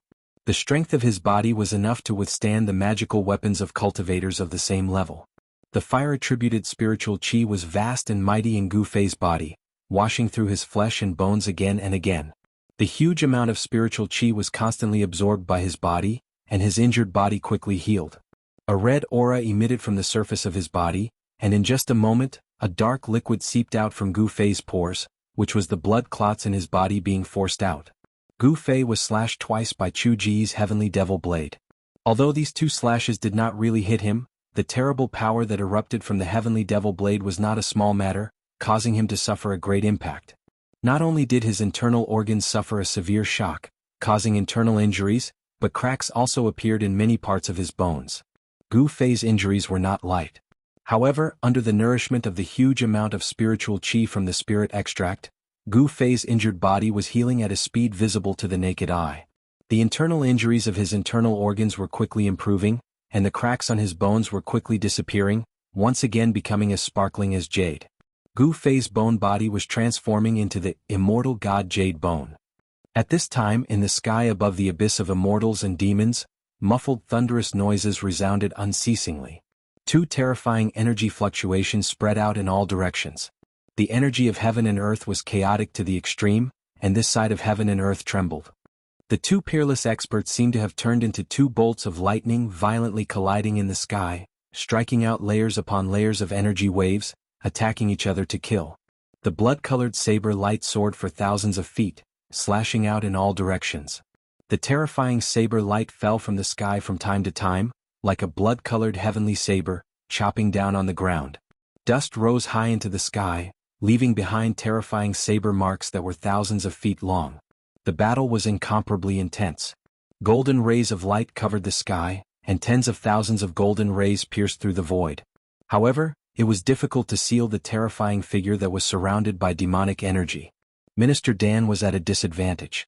The natal Dharma treasure that he had refined could not compare to the Sky Demon Saber in terms of power or the nature of the Dharma treasure. After all, the Sky Demon Saber was known as the #1 saber in the world of demonic Tao.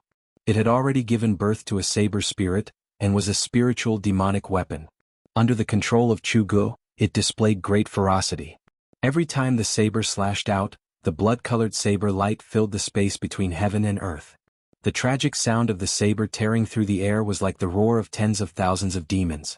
It was like a soul-stealing demonic sound, causing one's mind to tremble. This was another kind of attack, an attack of sound waves. The sky demon saber had devoured the blood and essence of countless living beings. The endless resentment of the cultivators that had been devoured by the saber spirit converged into a terrifying demonic sound that could destroy one's soul. Boom. Boom. Boom. Boom. Tens of thousands of golden rays collided with the sky demon saber fiercely. Every time they collided, the golden rays would shatter. The blood-colored saber light was indestructible, tearing apart the golden light curtain and directly chopping out. Both of them had already used their full strength. Minister Dan's body was surging with magical power, as if he had turned into a golden sun, moving at extreme speed in the sky. He did not dare to face the sky demon saber head-on. He cultivated the metal elemental magical power. His void realm cultivation allowed him to communicate with heaven and earth, drawing upon the metal elemental power between heaven and earth. His magical power was almost endless. As for Chugu, he was also a peerless expert of the void realm. His demonic might was unparalleled. He could also use his demonic body to connect with heaven and earth, drawing upon the power of heaven and earth, causing the demonic aura in his body to be endless. Peerless experts of the void realm had already touched upon their own Tao. Such experts were very terrifying. They could communicate with heaven and earth, fly in the air, and truly achieve limitless magical power. They could draw upon the power of heaven and earth to replenish the magical power in their body in an instant. The two peerless experts fought until the sky darkened and the earth darkened. The vast and terrifying energy ripples that spread out caused even heaven and earth to lose their color. At this moment, Minister Dan's Taoist crown that tied his hair together was nowhere to be seen. His long hair was disheveled, and there was blood at the corner of his mouth. His natal magic treasure had suffered continuous violent attacks from the sky demon saber, causing his body to also be shaken. On the other hand, Chugu was not much better. With every slash, a large portion of the demonic aura in his body was instantly drawn out by the sky demon saber, causing him to feel as if his body was being sucked dry. In theory, a peerless expert of the void realm could achieve an endless supply of true essence. However, such a huge consumption was too much for Chugu to bear. The sky demon saber was like a blood-sucking demon. If he wanted to activate the sky demon saber, he would need to consume a huge amount of demonic aura. Even if he could communicate with heaven and earth, drawing upon the power of heaven and earth to replenish his demonic aura, it was still difficult for him to last. The speed at which he replenished his demonic aura could no longer keep up with the speed at which he consumed it. "Don't run if you have the guts," Chugu shouted madly. His eyes were bloodshot, and he emitted an incomparably high fighting spirit. At this moment all he wanted to do was to kill in a frenzy. However, his opponent was as slippery as a loach. He simply didn't want to confront him head-on. This made Chugu feel as if he didn't know where to start and where to exert his power. This made Chugu extremely annoyed. Dan Qingzi's movement technique was extremely fast. He relied on his speed to move rapidly in the void around Chugu. Layers upon layers of golden shadows shot towards Chugu. These were the countless golden needles transformed from his natal magic treasure. Damn it! Chugu roared incessantly as he swung the sky demon saber, shattering all of the incoming golden lights. Although Chugu relied on the sky demon saber's ferocious might to gain the upper hand, it was difficult to determine the victor in this confrontation between the two peerless experts. At this time, Dongli Padian finally arrived. "Kill that brat on the ancient stone bridge for me," Chugu directly ordered Dongli Padian. He was entangled by Dan Qingzi, so he couldn't free himself to kill Gu Fei. Yes. Dongli Padian immediately accepted the order and rushed towards Gu Fei. The two were separated by a few hundred meters, but Dongli Skybreaker's speed was as fast as the wind and lightning. In just an instant he had arrived before the ancient stone bridge. The moment he stepped onto the bridge, Gu Fei, who was sitting cross-legged on the bridge, suddenly opened his eyes. "Gu Fei, you can die now. Heavenly demon slaughters gods, blood slaughter 10,000 miles." Dongli Potion's long hair danced in the wind. As his hands moved, waves of blood-colored energy surged out, illuminating the heaven and earth. It was as if a world of blood had opened up between his hands and was about to devour Gu Fei. Swoosh! Gu Fei didn't stand up, but his body retreated like a flickering shadow, leaving behind a trail of afterimages in the void. He used his extreme speed to rush out from the shroud of the evil world of blood. He then pressed his hands against the ground and soared into the sky. "You want to kill me? You don't have the right." Gu Fei's eyes emitted a blade-like glare as he directly unleashed a palm strike towards Dongli Padian. Rumble. A huge five-colored hand condensed in front of Gu Fei's palm. It quickly grew to the size of a small mountain. It emitted a frightening energy fluctuation as it rushed towards the east, parting heaven-breaking seal. Gu Fei's first move was the five-elemental annihilation palm. However, he was shocked to find that he couldn't draw upon the power of the five elements in the grand heaven and earth. Below the stone bridge was the abyss of immortals and demons. Surging demonic energy surged and the power of the heaven and earth was extremely chaotic. Gu Fei couldn't borrow the power of the five elements to bring out the five-elemental annihilation palm to its peak. Six-path void. As Dongli Padian moved his thoughts, he used the divine ability that was passed down to him by his master. The blood-colored world seemed to collapse all of a sudden, producing an unfathomable suction force that wanted to engulf the giant palm that was enveloping it. The power of the technique also seemed to be weakened and couldn't be exerted to its limit. The power of the void couldn't devour the five-colored palm as it pressed down. Boom. With a loud sound, the mountain-like five-colored palm violently collided with the world of blood. This was a head-on collision between a martial technique and a demonic technique. It was obvious that in a confrontation between a martial technique and a demonic technique, the martial technique that broke through the law with brute force was superior. The world of blood collapsed and the five-colored palm also dimmed, but it didn't dissipate. Bang! Dongli Padian was directly sent flying out of the stone bridge by the palm, a trace of blood spilling from the corner of his mouth. Gu Fei floated down from the sky and landed on the stone bridge. After a short period of recuperation, although his injuries weren't completely healed, they were at least 80% healed. He discovered that the stone bridge wasn't a suitable place to fight. The chaotic power of the abyss of immortals and demons caused the power of the heaven and earth to be incomparably chaotic, making it difficult to draw upon the power of the outside world for one's own use. However, the source of a martial artist's strength was their body. Therefore, the influence on Gu Fei wasn't that great. To Gu Fei, drawing upon the power of the heaven and earth was only a supplementary attack. "Without the sky demon saber in hand, you're nothing," Gu Fei coldly said. His internal injuries were still healing. This was the advantage of having a powerful physique. The ability to heal injuries wasn't something ordinary cultivators could compare to. Preposterous. Dongli Padian couldn't help but be enraged. He bit the tip of his tongue and spat out a mouthful of blood essence. Unexpectedly, the blood essence didn't scatter, but instead seemed to ignite, emitting a boundless bloody light. Within the bloody light, a heart-palpitating evil fluctuation spread out. One could vaguely see faint saber shadows appearing within the bloody light. Dongli Padian pointed at the bloody light in front of him. Pung! With a bang, the blood light formed by the essence blood suddenly exploded. Streaks of blood-colored Taoist shadows broke through the void and slashed at Gu Fei in an overwhelming manner. Chapter 317. In order to kill Gu Fei, Dongli Padian didn't hesitate to damage his own vitality. He used his own blood essence to activate the demonic blood saber, condensing 81 blood-colored saber shadows with his blood essence. They blotted out the sky and covered the earth as they slashed at Gu Fei on the ancient stone bridge. The crimson blade shadows were faint and illusory, but as they rapidly streaked through the air, they emitted a heart-palpitating sound. There seemed to be tens of thousands of demons howling within the crimson light. Umph! Gu Fei moved his feet and immediately retreated to the ancient stone bridge. An unbelievable scene occurred.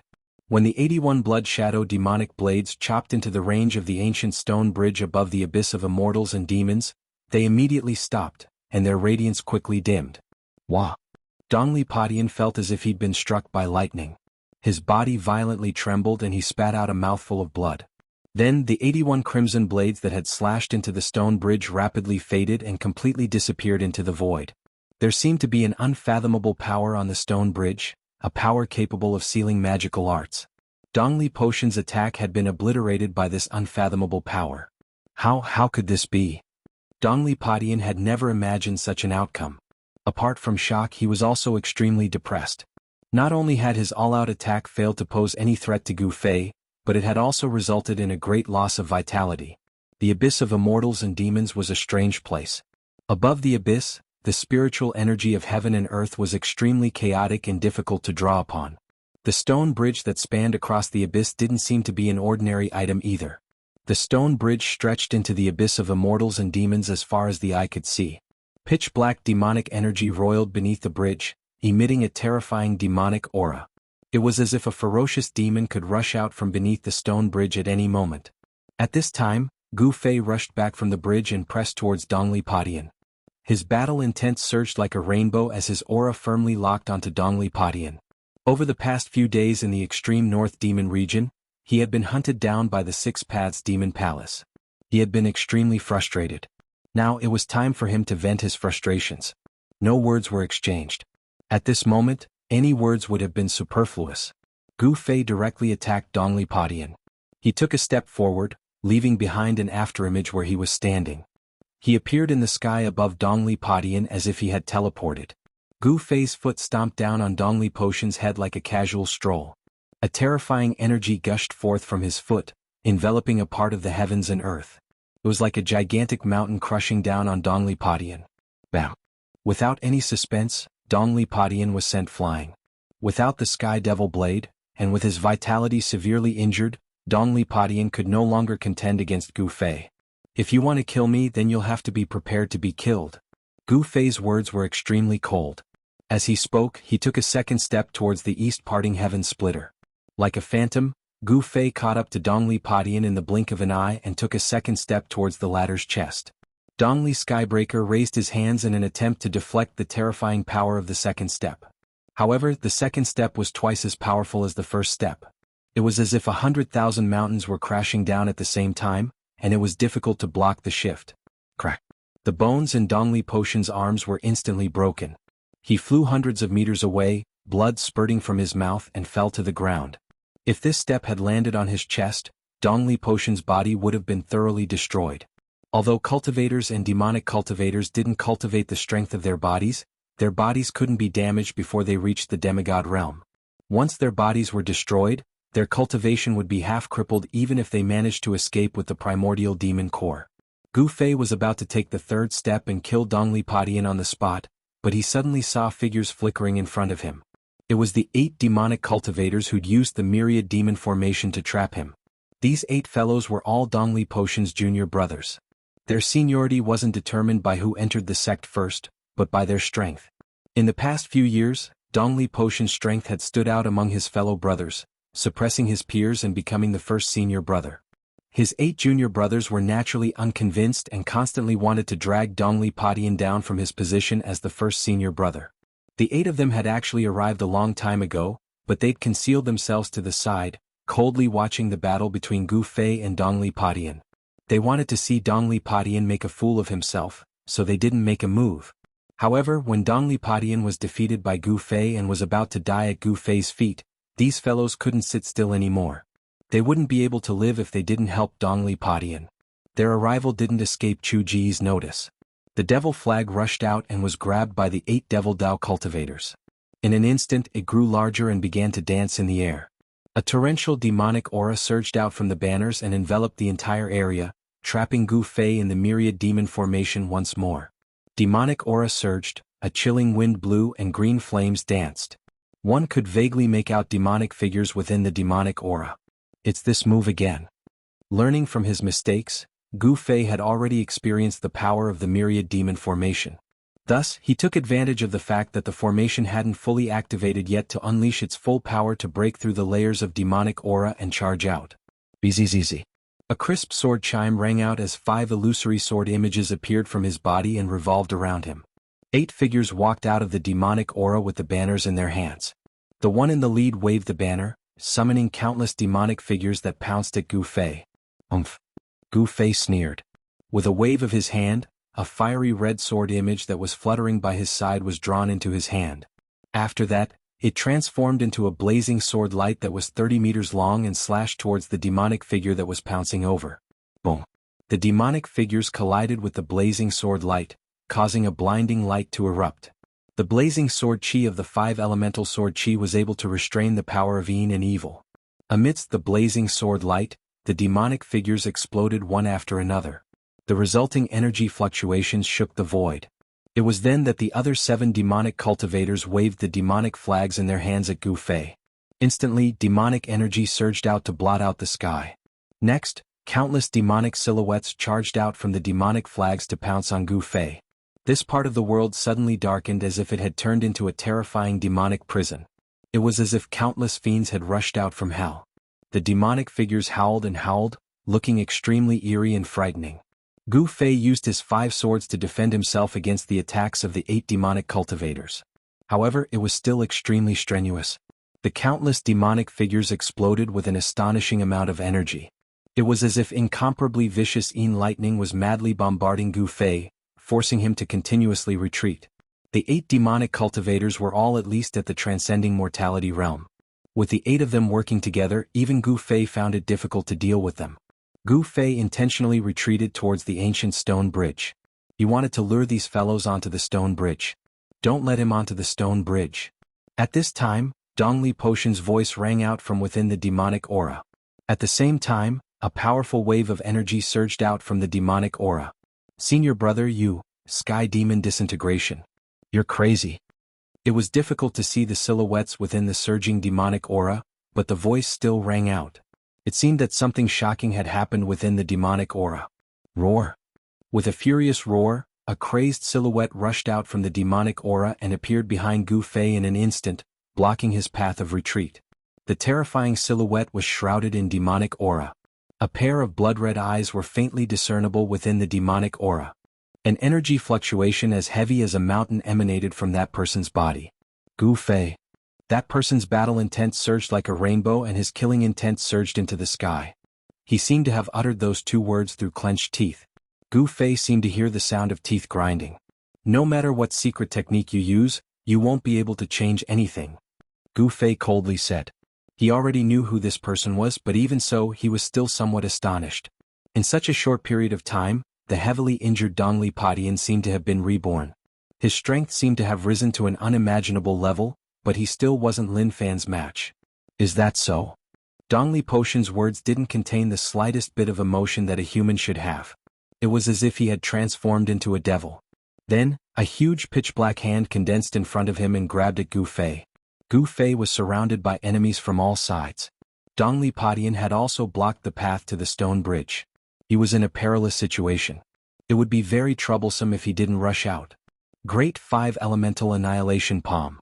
Gu Fei blocked the attacks of the 8 demonic cultivators with his 5 sword shadows, then met Dongli Potion's palm with his own. Bang! The 5-colored palm of light collided with the huge pitch-black hand. The power of the 5 elements and the demonic energy exploded at the same time. A terrifying energy storm swept out in all directions, causing the earth to violently tremble and a circle of dust to sweep out.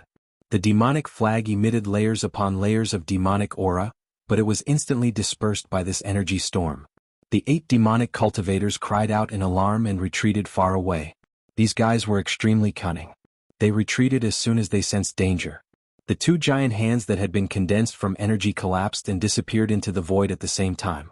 The remaining power that had erupted from them had caused the ground between the 2 of them to sink down, forming a huge pit with a diameter of 100 feet.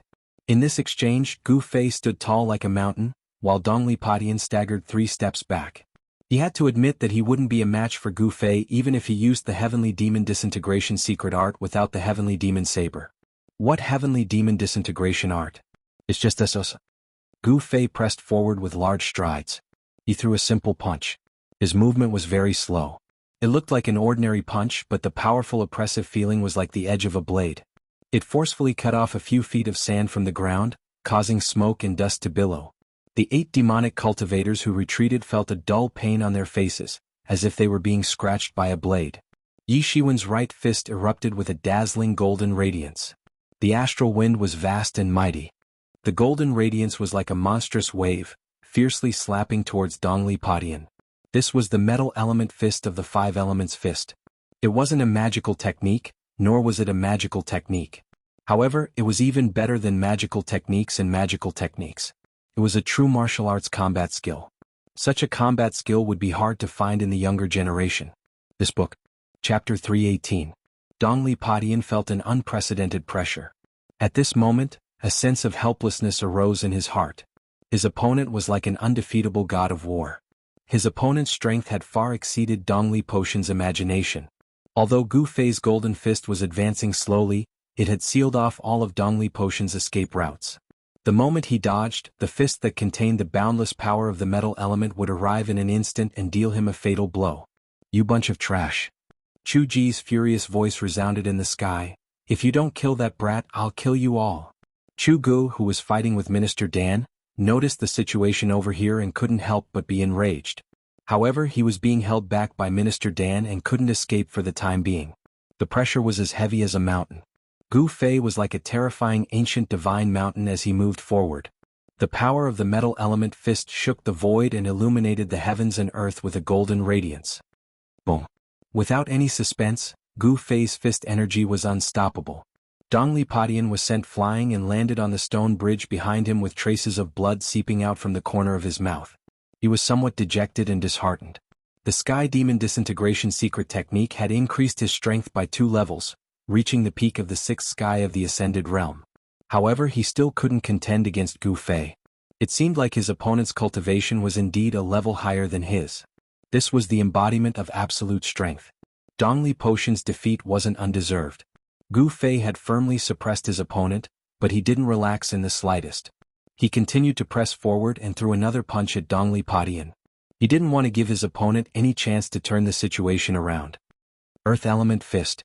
A dusky aura enveloped this part of the world, as if the world had returned to primal chaos. A terrifying Earth Elemental Fist energy surged forward, enveloping Dongli Skybreaker on the ancient stone bridge.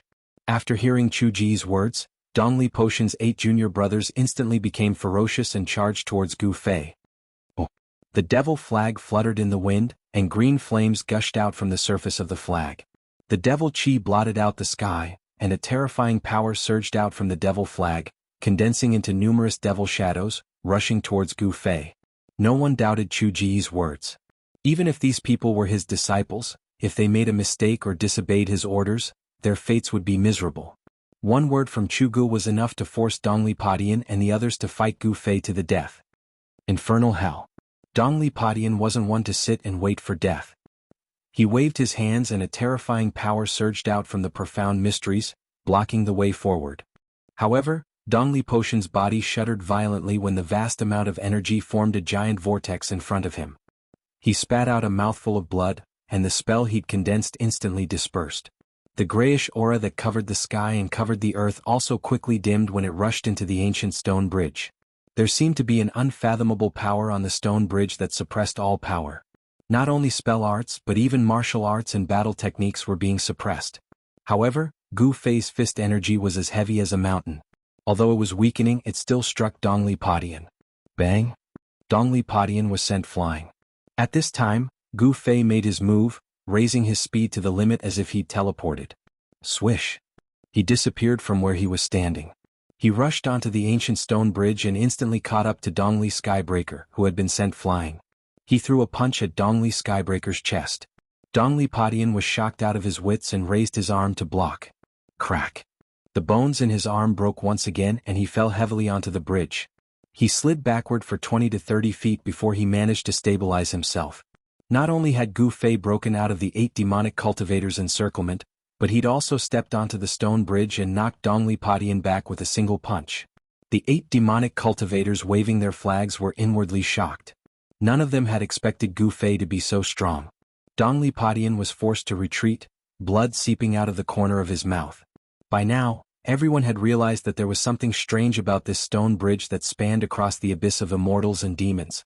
On the stone bridge, Gu Fei's martial arts and battle techniques had been affected by the unfathomable power of the abyss and couldn't leak out of his body. However, Gu Fei's strength came from his physical body, so he was much less affected than the demonic cultivators. As a result, Dongli Potion and his junior brothers were even less of a match for Gu Fei. Gu Fei continued to force his way towards Dongli Potion. His power was suppressed within his body. Although his body didn't emit the 5-colored radiance, the energy ripples that were as heavy as a mountain were still enough to make people's hearts palpitate. Kill!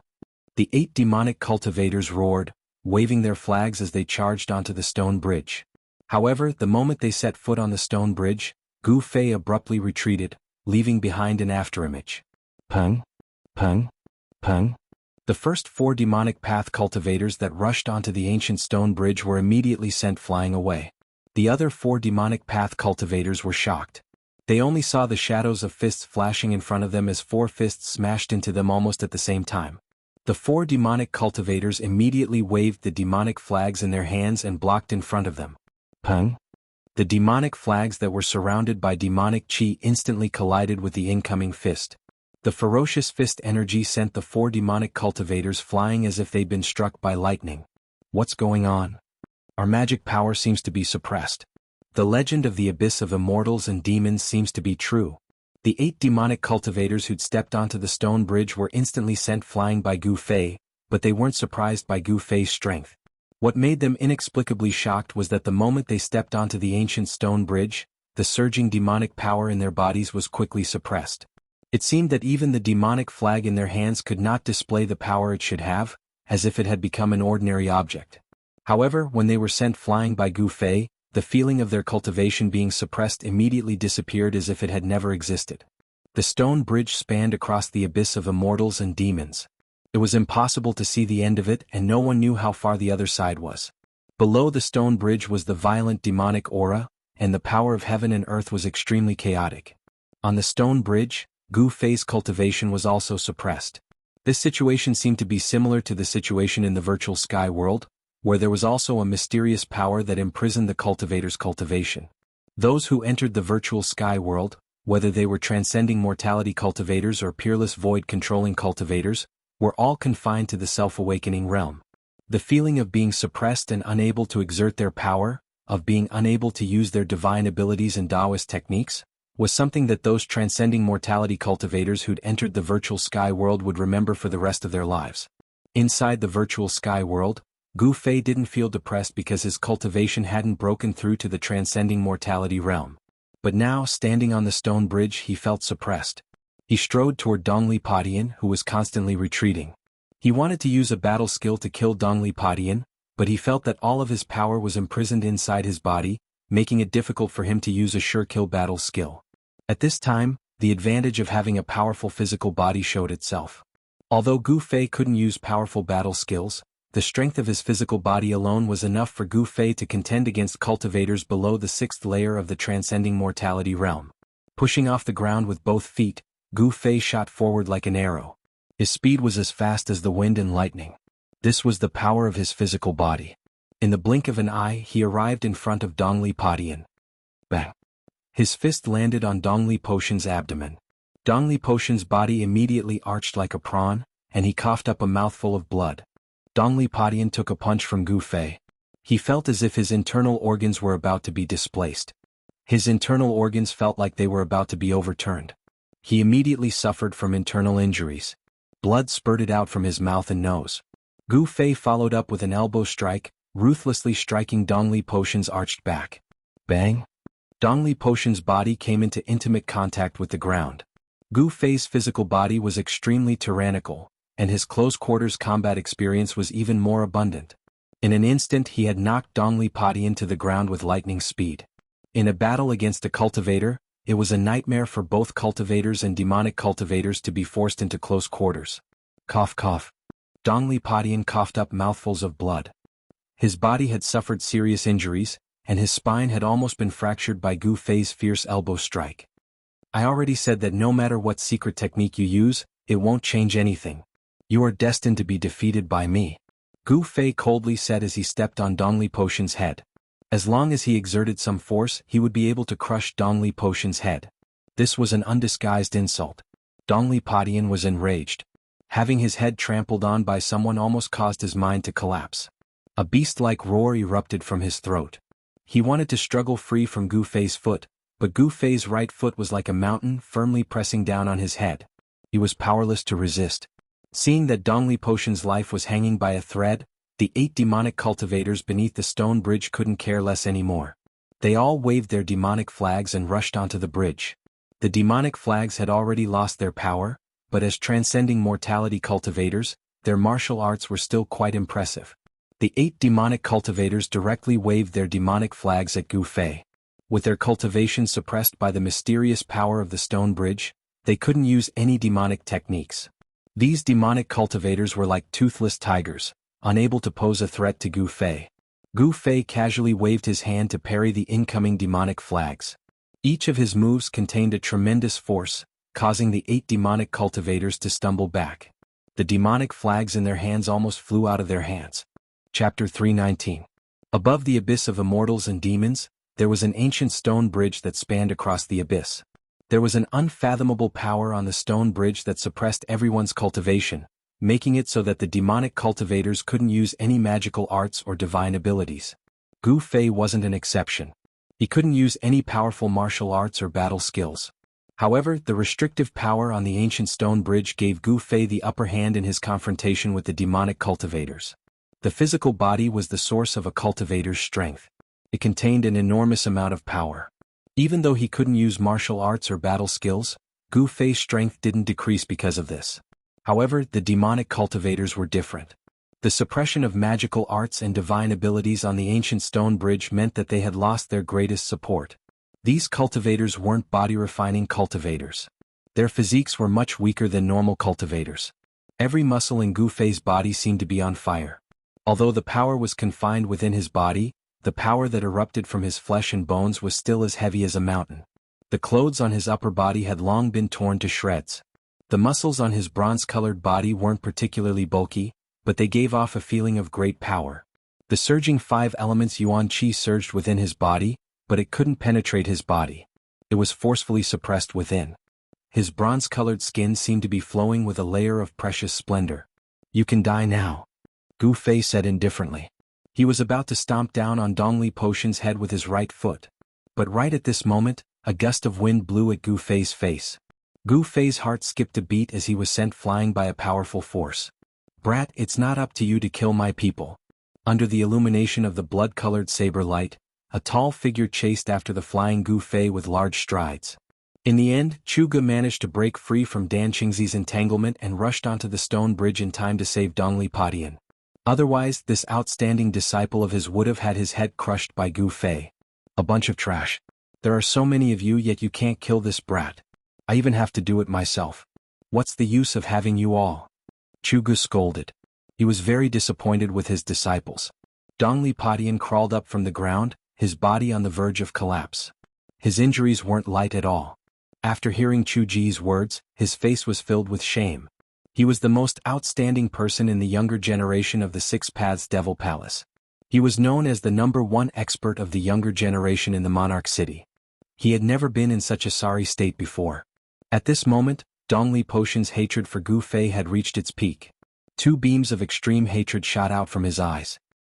He wanted nothing more than to tear Gu Fei into 1,000 pieces in order to vent the resentment in his heart and wash away the humiliation he had suffered.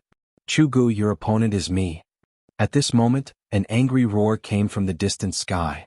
Bang! With a loud bang, a mass of bloody light exploded, and a figure shining with golden light rushed out of the bloody light. Swoosh! A golden rainbow broke through the sky and shot towards the abyss of immortals and demons. As if it had shattered the void, a golden figure landed beside the abyss of immortals and demons like a meteor. Dan Qingzi broke through Chu Ji's blockade and arrived at the ancient stone bridge beside the abyss of immortals and demons. Without thinking, he rushed onto the ancient stone bridge. The moment he rushed onto the ancient stone bridge, the golden light on Dan Qingzi's body immediately dissipated. The leaking metal elemental magical power was suppressed back into his body. "Stop him." Chu Gu directly ordered his disciples. He himself waved the Sky Devil Saber and fiercely slashed at Gu Fei. Preposterous. Gu Fei quickly dodged with the 8 Desolation Steps. Even though he couldn't truly use the 8 extreme steps of the 8 Desolation Steps, his mysterious footwork allowed him to continuously dodge the slashes of the Sky Devil Saber. The Sky Devil Saber, known as the #1 Devil Saber in the world, seemed to be suppressed by the mysterious power of the abyss of immortals and demons or the ancient stone bridge. It was unable to display its power. Chu Gu waved the Devil Saber but was unable to produce a 1,000-meter-long blade light. The blood-red Devil Saber trembled repeatedly, as if it was afraid and uneasy. The Sky Devil Saber at this moment revealed its true appearance. It was a blood-red weapon, covered with blood-red demonic runes, exuding an endless evil aura. On the body of the saber, there seemed to be streams of blood flowing, and there seemed to be countless blood-red shadows appearing, howling and wanting to rush out from the body of the saber. It was incomparably evil. The 8 disciples of Chu Gu waved their devil flags and surrounded Minister Dan, who was rushing onto the ancient stone bridge. The devil flags in their hands were able to emit thousands of feet of devil chi. At this moment they were no different from ordinary flags. Although Dan Qingzi's magical power could not be released and was suppressed within his body, he was after all a peerless expert of the void-controlling realm and had rich combat experience. He directly rushed into the crowd, punching and kicking, beating up the 8 Devil Dao cultivators.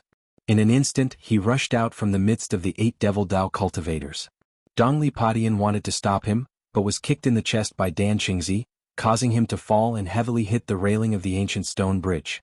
If it wasn't for the railing of the ancient stone bridge, Dongli Padian would have fallen into the abyss of immortals and demons below the ancient stone bridge. Even so, Dan Qingzi's kick made him spit out a mouthful of blood, and his expression was extremely weary. The abyss of immortals and demons was an evil place. On the side of the northern devil domain, the vast and mighty devil chi under the ancient stone bridge formed a pitch-black sea of devil chi. The mysterious power suppressed the cultivation of the peerless experts of the void-controlling realm. It seemed that all the power released by the cultivators was suppressed. Dao techniques, divine abilities, martial techniques, as long as it was an attack in the form of power release, it would all be rendered ineffective. No divine abilities or magical arts could be used on the ancient stone bridge. All the cultivators on the ancient stone bridge could only fight in close combat like ordinary people. For a martial artist, this was definitely a great advantage. Whether it was a cultivator or a devil Dao cultivator, their bodies were not as strong as a martial artist. Not being able to use magical arts or divine abilities was tantamount to cutting off their greatest reliance. However, a martial artist's greatest reliance was their well-tempered physical body. Bam! Gu Fei's palm slammed on the back of the Sky Devil saber, shaking it away. His right leg was like a divine whip, sweeping towards Chu Ji's waist. When he saw that Chu Gu couldn't use magical arts or divine abilities on the ancient stone bridge, Gu Fei immediately felt relieved and decisively counterattacked. Close combat was a martial artist's strength. Damn it! Chu Ji's knee struck Gu Fei's sweeping right leg. Gu Fei's right leg struck Gu Fei's knee. It was like 2 pieces of divine iron violently colliding, and the sound of metal colliding rang out. This was a collision of pure physical strength. Chu Ji's body had been transformed by the demonic god's blood from God Demon Island and had also become incomparably powerful. Gu Fei felt as if his right leg had struck an incomparably hard iron stone. The powerful recoil caused his right leg to go numb. Gu Fei decisively retreated. He was very surprised. Chu Ji's body was so strong that it didn't seem to be any weaker than his own. The power that erupted from Chu Ji's body seemed to be even stronger and more ferocious than his own. Just as Gu Fei was being forced back by Chu Gu, Minister Dan arrived. He took out an ancient sword from his magic treasure pouch, and with a chi sound he directly stabbed it towards Chu Ji's back. Magic treasures were ineffective. On the ancient stone bridge, only such an attack could injure the other party. Chu Gu spun the heavenly devil saber and flipped it towards Minister Dan's ancient sword. He wanted to use the sharpness of the heavenly devil saber to break Minister Dan's ancient sword. Minister Dan knew that the ancient sword in his hand wouldn't be able to block the heavenly devil saber, so he hastily retracted his sword. Then his body moved along with the sword, stabbing it towards Chu Ji's dantian. The dantian was incomparably important to cultivators and devil Dao cultivators. This was because it was where the Dao nascent and devil nascent resided. It was the source of power for cultivators and devil Dao cultivators. Chu Ji's devil nascent had long since been devoured by a nameless devil god descendant on God Demon Island. He had spent a great deal of effort to use his second primordial spirit to cultivate a devil nascent again, and he viewed it as more important than his own life. Seeing Minister Dan's sword stabbing towards his dantian, Chu Gu couldn't help being infuriated. At the same time, his hands sank and the heavenly devil saber slashed downwards, blocking Minister Dan's ancient sword. At the same time he punched towards Minister Dan's face. Chu Ji's physique was incomparably strong, and his fist energy was even more ferocious by Gu Fei.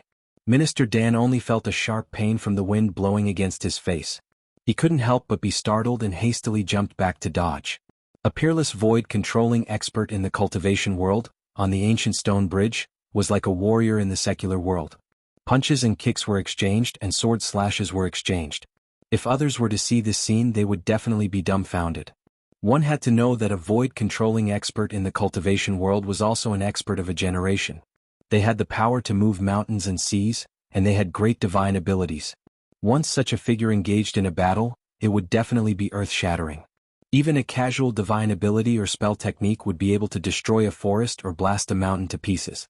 However, on the ancient stone bridge, even a void-controlling expert could only be like an ordinary person fighting in close combat. The abyss of immortals and devils was difficult for mortals and immortals.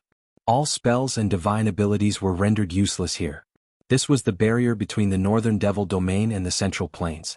Regardless of immortals or mortals, they could only cross the ancient stone bridge to travel between the northern devil domain and the central plains. Of course, if the Devil Dao cultivators of the extreme northern devil region wanted to enter the central plains, they didn't necessarily have to go through the abyss of immortals and demons. The extreme northern devil region's 9 great forces all had transmission arrays built in secret places in the central plains. They could directly teleport from their respective giant cities to the central plains. As for the major forces of the central plains, they also had hidden teleportation arrays on the barren land of the northern devil domain. They could also travel freely between the northern devil domain and the central plains without going through the abyss of immortals and devils. Chapter 320. Gu Fei and Dan Xingzi were fighting together on the ancient stone bridge of the abyss of immortals and demons, the first son of the demon lord, Chugo. Gu Fei's fists were constantly clashing with the sky demon saber, as ferocious as a ferocious beast. He had transferred the essence of the divine weapon in his body to his fists. His fists now possessed the characteristics of a divine weapon. The weapon refinement technique was extremely wondrous, as if it had been specially created for cultivators. Although all the power was suppressed within his body, the essence of the divine weapon in Gu Fei's body could still circulate as he wished. The only thing lacking was that the sword chi could not leave his body. My goodness! What kind of divine ability is this? You dare to face the sky demon saber head-on? Chugu was astonished that Gu Fei had used his fists to block the sky demon saber. Swish! Swish! Swish! Chugu slashed out 3 times. Although there was no saber light that shot out from the sky demon saber, it was still enough to force Gu Fei back. Umph! Gu Fei sneered, not replying. After stabilizing himself, he lowered his body and pushed off the ground with both feet, leaping into the air. Like a ferocious tiger descending a mountain, he pounced towards Chugu. Gu Fei had used a move that he had learned from a ferocious tiger when he was cultivating in the mountains. As he pounced, astral winds rose, displaying the might of a tiger king pouncing on its prey. You're courting death. Chugu blocked Dan Xingzi's sword move. With a loud shout, he raised his saber with both hands, exerting the strength of his body to the extreme. With all his strength he slashed down at the charging Gu Fei. The demonic and fiend god energy in Chu Ji's body surged violently. Although it could not leave his body and transform into a terrifying storm of energy, the full power of this strike was still astonishing. The blood-red blade of the sky demon saber emitted a blinding blood-red light, and the blood-red demonic runes looked as if they were coming to life. Although its power was suppressed and the blood-red saber did not emit any unparalleled saber aura, Chu Ji's attack still caused a blood-red light to spread from the sky demon saber. Just as the sky demon blade was about to strike Gu Fei's figure suddenly disappeared. The sky demon blade suddenly lost its target. Chugu was shocked. He discovered that Gu Fei was actually like a spirit snake, scuttling from the air to the ground in an instant. Sticking close to the ground, he scuttled towards him. Gu Fei's momentum was so fast that Chugu had no time to change his move. Then he felt his body tighten. Gu Fei had already scuttled behind him like a giant snake, coiling around him. Ha! Gu Fei shouted, and his aura suddenly changed. An incomparably fierce aura emanated from his body, and his whole person seemed to have become a violent giant bear. The 4 limbs that were wrapped around Chugu suddenly tightened. Tiger Pounce, Snake Move, and Bear Hug were the 3 killing moves that Gu Fei had learned from the beasts on Taishan Mountain when he was fighting them. Chugu, who was being hugged by Gu Fei in a bear hug, felt as if all the bones in his body were being crushed, and there was a series of crackling sounds coming from his body. Kill? At this time, Dan Xingzi roared and rushed forward with his sword. The ancient sword in his hand turned into a cold light, piercing straight between Chu Ji's eyebrows. At this time, Chugu could no longer maintain his composure. He felt the threat of death. Roar! Chugu struggled with all his might. His black hair danced wildly, all standing on end. A majestic power surged out from his body. He wanted to shake off Gu Fei, who was wrapped around him. A tyrannical power exploded from Chu Ji's body. Gu Fei's body trembled as if he had been struck by lightning. A trace of blood spilled from the corner of his mouth, but his hands and feet were still firmly wrapped around Chu Gu. Gu Fei's physical body was also extremely strong. Although his body had suffered a great impact, Chu Gu could not break free from Gu Fei's entanglement for a while. Pft. At this critical moment, pft, the ancient sword in Dan Qingzi's hand turned into a cold light, and suddenly pierced between Chu Ji's eyebrows. Ah! Chu Gu roared crazily, and a terrifying wave of energy exploded from his body. Gu Fei bore the brunt of it, and this time he could no longer endure. After spitting out a mouthful of blood, his body was also blown away by the huge force from Chu Ji's body. Chu Ji's appearance was extremely ferocious. His hair was disheveled, and there was an ancient sword in his forehead. He crazily brandished the heavenly devil blade, forcing Dan Qingzi away. Dan Qingzi's ancient sword was nailed to Chu Ji's forehead. That ancient sword didn't seem to be an ordinary object, as it could actually stab Chu Gu. If it was an ordinary cultivator, they would have died long ago. However, Chu Gu didn't die. The blood of the fiend god made him nearly immortal. To kill him, one needed to use special methods. Ah! Chu Ji's hair was a mess, and his eyes were flickering with an ominous light. His expression became extremely crazed. The ancient sword in his forehead was slowly forced out by him, and with a clang, it fell to the ground. All of you must die. Chu Gu roared crazily, a violent aura emanating from his body, as if a terrifying demon had awakened within him. Chu Gu seemed to have sunk into madness. Both Gu Fei and Dan Qingzi were shocked. They noticed that there wasn't a single drop of blood coming out from the sword in Chu Ji's forehead. Instead, the hole was healing at a visible rate. It wasn't just Gu Fei and Dan Qingzi. Even Dongli Padian and his junior brothers were frightened by this scene. The 8 demonic cultivators that Dan Qingzi had knocked to the ground couldn't be bothered with moaning in pain as they scrambled away. The heavily injured Dongli Padian also struggled to move his body away from the stone bridge. Let's go. At this time, Minister Dan could also see that something was wrong with Chu Gu. He rushed to Chu Ji's side, pulled him up, and rushed towards the central plains. At this time, Chu Ji's pupils emitted a heart-palpitating bloody light. The whites of his eyes had turned as black as ink, faintly suffused with demonic energy. These were the eyes of a demonic god, a sign that Chu Gu had sunk into a frenzied state of slaughter. Although the sword in his forehead hadn't killed Chu Gu, it had driven him into a state of madness. In his frenzy, Chu Gu only had one thought: kill, kill, kill. Any living thing that came his way would be slain by him. Roar! Chu Gu roared like a crazed demon as he chased after Dan Qingzi and Gu Fei with the Sky Devil saber in hand. On the stone bridge, the peerless Void Realm experts had lost their ability to fly and could only rely on their legs to run. Dongli Padian heaved a sigh of relief when he saw Chu Gu chasing after Gu Fei and Dan Qingzi. He seemed to know what had happened to Chu Gu. It had to be said that the immortal demon abyss was truly wide, and the stone bridge was truly long. Gu Fei and Dan Qingzi had been running on the bridge for half an hour, but the demonic energy was still surging beneath the bridge. There was still no end in sight. Behind them, Chu Gu carried the number 1 demonic saber under the heavens and roared like a wild beast. His body emitted a boundless baleful aura as he chased after them. After running for another 10 li, Gu Fei suddenly felt an incomparably comfortable immortal aura wash over him. Then he saw a bizarre scene. The rumbling, pitch-black demonic aura under the ancient stone bridge had disappeared. It was replaced by a white mist with an immortal aura and a faint glow. At the place where the demonic aura and the immortal aura intersected, a black line extended into the sky. Only now did Gu Fei understand why this bottomless abyss was called the Immortal Demon Abyss. It was a bizarre place where both demonic and immortal aura coexisted.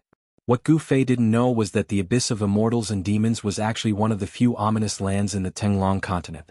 Countless experts had entered the abyss of immortals and demons in order to find out what secrets were hidden in the abyss that could actually allow demon chi and immortal chi to coexist in it. However, none of those who went down were able to come back up from the abyss of immortals and demons. Without exception, none of them returned. No one knew what dangers lay beneath the immortal demon abyss. No one knew what kind of misfortune would befall those who entered the abyss. Over time, the immortal demon abyss became a dangerous and ominous place that no one was willing to go down. Very quickly, Gu Fei and Dan Qingzi rushed from one side where the demonic energy surged to the side where the immortal aura lingered. The end of the stone bridge was still in sight. The power in his body was still forcefully suppressed within his body. He could not use any Dao techniques or divine abilities. They were still ineffective. The immortal chi below the ancient stone bridge was incomparably chaotic. It was difficult for him to use it. Oh no! Suddenly, Dan Qingzi's expression changed. Then Gu Fei saw a group of people approaching from the bridge. Because it was far away, he couldn't see how many people there were. "Martial uncle, what's going on?" Gu Fei asked. Although he spoke, he didn't slow down at all. He was still running as if he was flying, closely following behind Dan Qingzi. Dan Qingzi naturally knew what Gu Fei was asking. He replied, "Those are traveling merchants from the Central Plains to the Northern Devil region. I didn't expect to meet a traveling merchant group at this time." "What? They actually dare to do business with people from the Devil Dao?" Gu Fei was taken aback when he heard this. Merchants chase after money. As long as there's money to be made, there's nothing they wouldn't dare to do. Dan Qingzi said disapprovingly. He seemed to understand merchants very well. Although their strength was suppressed by the mysterious power within their body, their running speed was still as fast as lightning. In just a short while, Gu Fei and Dan Qingzi were already close to the traveling merchant group.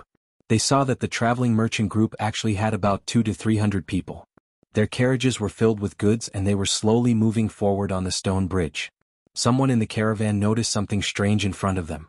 A middle-aged man riding a tall horse waved his hand, and the caravan stopped. The middle-aged man was about to shout, but he didn't expect that the people in front of him didn't have any intention of stopping. "Oh, who? Who?" Two sounds were heard. Two silhouettes rushed past the middle-aged man, bringing with them a strong wind that caused his face to feel a faint pain. The middle-aged man was shocked. He was about to curse, but he swallowed it back into his stomach. He didn't dare to offend such an expert. Just at this time, a beast-like roar resounded in front of them.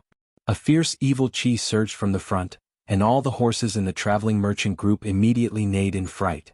Before the middle-aged man who was clearing the path in front of the caravan could see what was happening, he saw a blood-red light infinitely magnifying in his eyes. His last consciousness was forever stuck on that blood-red light that had suddenly appeared. The middle-aged man and his horse were split into two halves. The horse's corpse and the man's corpse flew to the sides and fell into the abyss of immortals and demons. In an instant, they disappeared under the ancient stone bridge that was covered in white mist. A frightening demonic shadow rushed out from the exploding blood-red rain. It was like a crazy demon, and it roared as it pounced into the crowd. In an instant, blood and flesh flew everywhere, and miserable screams and wails filled the air. The crowd was in chaos, and the merchants and guards fled in panic. There were even some people who fell off the ancient stone bridge in the midst of the chaos, and their miserable screams echoed in the air. Chu Gu, who had fallen into a state of madness, only knew how to kill. He brandished the demonic blade, and as if he was chopping vegetables, he harvested the lives of these unlucky people. The people who were cut by him were quickly devoured by the demonic blade, and even their souls were absorbed into the blade, becoming nourishment for the demonic blade. Just as Chu Gu was slaughtering the merchants and guards in front of him to his heart's content, a figure suddenly approached Chu Gu. Bang! A fist fiercely landed on Chu Ji's head. The strength of the fist was as heavy as 1,000 caddies, and Chu Gu staggered a few steps to the side. "Quickly run!" After Gu Fei's fist had forced Chu Gu back, he shouted at the merchants who were fleeing in all directions. "Ha!" Chu Gu shook his head, and a pair of blood-red eyes emitted an evil bloody light. He fiercely stared at Gu Fei, and then roared as he rushed towards Gu Fei. Shwa! The demonic blade quickly moved in the air, and turned into a bloody light, sweeping towards Gu Fei's waist, wanting to cut Gu Fei into two pieces. Gu Fei decisively retreated, avoiding the demonic blade's slash, and turned around to escape. He successfully attracted Chu Ji's attention, and Chu Gu roared and waved the demonic blade, chasing after Gu Fei. Both of them ran at an incomparably fast speed, and in a short while they rushed past the merchant caravan, and quickly disappeared into the distance. At this time the merchants and guards still did not know what had happened. Everyone was stunned, and for no reason, a terrible disaster had befallen them. The 200 to 300 people in the caravan were scattered, and some of them were directly knocked off the ancient stone bridge by Chu Gu, and fell into the abyss of immortals and demons. In the blink of an eye the caravan had lost dozens of people. Fighting with Chu Gu, who had fallen into a state of madness, was full of uncertainties, especially on the ancient stone bridge of the abyss of immortals and demons. If they fell into the abyss of immortals and demons they would die, but if they rushed to the other side the situation would be different. Therefore Gu Fei and Dan Qingzi rushed forward with all their might. Like this they ran on the ancient stone bridge for half an hour. At this time, a large piece of land was reflected in Gu Fei's eyes. Chapter 321. Northern Wei was one of the three great empires in the Central Plains. It was a super empire that dominated thousands of miles of land in the north. Northern Wei and the Northern Demon region were neighbors, separated only by the abyss of immortals and demons. The abyss of immortals and demons was extremely difficult to deal with. Here, all divine abilities and Dao techniques would be rendered useless. Immortal Qi and demonic Qi coexisted, but they were clearly separated, forming a rare sight in the abyss of immortals and demons. The Northern Mountain Pass was built in front of the ancient stone bridge in the abyss of immortals and demons. Anyone who entered the Northern Demon region from Northern Wei would be strictly interrogated. In fact, other than cultivators and merchants, very few people passed through the Northern Mountain Pass and stepped onto the ancient stone bridge to enter the Northern Demon region. Other than the 9 great cities and the Lost Forest, the Northern Demon region was a barren wasteland covered in frost. It could be said that there was a shortage of resources. In order to make a huge profit, some large merchant groups or merchants would form caravans to enter the Northern Demon region from time to time. Although entering the extreme North Devil region was very risky, under the stimulation of high profits, taking a risk was also worth it. The Northern Mountain Pass was guarded by the Northern Wei elite soldiers. Of course, the soldiers of the mortal world, even if they were elites, would not be able to resist the demonic cultivators from the Northern Demon region. However, it was rumored that the Northern Mountain City 30 miles behind the Northern Mountain Pass was guarded by a peerless demonic cultivator. Gu Fei and Dan Qingzi rushed all the way from the ancient stone bridge. Behind them, Chu Gu, who had fallen into a state of madness, chased after them with the Sky Devil blade in hand. One in front, one behind, the two of them were as fast as lightning.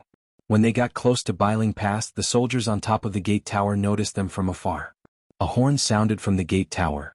Groups of armored soldiers armed with spears rushed out from all over Bailing Pass. A group of archers lined up on top of the gate tower, knocked their arrows and aimed at Gu Fei, Dan Qingzi, and the crazed Chu Gu who were rushing over from the ancient stone bridge. Halt! Otherwise you will be killed without mercy. A mighty middle-aged man clad in battle armor, who looked like a general, stood on top of the city gate tower and shouted loudly. This man was full of energy and his voice traveled far. "Martial uncle, what should we do?" Gu Fei asked Minister Dan with a frown when he saw the incomparably nervous soldiers on the city walls. Gu Fei and Dan Qingzi did not stop and continued to rush forward. "Let's charge straight through," Minister Dan said. He completely disregarded the threat of the general on the city tower and continued to rush towards the city gate. The Northern Mountain Pass stood beside the abyss of immortals and demons, and the ancient stone bridge faced the city gates of the Northern Mountain Pass. If Gu Fei and Minister Dan wanted to pass through, they would have to break through the tightly shut city gates or directly cross the city tower. In the blink of an eye, Gu Fei and Minister Dan had rushed forward another 100 feet. Seeing that Gu Fei and Minister Dan didn't stop, the general on the city gate tower couldn't help panicking a little. One had to know that the people who came over from the extreme Northern Devil region were all dangerous characters. Fire! Fire! Shoot them to death. This general in charge of guarding the Northern Mountain Pass had the power of life and death. Once he felt that something was wrong, he could order the people from the extreme Northern Devil region to be shot to death. Chi! Chi! Chi! Chi! Chi! Countless arrows suddenly shot out from the city gate tower towards Minister Dan, Gu Fei, and Chu Gu who was hot on their heels. Something's wrong. Gu Fei could see that the arrows that were shot at them from the city gate tower were not ordinary arrowheads. He noticed that the arrowhead of each arrow was glowing with a blue light. "Don't touch those arrows directly," Minister Dan reminded. The arrows whistled through the air, and Minister Dan and Gu Fei bore the brunt of the attack. They did not touch the flying arrows, but used their movement skills to constantly dodge. Gu Fei used the 8 desolation steps and like a phantom he dodged the densely packed arrows. The flying arrows brushed past his body, but not a single arrow hit him. Boom! Boom! Boom! A series of explosions came from behind Gu Fei and Minister Dan. Chu Gu roared in anger. His mind had already sunk into madness, and he did not dodge the flying arrows at all. The Sky Devil blade swept towards the flying arrows in front of him. However, as soon as the Sky Devil blade touched the flying arrows exploded. The powerful force produced by the exploding flying arrows caused Chu Ji's speed to immediately slow down. At this time, Gu Fei and Minister Dan had already rushed to the city gate tower. However, the heavy city gate was already tightly shut, and countless flying arrows shot down from above. Whatever the flying arrows touched, they exploded. For a moment, the sound of a huge explosion resounded from below the city gate tower. The moment Gu Fei rushed out from the ancient stone bridge, a boom! 5-colored 5-elemental chi immediately shot out from his body, and all the flying arrows that were shooting towards him were blocked by the 5-elemental chi. The exploding flying arrows released a powerful force, but it could not shake his protective chi. In an instant, Minister Dan had also recovered the supernatural power of the void-controlling realm. A terrifying wave of supernatural power surged out from his body, and the power he emitted was like a mountain, making people have the urge to look up to him. Go! Minister Dan shouted and directly wrapped Gu Fei with his supernatural power, and shot up into the sky, wanting to fly over the city gate tower. The general on the city gate tower was almost scared to death, and he stared at the scene with his mouth agape. Under Minister Dan's power, the other soldiers were also extremely shocked and terrified. God! God! God! The general muttered to himself, and suddenly collapsed on the city gate tower. What have I done? How dare I order an attack on a god? The soldiers guarding the northern mountain pass were all mortals, so how could they have seen such an untraceable flying technique of the god of immortals? Just as Minister Dan was about to fly over the northern mountain pass with Gu Fei, an earth-shattering roar suddenly came from below the northern mountain pass. Then the soldiers on the city gate tower saw a terrifying blood-red light soar up thousands of feet, and it slashed at the god in the sky. The blood-red light filled the sky, and an extremely terrifying and powerful aura spread out, causing the soldiers on the city gate tower to almost have a mental breakdown. Everyone felt a shiver from the depths of their souls, and some even wet their pants in fear. The blood-red light came at a very fast speed, and in just an instant, it had slashed behind Minister Dan and Gu Fei. After escaping from the suppression of the ancient stone bridge, the power of the Sky Demon Blade had also recovered. Damn it! Minister Dan pushed Gu Fei and the two of them instantly flew to the sides. The 1,000-foot-long sword ray brushed past them, and they barely avoided the terrifying attack. The sword ray shot up into the sky, and no one knew how far it had gone before it gradually weakened and dissipated into the void. However, a murderous aura still enveloped the entire northern mountain pass. Ah! Gu Fei screamed as he fell from the sky. He could not fly yet, and he did not want anyone to know about his secret of having an inner dimension. Therefore he did not use his spatial energy to reduce the speed of his fall. Bang! Gu Fei landed heavily on the roof of a house below, and with a loud bang, he smashed a large hole in the roof and fell into the house. A few soldiers who were hiding in the house rushed out of the house, and cursed as they fled in all directions, looking for another place to hide. Gu Fei rushed out of the house and was just in time to witness the shocking scene. Boom! With a loud bang, the entire gate tower exploded, and the soldiers on top of the gate tower were instantly turned into a bloody mist by the terrifying force. They did not even have the chance to scream before they were killed in an instant. A terrifying demonic shadow rushed into the pass from the exploded gate tower, and the entire northern mountain pass was immediately filled with a monstrous demonic aura. The heavens and the earth were plunged into darkness, and it was as if night had fallen in an instant. At this moment, everyone within a radius of 10 miles felt a boundless and terrifying aura. Everyone looked towards the direction of northern mountain pass in unison, and they saw a monstrous demonic aura surging violently at the location of northern mountain pass. The terrifying aura was coming from there. A few figures immediately rushed out from northern mountain city, which was 30 miles away. Some even soared into the sky and flew towards northern mountain pass. The unusual movements at northern mountain pass had alerted the powerhouses who were stationed in northern mountain city. The terrifying figure shrouded in demonic aura had 2 spots of blood-red light coldly scanning in all directions. Then a blood-red blade gleam appeared, and the blood-red light soared thousands of feet into the sky, slashing towards a golden figure in the sky. The mystical demonic aura rushed out of Chu Ji's body like a burning black demonic flame, and his blood-red eyes emitted an extremely crazy divine light. Chu Ji's expression was extremely ferocious, and he looked like a ferocious demon that had rushed out from hell. The target of the blood-colored saber light was Minister Dan. Even though Chu Gu was in a frenzy, he could sense a powerful aura from Minister Dan. Subconsciously, Minister Dan became Chu Ji's target to kill. Swoosh! Minister Dan was like a golden shadow, and he suddenly transformed into a dozen illusory figures. He dodged the slash of the heavenly demon blade's 1,000-foot blade gleam, and charged towards Chu Gu. Rumble! The blood-red blade gleam struck the ground, and the 1,000-foot blade gleam directly split northern mountain pass into 2. Houses continued to collapse, and dust rose high into the sky. The soldiers in Northern Mountain Pass cried and screamed as they fled in all directions. It was a chaotic scene. At this moment, everyone had broken down. They only had one thought in mind, and that was to escape from Northern Mountain Pass. Gu Fei knew that a battle of this scale was not something he could intervene in. Moreover, if Minister Dan wanted to retreat, Chu Gu, who had fallen into a state of madness, would not be able to stop him.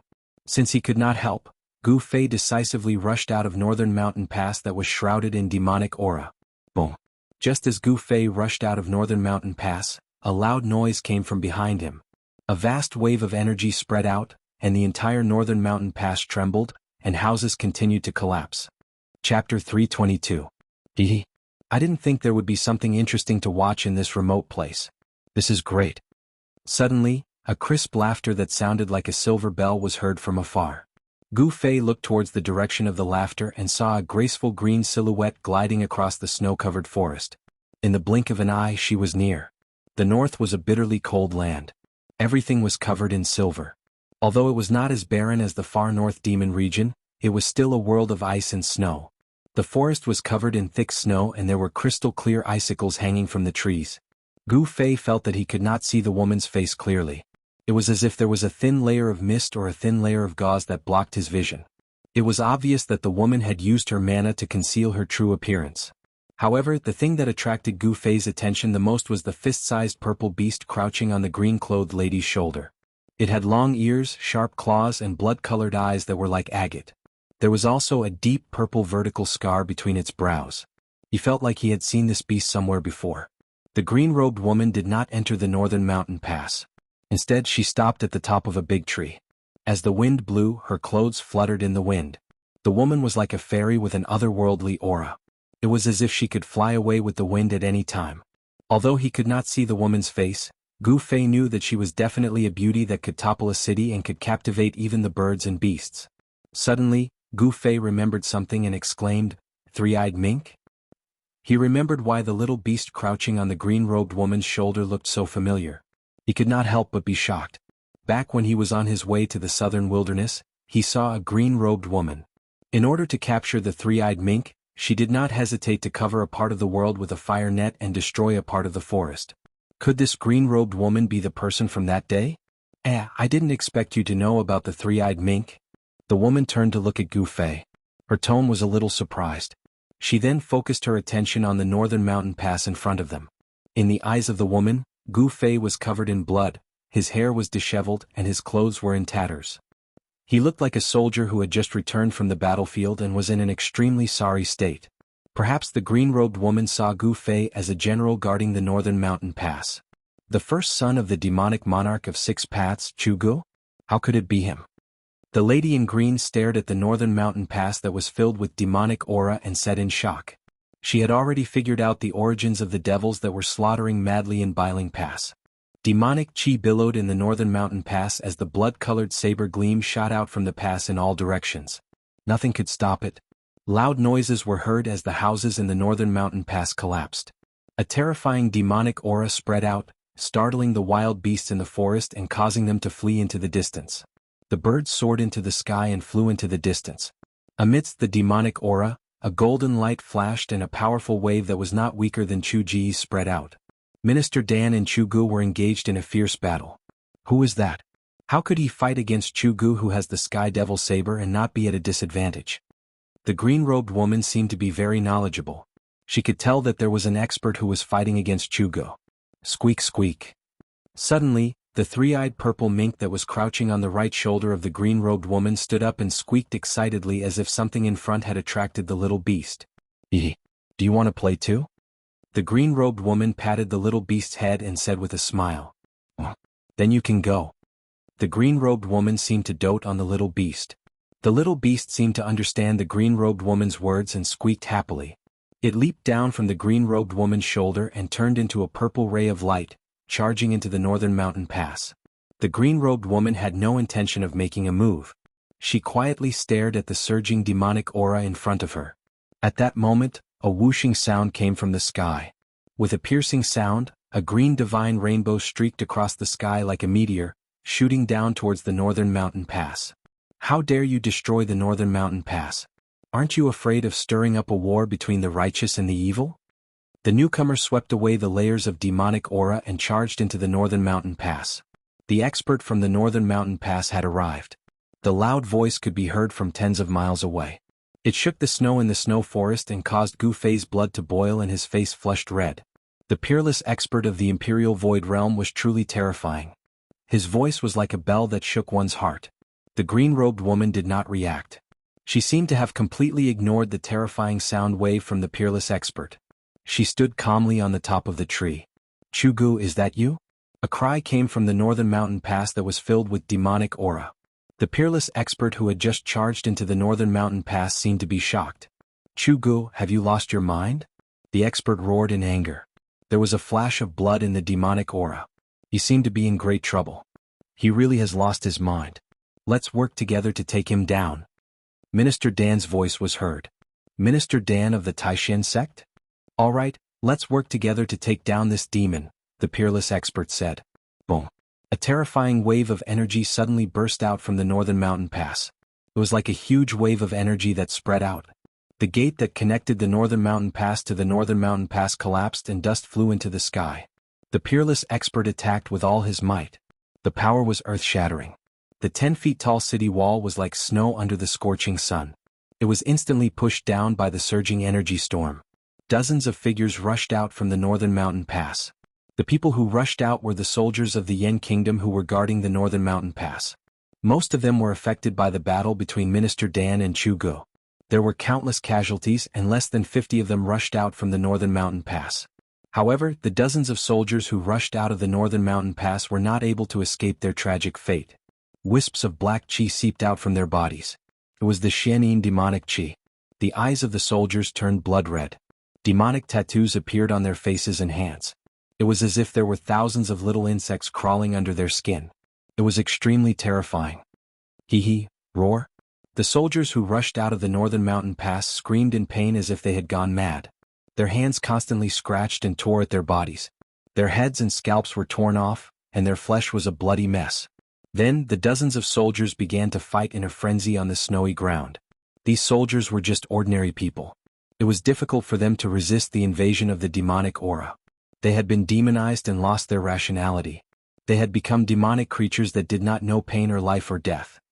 Ashes to ashes, dust to dust. Rest in peace. The green-robed girl flicked her hands and dozens of sparks flew out from her hands. They crossed a distance of hundreds of feet and accurately hit the bodies of the dozens of demonic soldiers. Boom. Almost at the same time, the dozens of soldiers were engulfed in flames. In the blink of an eye, the dozens of soldiers were turned into ashes. Gu Fei looked at the scene in shock. He was extremely shocked. What kind of fire was this? It was so domineering that it burned a person into ashes in an instant. Swoosh. Swoosh. Swoosh. Just as the green-robed girl killed the dozens of demonic soldiers, 5 or 6 figures rushed over from the main road to Northern Mountain City. A powerful aura immediately spread over. Gu Fei felt that none of these people's cultivation was lower than his. Where did so many masters come from? Gu Fei could not help but be shocked. He did not know that Northern Mountain City guarded the main road from the northern demonic region to the Central Plains. There were often masters standing guard in the city to deal with sudden incidents. Northern Mountain Pass and Northern Mountain City were the first checkpoints from the northern demonic region to the Central Plains. Not only did the Northern Yen Empire pay attention to them, but the cultivation world also paid close attention to them. Not only did they have to guard against demonic creatures from the northern demonic region, they also had to prevent large numbers of demonic cultivators from the northern demonic region from entering the Central Plains. The Northern Mountain City was filled with spies from various righteous forces. If anything happened at Northern Mountain Pass, the entire cultivation world would know immediately. The 5 or 6 figures that rushed over from the main road stopped in the distance. Everyone stared in shock at Northern Mountain Pass that was shrouded in demonic aura. No one dared to move forward. The battle within Northern Mountain Pass was no longer something they could interfere with. People continued to rush over from the main road. Soon, more than 10 people gathered in the snow forest. None of these people were weak. They were at least in the transcending mortality stage. Gu Fei felt that some of them had even reached the 8th or 9th heaven of the transcending mortality stage. These people were definitely the strongest among the transcending mortality stage cultivators. With Gu Fei's current strength, he could fight against a cultivator at the 7th heaven of the transcending mortality stage. If he encountered a cultivator at the 7th or 8th heaven of the transcending mortality stage, he would have to retreat. The cultivators from Northern Mountain City also noticed Gu Fei and the green-robed lady standing on top of the tree. However, no one went forward to speak to Gu Fei and the green-robed lady. Everyone's attention was attracted by the overwhelming demonic aura in front of them. It's the three-eyed divine mink. It's an evolved spiritual beast. Suddenly, an exclamation came from Northern Mountain Pass. Then, a purple figure rushed out from the demonic aura. Where do you think you're going? A loud shout came from the demonic aura. A giant green hand broke through the layers of demonic aura and grabbed at the purple figure. Umph. The green-robed lady scoffed and disappeared from the top of the tree. In the next moment, she reappeared hundreds of feet away. The purple figure that rushed out from the demonic aura landed on her shoulder. Then, the green-robed lady stretched out her right hand and pushed forward. Boom. A loud sound was heard. The giant green hand instantly collapsed. A terrifying energy wave swept out and swept up the thick snow on the ground. Snowflakes danced in the air. The green-robed lady calmly retreated. It was not that she was no match for the attack, but that she retreated on her own accord. Chapter 323. The Northern Mountain Pass was now in ruins. 3 peerless cultivators of the Empyrean realm were fighting with their lives on the line. The terrifying energy ripples from their battle shook heaven and earth. The overwhelming demonic chi enveloped the world, and the extremely cruel and evil demonic chi made people tremble with fear. Aside from the mysterious green-robed lady who fought against the peerless cultivator from the Northern Mountain Pass, no one else could see what was going on in the Northern Mountain Pass. Chu Gu, who had fallen into a state of madness, seemed to have turned into a terrifying demon. He slashed at the 2 peerless cultivators with his saber. Thousands of feet-long saber rays shot out from the demonic aura from time to time. The saber aura from the heavenly demon saber was extremely terrifying. Everywhere the saber ray passed through, not only did it devour all the spiritual chi in the surroundings, but it also severed all vitality, causing the trees to wither. The cultivators who were watching the battle from hundreds of feet away were forced to retreat. Only the mysterious green-robed lady seemed unafraid of the saber aura from the heavenly demon saber. She stood at the top of the tree and watched the battle unfold before her. The three-eyed divine mink crouched on the lady's right shoulder. If it were not for the lady's timely intervention, the little beast would have been captured by the peerless cultivator. A demon? Gu Fei was shocked that the peerless cultivator had called out the mysterious woman's identity. Moreover, the mysterious woman did not deny it. The other cultivators who rushed over from the Northern Mountain Pass were also shocked when they heard the peerless cultivator's words. After all, the lady in green was in the form of a human. If she was truly a demon, then she was a demon that could shapeshift. A demon that could shapeshift would have a terrifying cultivation base. She would at least be at the Empyrean realm of the human race. Furthermore, due to the innate advantage of the demon race, they were usually much more powerful than human cultivators of the same level. The mysterious green-robed lady definitely had the strength to intervene in the battle. However, she had no intention of doing so. It was as if she was purely watching the show and had nothing to do with it. Gu Fei found it difficult to defend against the terrifying energy waves that were constantly spilling out from the front.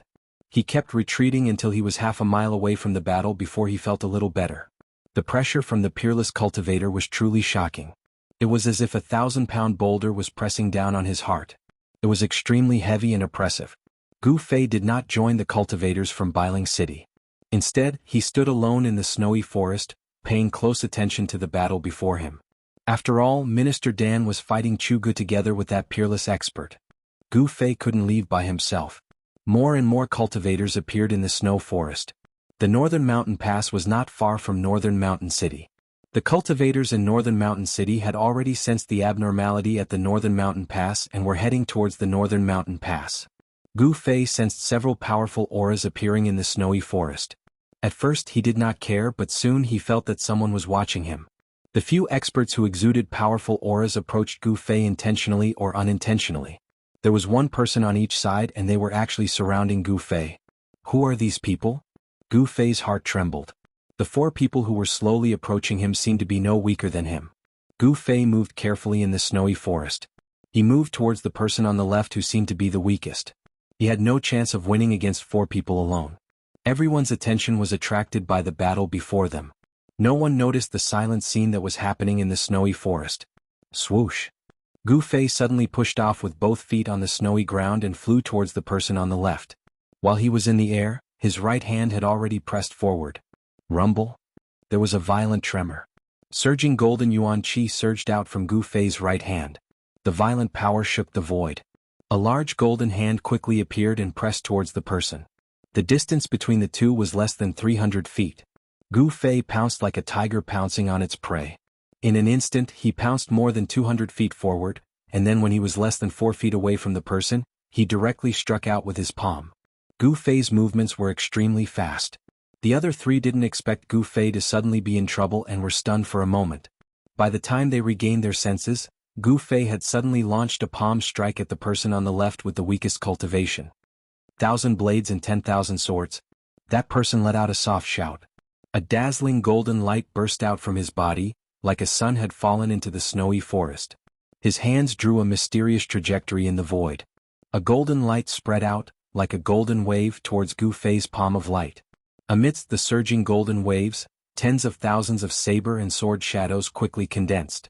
Like tens of thousands of saber and sword shadows, they fiercely slashed out. Boom! With a loud bang, the endless golden swords and sabers collided with the palm of light. The aftershock spread in all directions, and the trees near the two of them were directly shattered into splinters that flew all over the sky. The thick snow on the ground was rolled up by the mighty waves of air, revealing the soil under the snow. 5 elements magical power. You are from the Beitang clan. Gu Fei recognized the terrifying magical power of this person at a glance. He did not retreat, instead he strode forward. He sent out another palm strike, and the man was pushed back by the violent force of the palm strike. His mask was wet, and it was obvious that he had suffered internal injuries. These 4 masters did not show their true faces. Their faces were covered with black scarves. Gu Fei could already see that among these 4 people, there was a graceful young woman dressed in white. Just as Gu Fei was about to charge out of the encirclement after forcing that person back with an absolute advantage, the masked woman moved.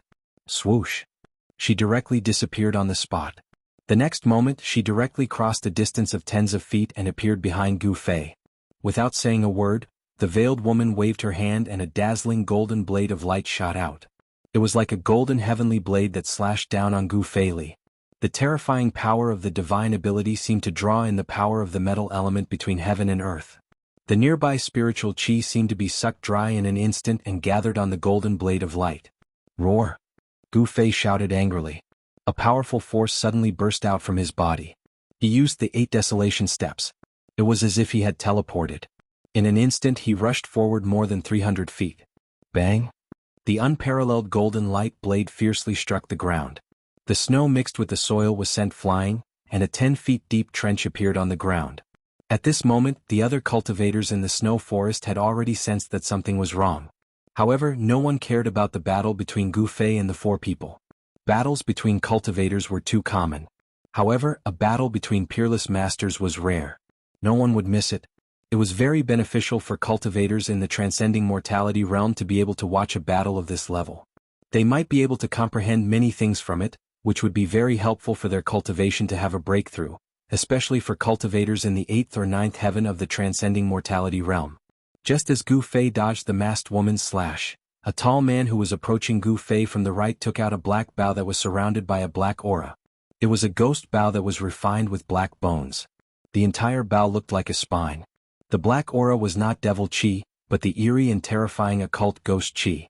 The tall man in black pulled the bowstring of the black bone ghost bow in his hand.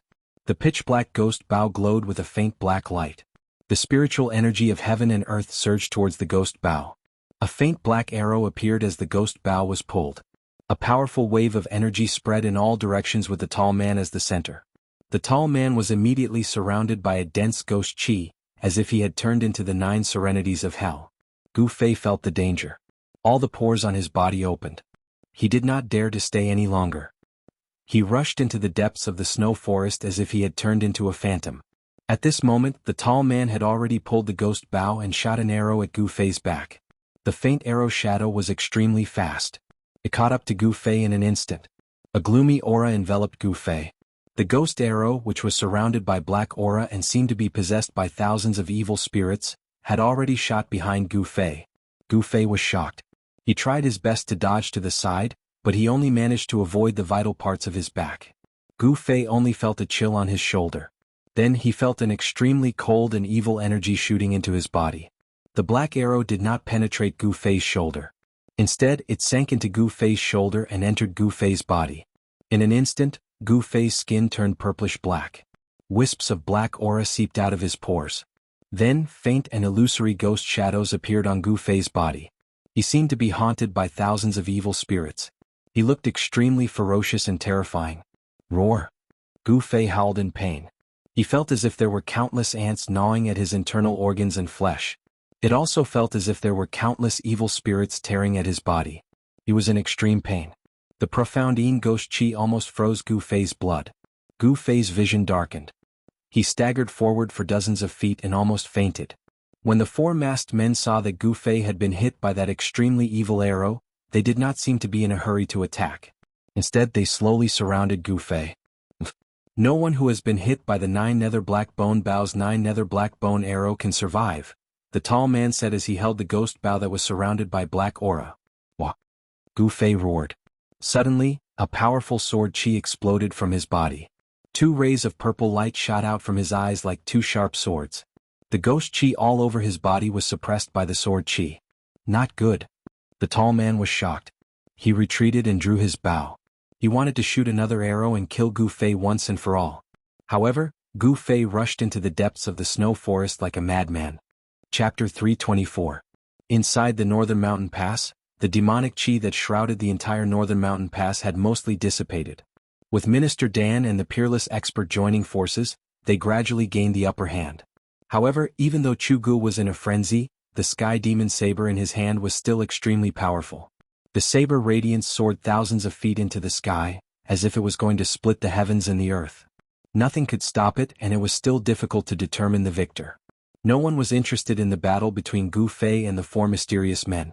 Compared to the battle between the peerless experts, Gu Fei's battle was child's play. No one interfered with the battle between Gu Fei and the 4 mysterious men. Gu Fei was hit by the arrow shot by the tall man with the demonic bow. The ghostly arrow sank into Gu Fei's body, as if countless evil spirits had followed the arrow and rushed into Gu Fei's body. It made Gu Fei feel as if thousands of evil spirits were chewing on his flesh and blood, destroying his consciousness. The pain almost made Gu Fei faint. However, he gritted his teeth and endured it. He could not faint. If he did, the 4 people behind him would definitely catch up to him and his life would be in danger. At the crucial moment, the mysterious essence of the divine weapon that Gu Fei had refined into his chi and blood seemed to be stimulated by the Xian Yin ghost chi that rushed into Gu Fei's body. It automatically released a powerful sword chi that protected Gu Fei's organs and consciousness, allowing him to temporarily stay awake. Gu Fei unleashed the extreme 8 steps with all his might and rushed forward in the snow forest. He had no idea where he was going, nor did he know how long he had been running in the snow forest. He no longer cared about anything in the outside world. There was only one thought in his mind, and that was not to die. If he died, there would be nothing left. As long as he did not die, anything could live. The sun gradually set in the west. Gu Fei ran for his life in the snow forest for 6 to 10 hours, from noon to dusk, and from dusk until the stars appeared in the sky. 8-step extreme. Among the cultivators of the same level, there was absolutely no one who could match him. The 4 mysterious experts behind him were left far behind by Gu Fei. Under the erosion of the Xian Yin ghost chi, Gu Fei's consciousness gradually began to become drowsy. He did not even know that he had rushed into a jungle. Finally, when he was exhausted, he collapsed in a patch of grass. Preposterous.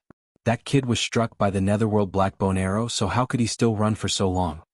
Within the snow forest, 4 figures were following the tracks that Gu Fei had left on the snow. They were moving at an incomparably fast speed on top of the thick snow. Boss Dongfang, your 9 nether black bone bow can't be an imitation, right? The 4 of them stopped under a big tree.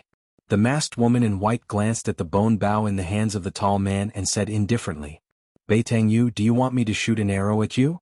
The tall man said unhappily. As he spoke, he actually pulled the string of the black bone bow in his hands. It was as if a ferocious spirit was vaguely roaring within it.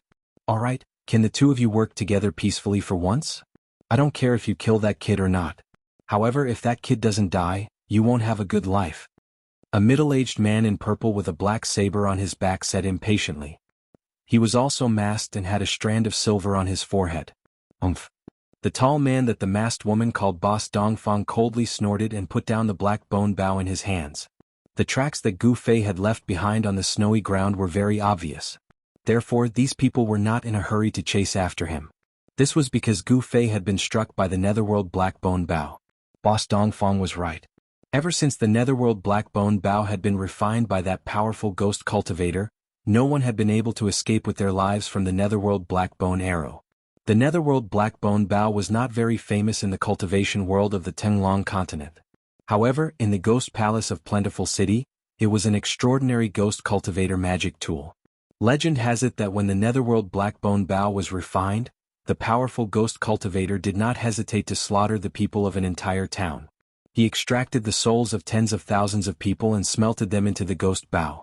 Network, the souls of those people were smelted into the ghost bow. Not only did they never come back to life, they were also used to slaughter living beings day and night. Over time, the resentment, baleful energy and death energy of the ghost bow gathered and became a murderous weapon. Only an expert at the 7th or 8th heaven of the transcending mortality realm could pull the bow and arrow.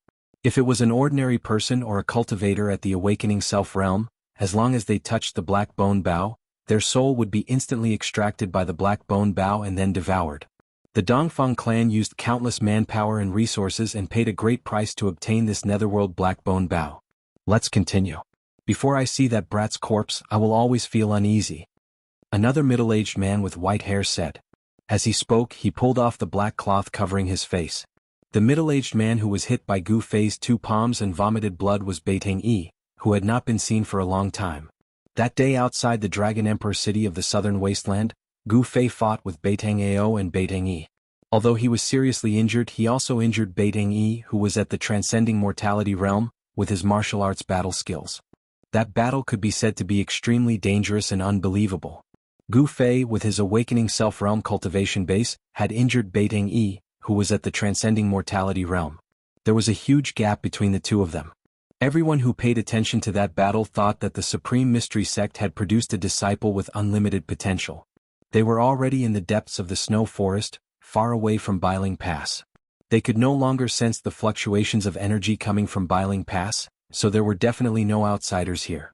The other 3 mysterious experts also pulled off the masks covering their faces. The tall Dongfang clan's eldest brother was a rugged man. Beitang Yu was a beautiful woman with a cold expression. She seemed to be around 27 or 28 years old. As for the middle-aged man with a black saber on his back and a strand of silver hair floating in front of his forehead, his appearance was not outstanding. His face was a bit pale, as if he had not seen the sun for a long time. Age didn't mean anything. In the cultivation world, the most unreliable thing was a cultivator's appearance. Often, a young man with white teeth and red lips was an old monster who had cultivated for hundreds of years. Obviously, the Beitang clan and the Dongfang clan already knew that not only did Gu Fei not die in the virtual sky world, but he had also come out. The 2 experts of the Beitang clan, the eldest brother, and the middle-aged man with the saber continued to follow the traces left by Gu Fei. After walking for hundreds of miles, they noticed that the ice and snow around them gradually decreased. Vegetation began to appear on the ground, and some large stones could be seen everywhere on the snowy ground. The forest became lush. After chasing for more than 100 miles, the shadows of the ice and snow could no longer be seen. Beitang Yu and the others entered a dense forest where ferocious beasts could be seen everywhere. What's going on? Dongfang clan's eldest brother and the others became cautious. Something's wrong. Beitang Yu glanced around, her cold face revealing a solemn expression. She faintly felt that there seemed to be something wrong in this forest. The 4 of them gradually slowed down, and the traces left by Gu Fei in the forest gradually decreased. If it weren't for the 9 nether black bone bow in Dongfang clan's eldest brother's hand, which could sense the mysterious Yin ghost aura in the air, they would have long lost the direction in which Gu Fei escaped. We're not going south. There shouldn't be a forest here. The middle-aged man with the saber said in a deep voice. Everyone was shocked when they heard that. That's right. They weren't going south. The area thousands of miles north of the northern Yan Empire was a world of ice and snow. It was impossible for a forest to appear. They seemed to have broken into a mysterious place. The weather here was pleasant, and there was no ice and snow. Birds and beasts could be seen everywhere in the forest. It seemed to be an oasis full of vitality. Beitang Yu and the others, however, couldn't feel happy. They had entered an unknown area, and they had no idea what unknown dangers there were. Do we still want to chase? The middle-aged man with the saber said. Entering a forest that shouldn't have appeared for no reason made him feel a little uneasy. Of course. If he's dead, I want to see his corpse. Beitangi said with a resolute tone, glancing at the middle-aged man with the saber. If they didn't take advantage of this great opportunity to kill Gu Fei, if Gu Fei didn't die, then their Beitang clan would be out of luck. Dongfang clan also had a reason to kill Gu Fei, so Dongfang clan's eldest brother also nodded. Only the higher-ups of Dongfang clan knew what happened in the virtual sky world. That brat must die. Dongfang clan's eldest brother was also one of the insiders. If you want to chase, I don't have any objections, but I can't accompany you. The middle-aged man with the saber suddenly said with a low chuckle. Dongfang clan's eldest brother and the others couldn't help but change their expressions. Dongfang clan's eldest brother said with a sullen expression, Old hey, what do you mean? I don't mean anything. If you want to kill that brat, it's your two clans' business. It's not worthwhile for me to offend the master of this place, the middle-aged man with the saber said coldly. The middle-aged man with the saber seemed to have realized something, but he was just an outsider. He wasn't stupid enough to take risks for Dongfang clan and Beitang clan. What? The master of this place? Dongfang clan's eldest brother and Beitang you couldn't help but be shocked. At this time, a crisp laughter came from the depths of the forest. In the dark night, it seemed so abrupt and everyone was shocked. He's right. If you're tactful, you should leave immediately.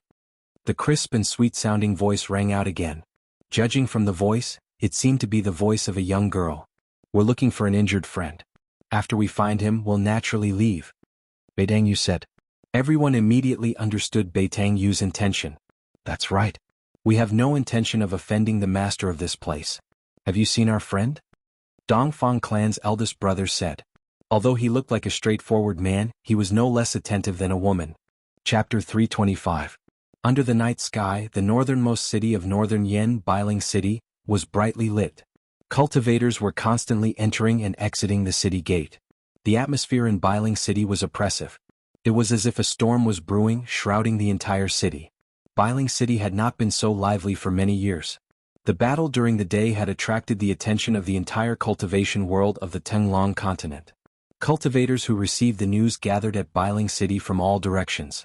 The news of a demon coming out from the far north demonic zone had not only killed all the guards at Bailing Pass, but also completely destroyed Bailing Pass.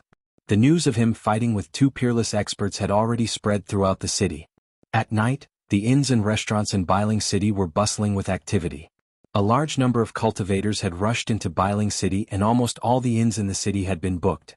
Some of the big sects and forces even spent a lot of money and booked the entire inn.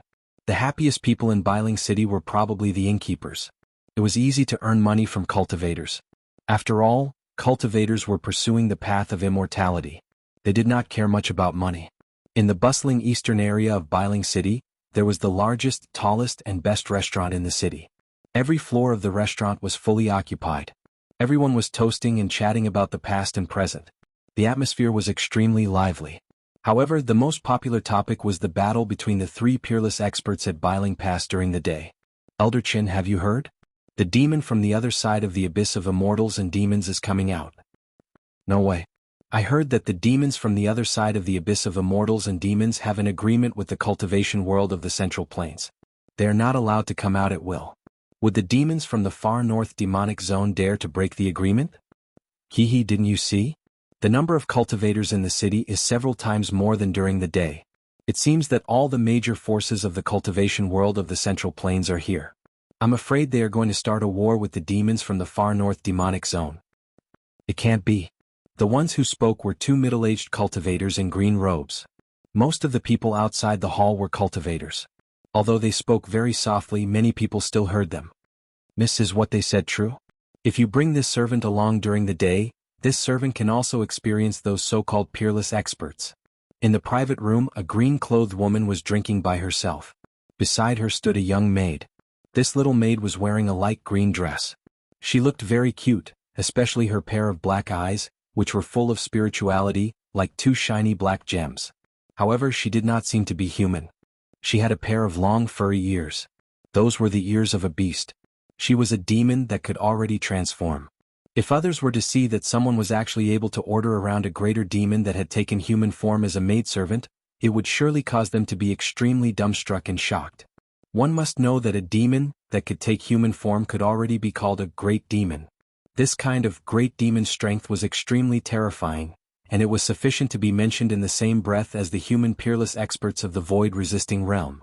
Cultivators of the royal void realm among the humans were peerless experts who could soar into the sky without the help of any external objects. They were people who stood at the pinnacle of the cultivation world's pyramid. If I were to bring you along, then the world would really be in chaos, the mysterious woman said. On her right shoulder was a fist-sized purple beast. It was the three-eyed sable. This three-eyed sable was currently holding a pigeon egg-sized fiery red crystal in its claws and chewing on it.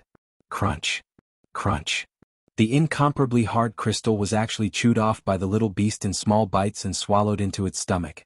In just a short while, the pigeon egg-sized fiery red crystal was more than half eaten by the little beast. Unfortunately, this servant came a bit too late. The little maid said with disappointment. It's not too late. Something seems to have happened to that demon Chugo. He has fallen into madness and fled into the depths of the snow forest. If you want to find someone to fight with, you should still be able to find him. The green-clothed woman said indifferently. Network? Really? Then I'm going. When the little maid heard this, her eyes immediately lit up. She seemed to be extremely excited. Then, the space distorted and the little maid disappeared from the private room.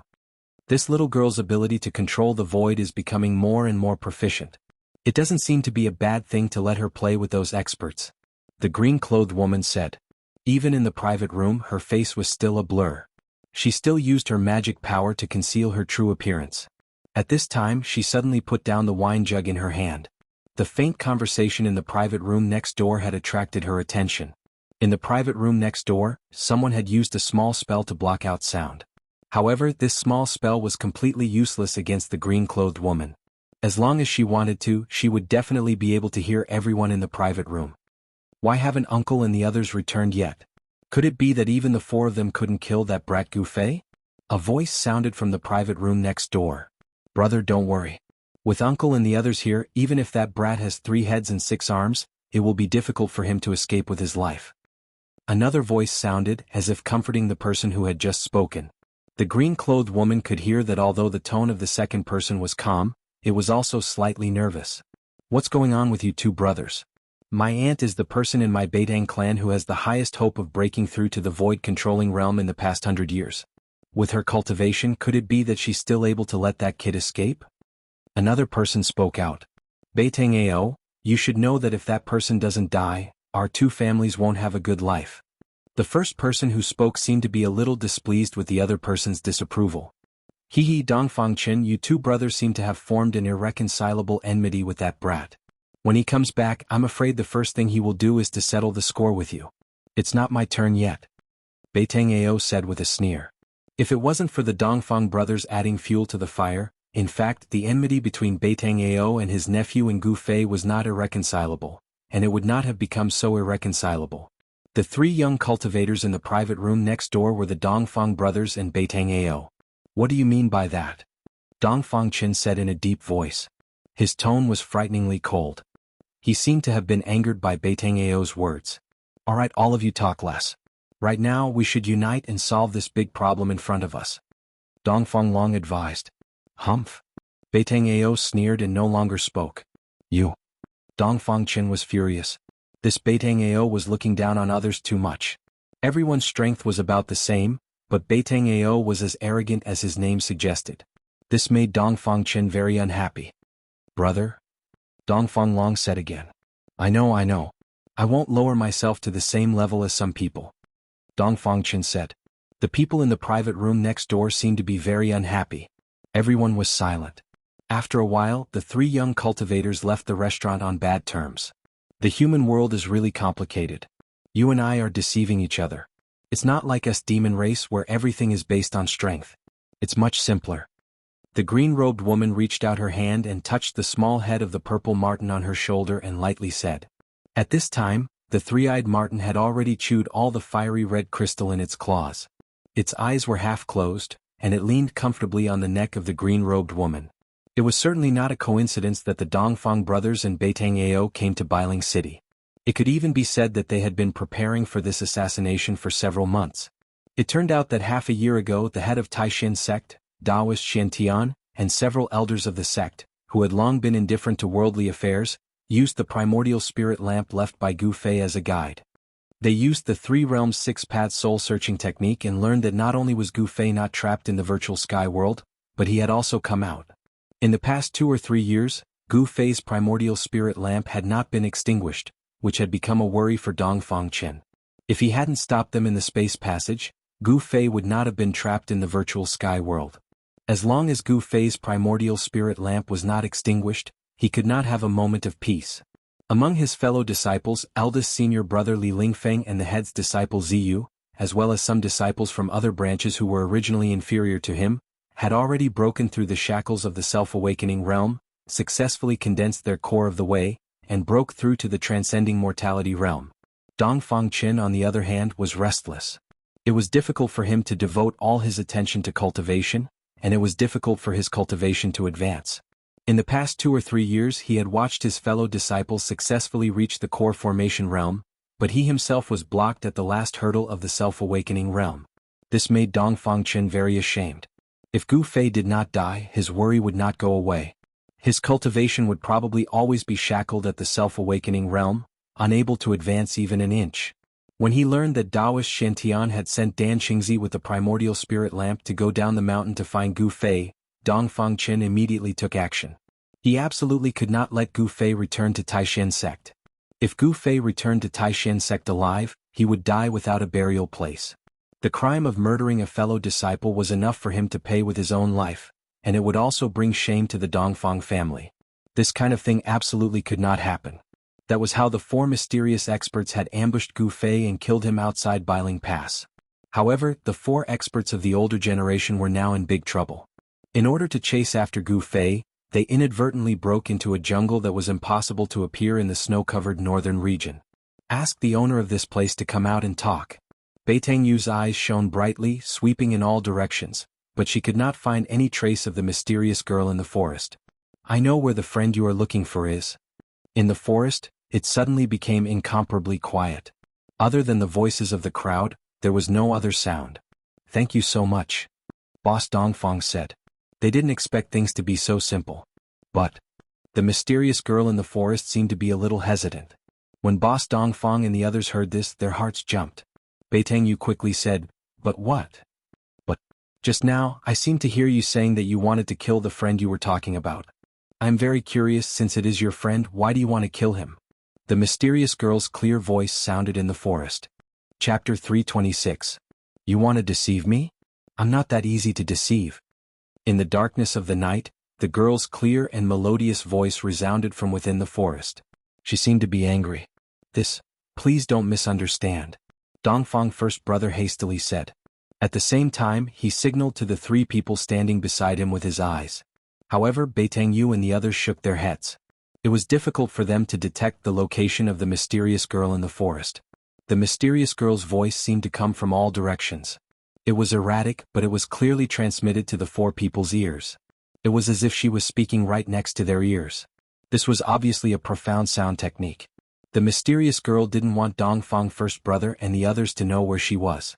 There was no doubt that she was secretly watching Beitang Yu and the others' every move. I didn't misunderstand. The bow in your hand is enough to explain everything, the girl said.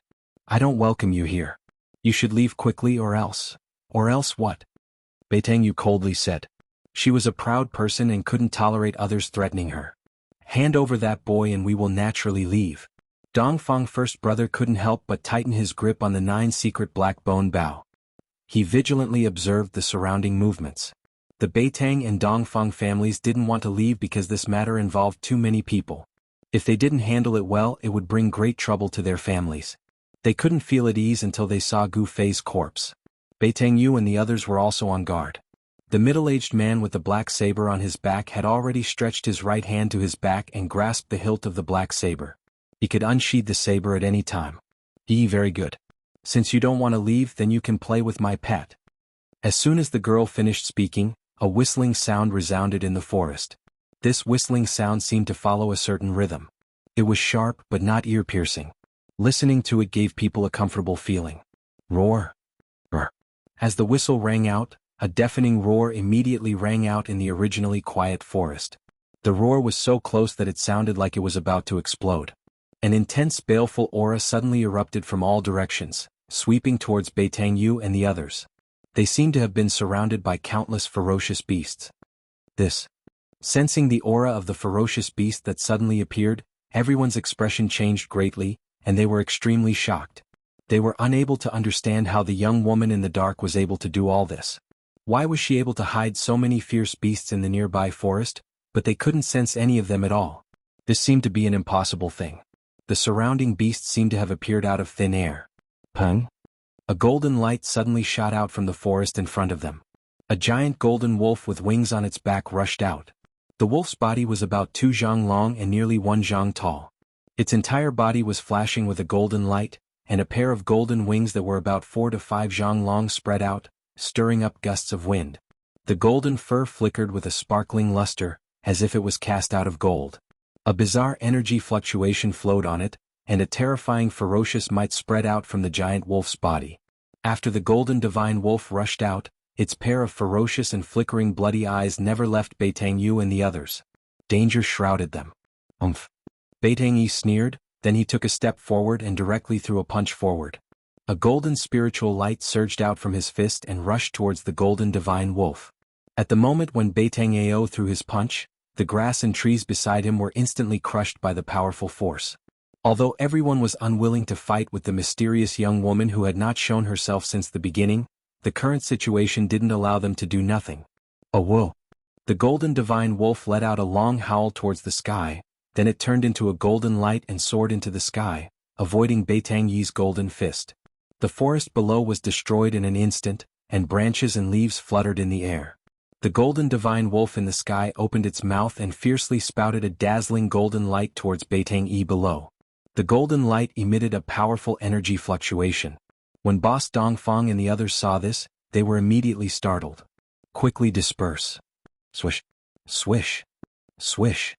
Boss Dongfang, Beitang, and the middle-aged man with a blade on his back simultaneously rushed to the side. Brr! Beitang roared in anger. He didn't dodge, instead he took a step forward and threw his fists upwards to meet the golden light that was bombarding down from the sky. Boundless energy fluctuations were emitted from Beitang's 2 fists. Using the 5 elemental divine ability, he aroused the power of the metal element among the 5 elements. The power of the metal element that was drifting in the world rapidly converged towards Beitang's fists. Beitang's fists seemed to have turned into 2 dazzling golden suns, illuminating the heaven and earth. The surrounding forest was unceasingly smashed by the mighty and terrifying energy. Boom! With a loud sound, a dazzling golden light burst out from the forest. The forest shook violently, and a wave of energy swept out from the center where the 2 terrifying energies collided. The powerful energy fluctuation wreaked havoc in the forest, and a large area of forest was instantly destroyed. Leaves fluttered in the air and wood chips filled the sky. Under the cover of the burst of golden light, Beitang and the others, who were a step ahead to dodge, saw the terrifying figures in the nearby forest. However, the nearby vicious beasts didn't seem to have any intention to attack them. The young woman in the dark was controlling the forest. This wasn't good. The initiative was completely in the hands of the mysterious young woman in the dark. Rumble? The ground under Beitang's feet shook violently. The soil cracked and collapsed downwards and a huge pit appeared in the forest. The golden divine wolf was blasted into the sky. Everyone be careful. Dongfang Big Brother shouted loudly. At the same time, a formidable magical power fluctuation gushed out from his body, and an ancient bronze battle armor appeared on his body. Hand over that person, I don't want to hurt you. Dongfang Big Brother shouted in a deep voice. He knew that the mysterious young woman in the dark was watching their every move. The feeling of being spied on in the dark was very bad. Boasting shamelessly, do you think that you can hurt me just because you have that ghastly big bow in your hand? The young woman's voice resounded again, and her words were filled with disdain. Whoa! At this time, a world-shaking wolf howl resounded from the sky. A terrifying energy fluctuation came down from the sky, shaking the heaven and earth. The golden divine wolf seemed to be an ominous beast of metal element, and it could manipulate the power of metal element. The huge divine wolf was emitting a dazzling golden light. The divine wolf turned into a golden rainbow and pounced towards Beitang who had just walked out of the big pit. Even Beitang Yu and the other experts were startled by its fiendish aura. This divine wolf wasn't simple. If it hadn't torn apart thousands of living beings, it wouldn't have been able to form such a fiendish aura. At this time, Dongfang Big Brother, who was standing on the top of the tree, pulled the 9-nether black bone bough in his hand. Black mist curled up around it, and endless profound ghost energy erupted from the black bone bough. As the 9-nether black bone bough was gradually pulled, the nearby spiritual energy began to crazily converge towards the 9-nether black bone bough, and it was quickly transformed into profound ghost energy. The spiritual energy here. At this time, everyone felt that the spiritual energy in this part of the forest seemed to be denser compared to other places. The spiritual energy converging towards the 9-nether black bone bough had condensed into a visible spiritual energy flow. A forest had appeared in the world of ice and snow in the north, and the nearby spiritual energy was so dense. Could it be that a spiritual vein was being nurtured under the ground here? Endless spiritual energy converged towards the 9-nether black bone bough, and was transformed into endless profound ghost energy. A black arrow condensed on the bowstring. Black mist lingered around Dongfang Big Brother's body, and it seemed as if there were thousands of ghosts and evil spirits faintly appearing. The ghostly shadows collided, and the entire 9-nether black bone bough emitted a jet-black radiance. The pitch-black bone body emitted a frightening fluctuation that caused one's heart to palpitate. At this time Beitang Yi's loud shout came from the side. The golden divine wolf had already descended from the sky like a golden meteor, and fiercely pounced towards Beitang Yi. Die! Beitang Yi threw a wild punch towards the golden divine wolf that was pouncing down from the sky. The wind was vast and mighty, and the golden radiance was like a wave that soared into the sky. The imposing manner was vigorous and unstoppable. The golden divine wolf that was pouncing down fiercely flapped its wings forward. Streaks of sharp golden radiance immediately shot out, and collided with Beitang Yi's vast fist energy with a loud rumble.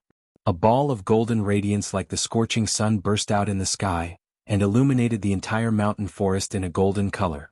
Beitang Yi's feet fiercely stomped on the ground, and at the same time he shattered the ground.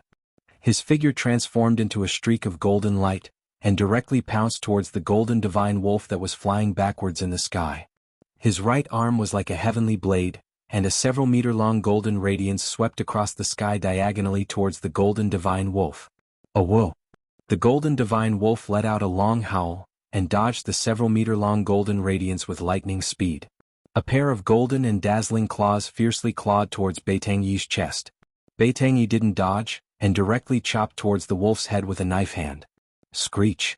The golden divine wolf's sharp claws instantly tore the clothes in front of Beitang Yi's chest to shreds, and Beitang Yi's knife hand also blasted on the wolf's head without any fuss, and actually emitted the sound of metal colliding.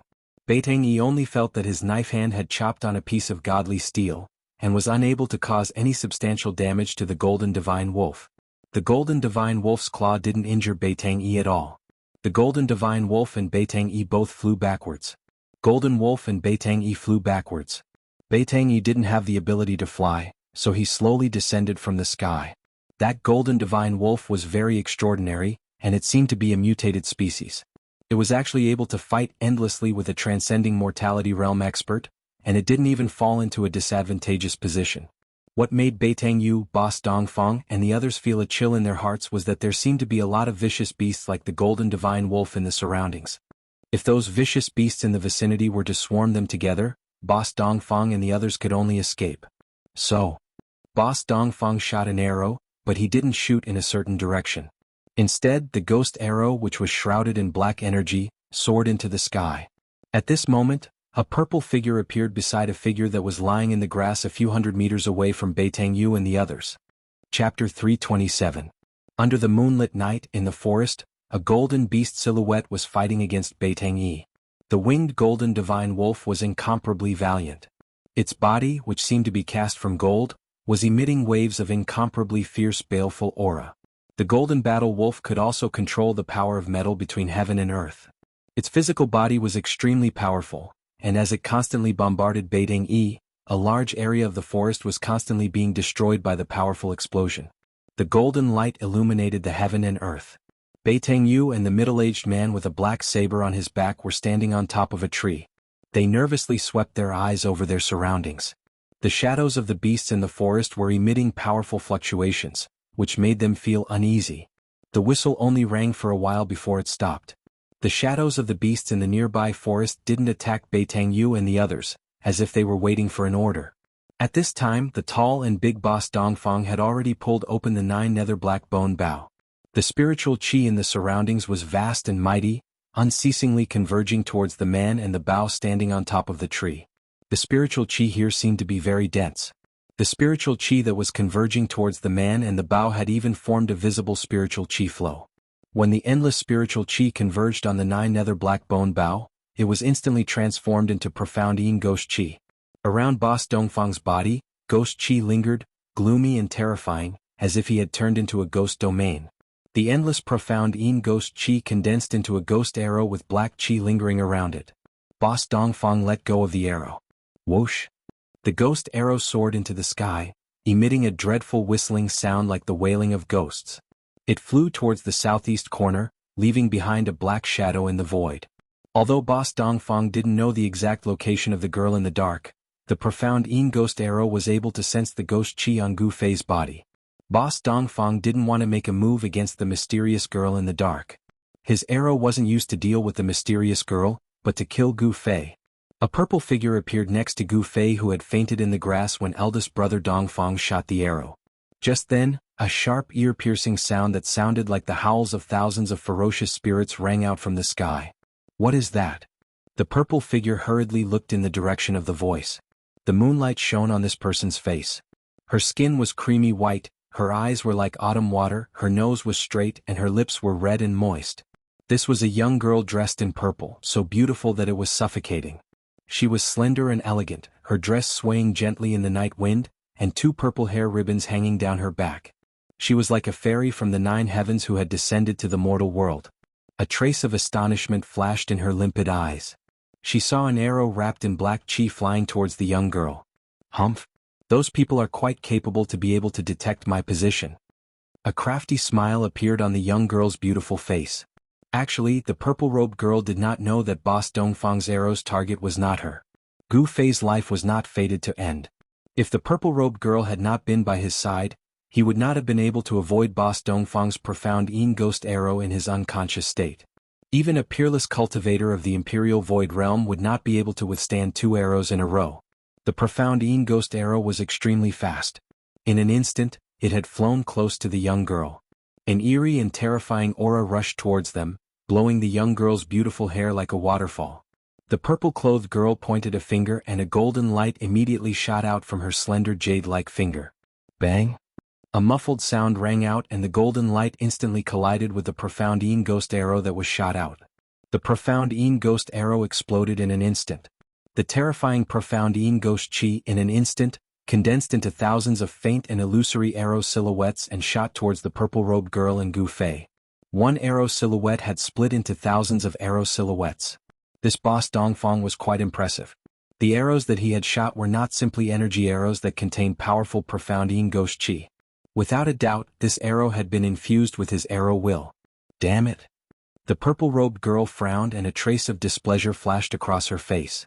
Then she formed a seal with her hand and a large green net flew out from her body. It instantly unfolded and wrapped upwards. The large net shrouded the heavens and the earth and emitted a powerful energy fluctuation. Rays of dark green light shot out from the net.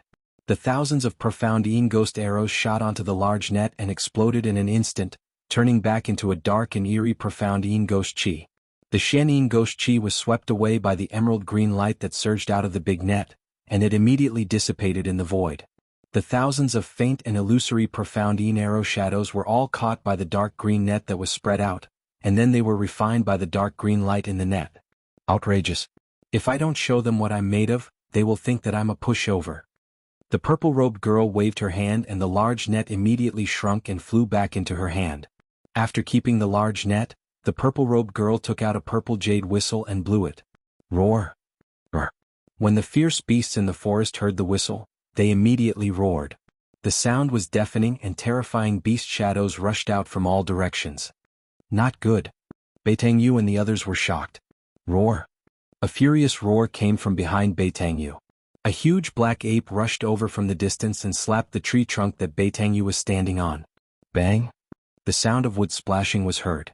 The large tree that needed several people to wrap their arms around was broken by the black ape's slap and fell down from the sky. Rumble.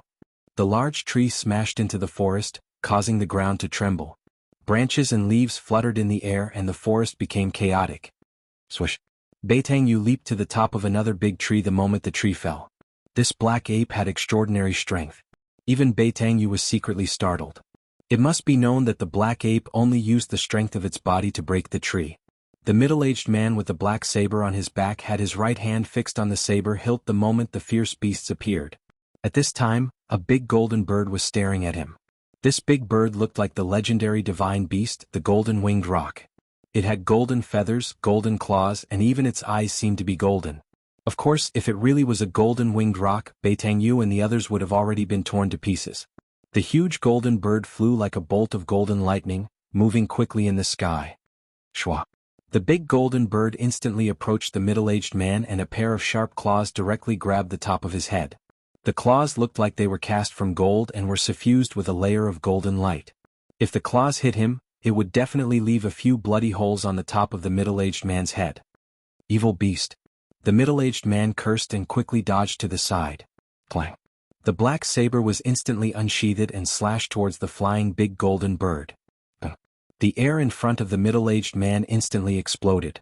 A black saber light rushed out from his hand for hundreds of feet, as if it wanted to split the world into two halves. Under the black saber light, the trees collapsed one after another. Gwa. The big golden bird let out a cry and its flying speed suddenly increased to the limit. It rushed out from under the middle-aged man's terrifying saber light. Boom. The black saber light slashed down on the forest below. The earth shook, the soil suddenly rushed into the air, and the trees collapsed one after another. A hundreds of feet long saber mark appeared in the forest. A few golden feathers floated down from the sky.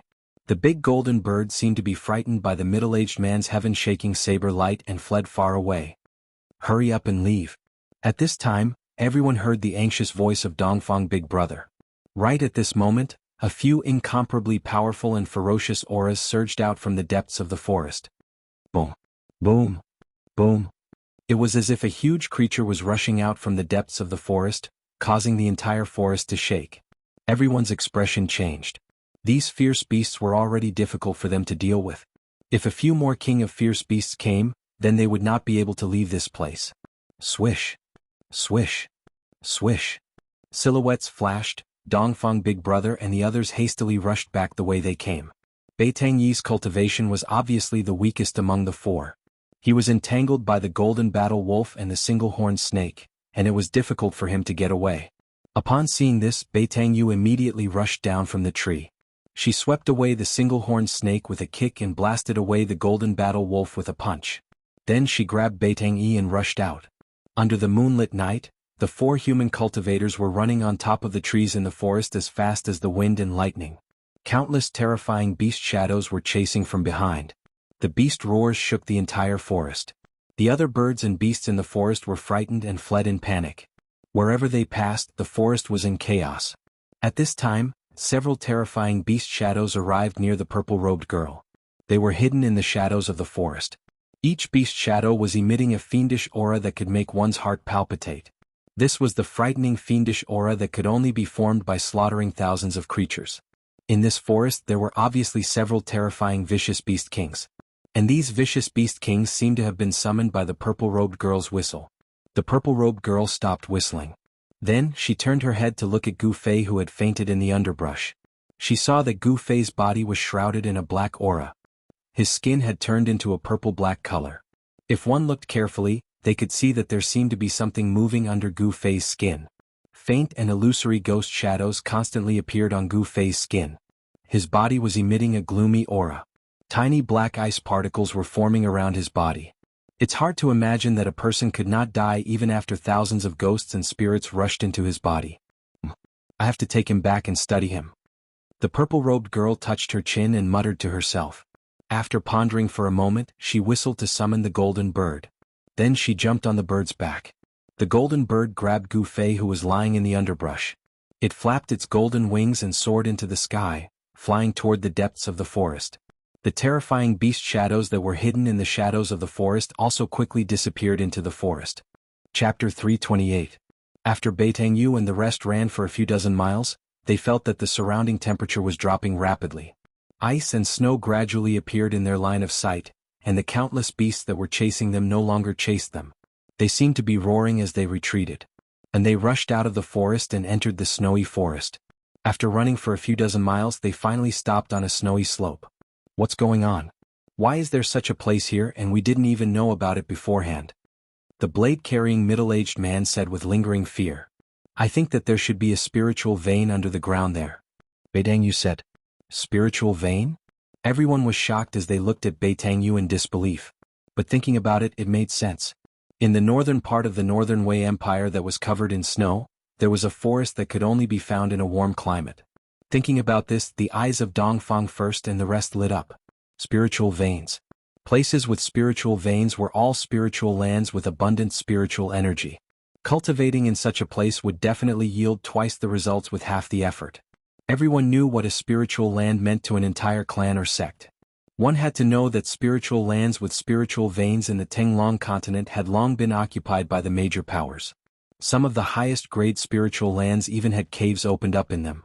Spiritual lands or caves were the foundation of a sect, a family, or a power.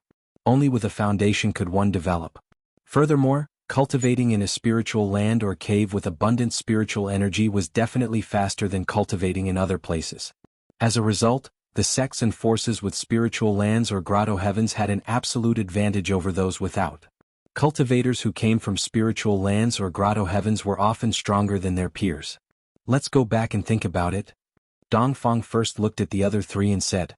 Although his tone was calm, it was difficult to conceal the excitement in his heart.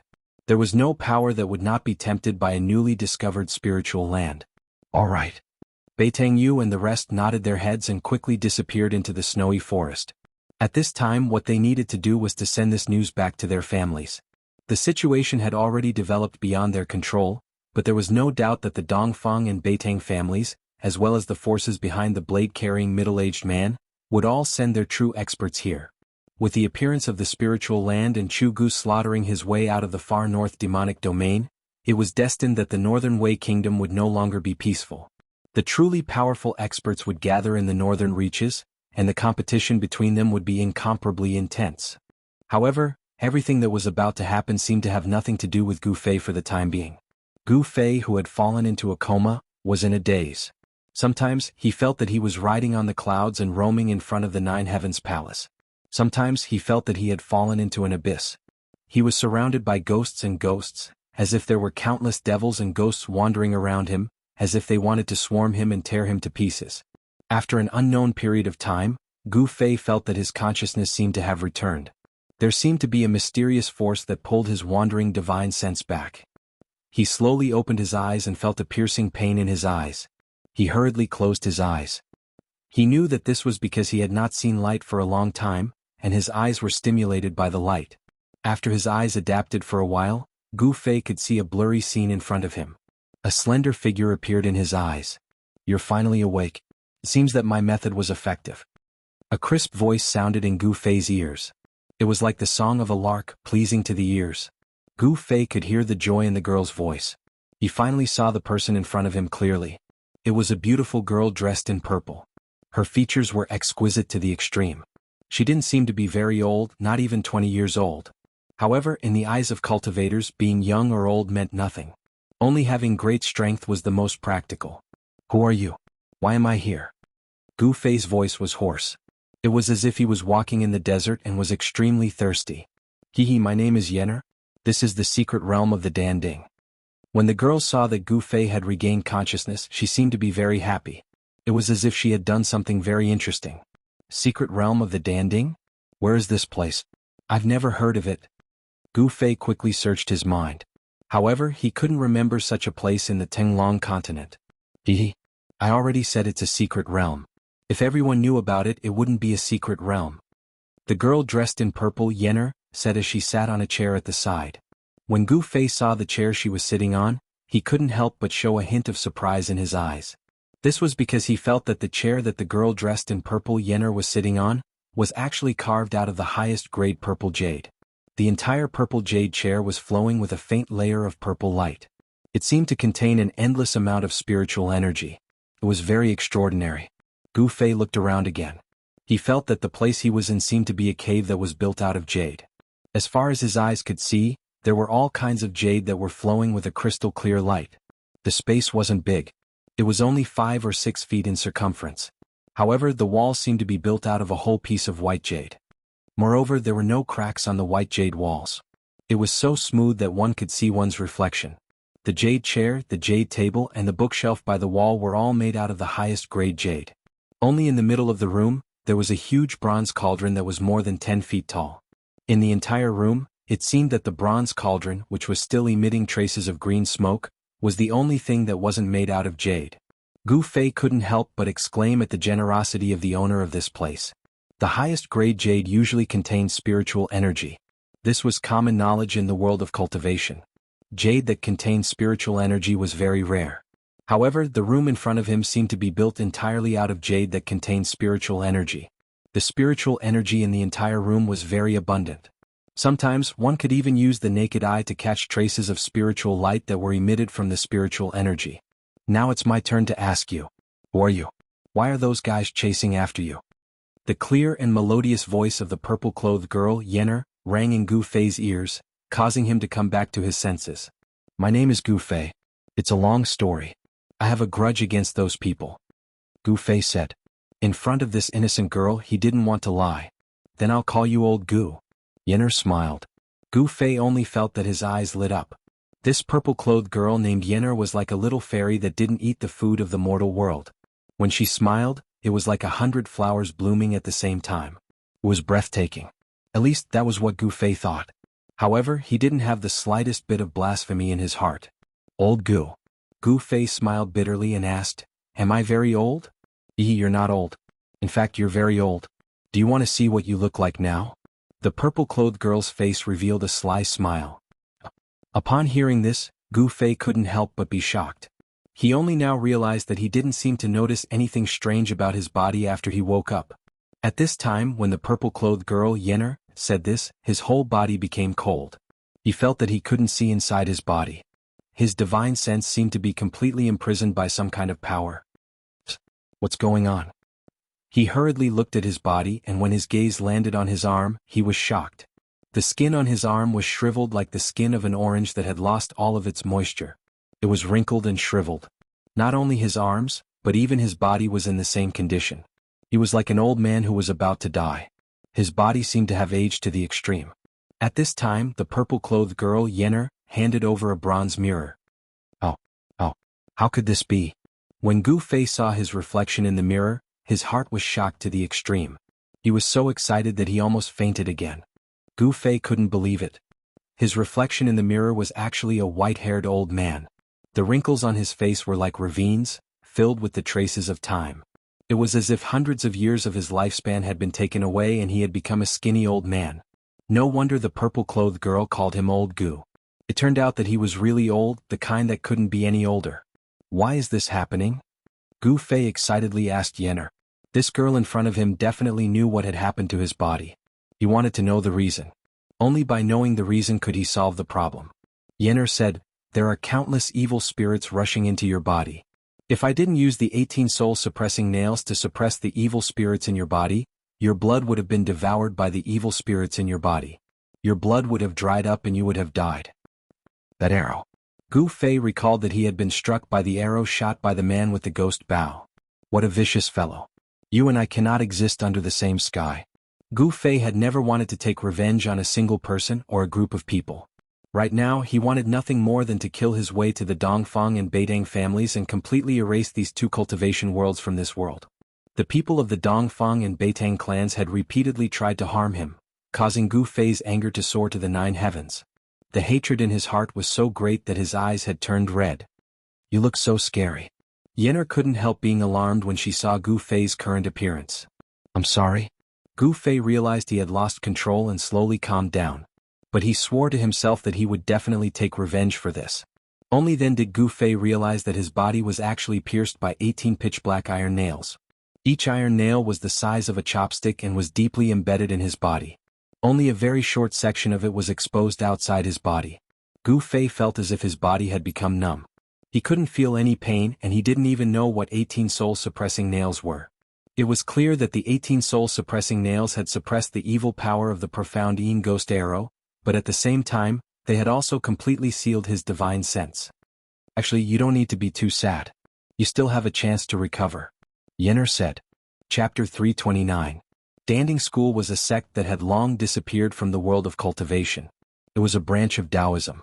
Legend had it that after the Great War between Taoists and demons 1,000 years ago, Danding School began to decline until it completely disappeared from the world of cultivation.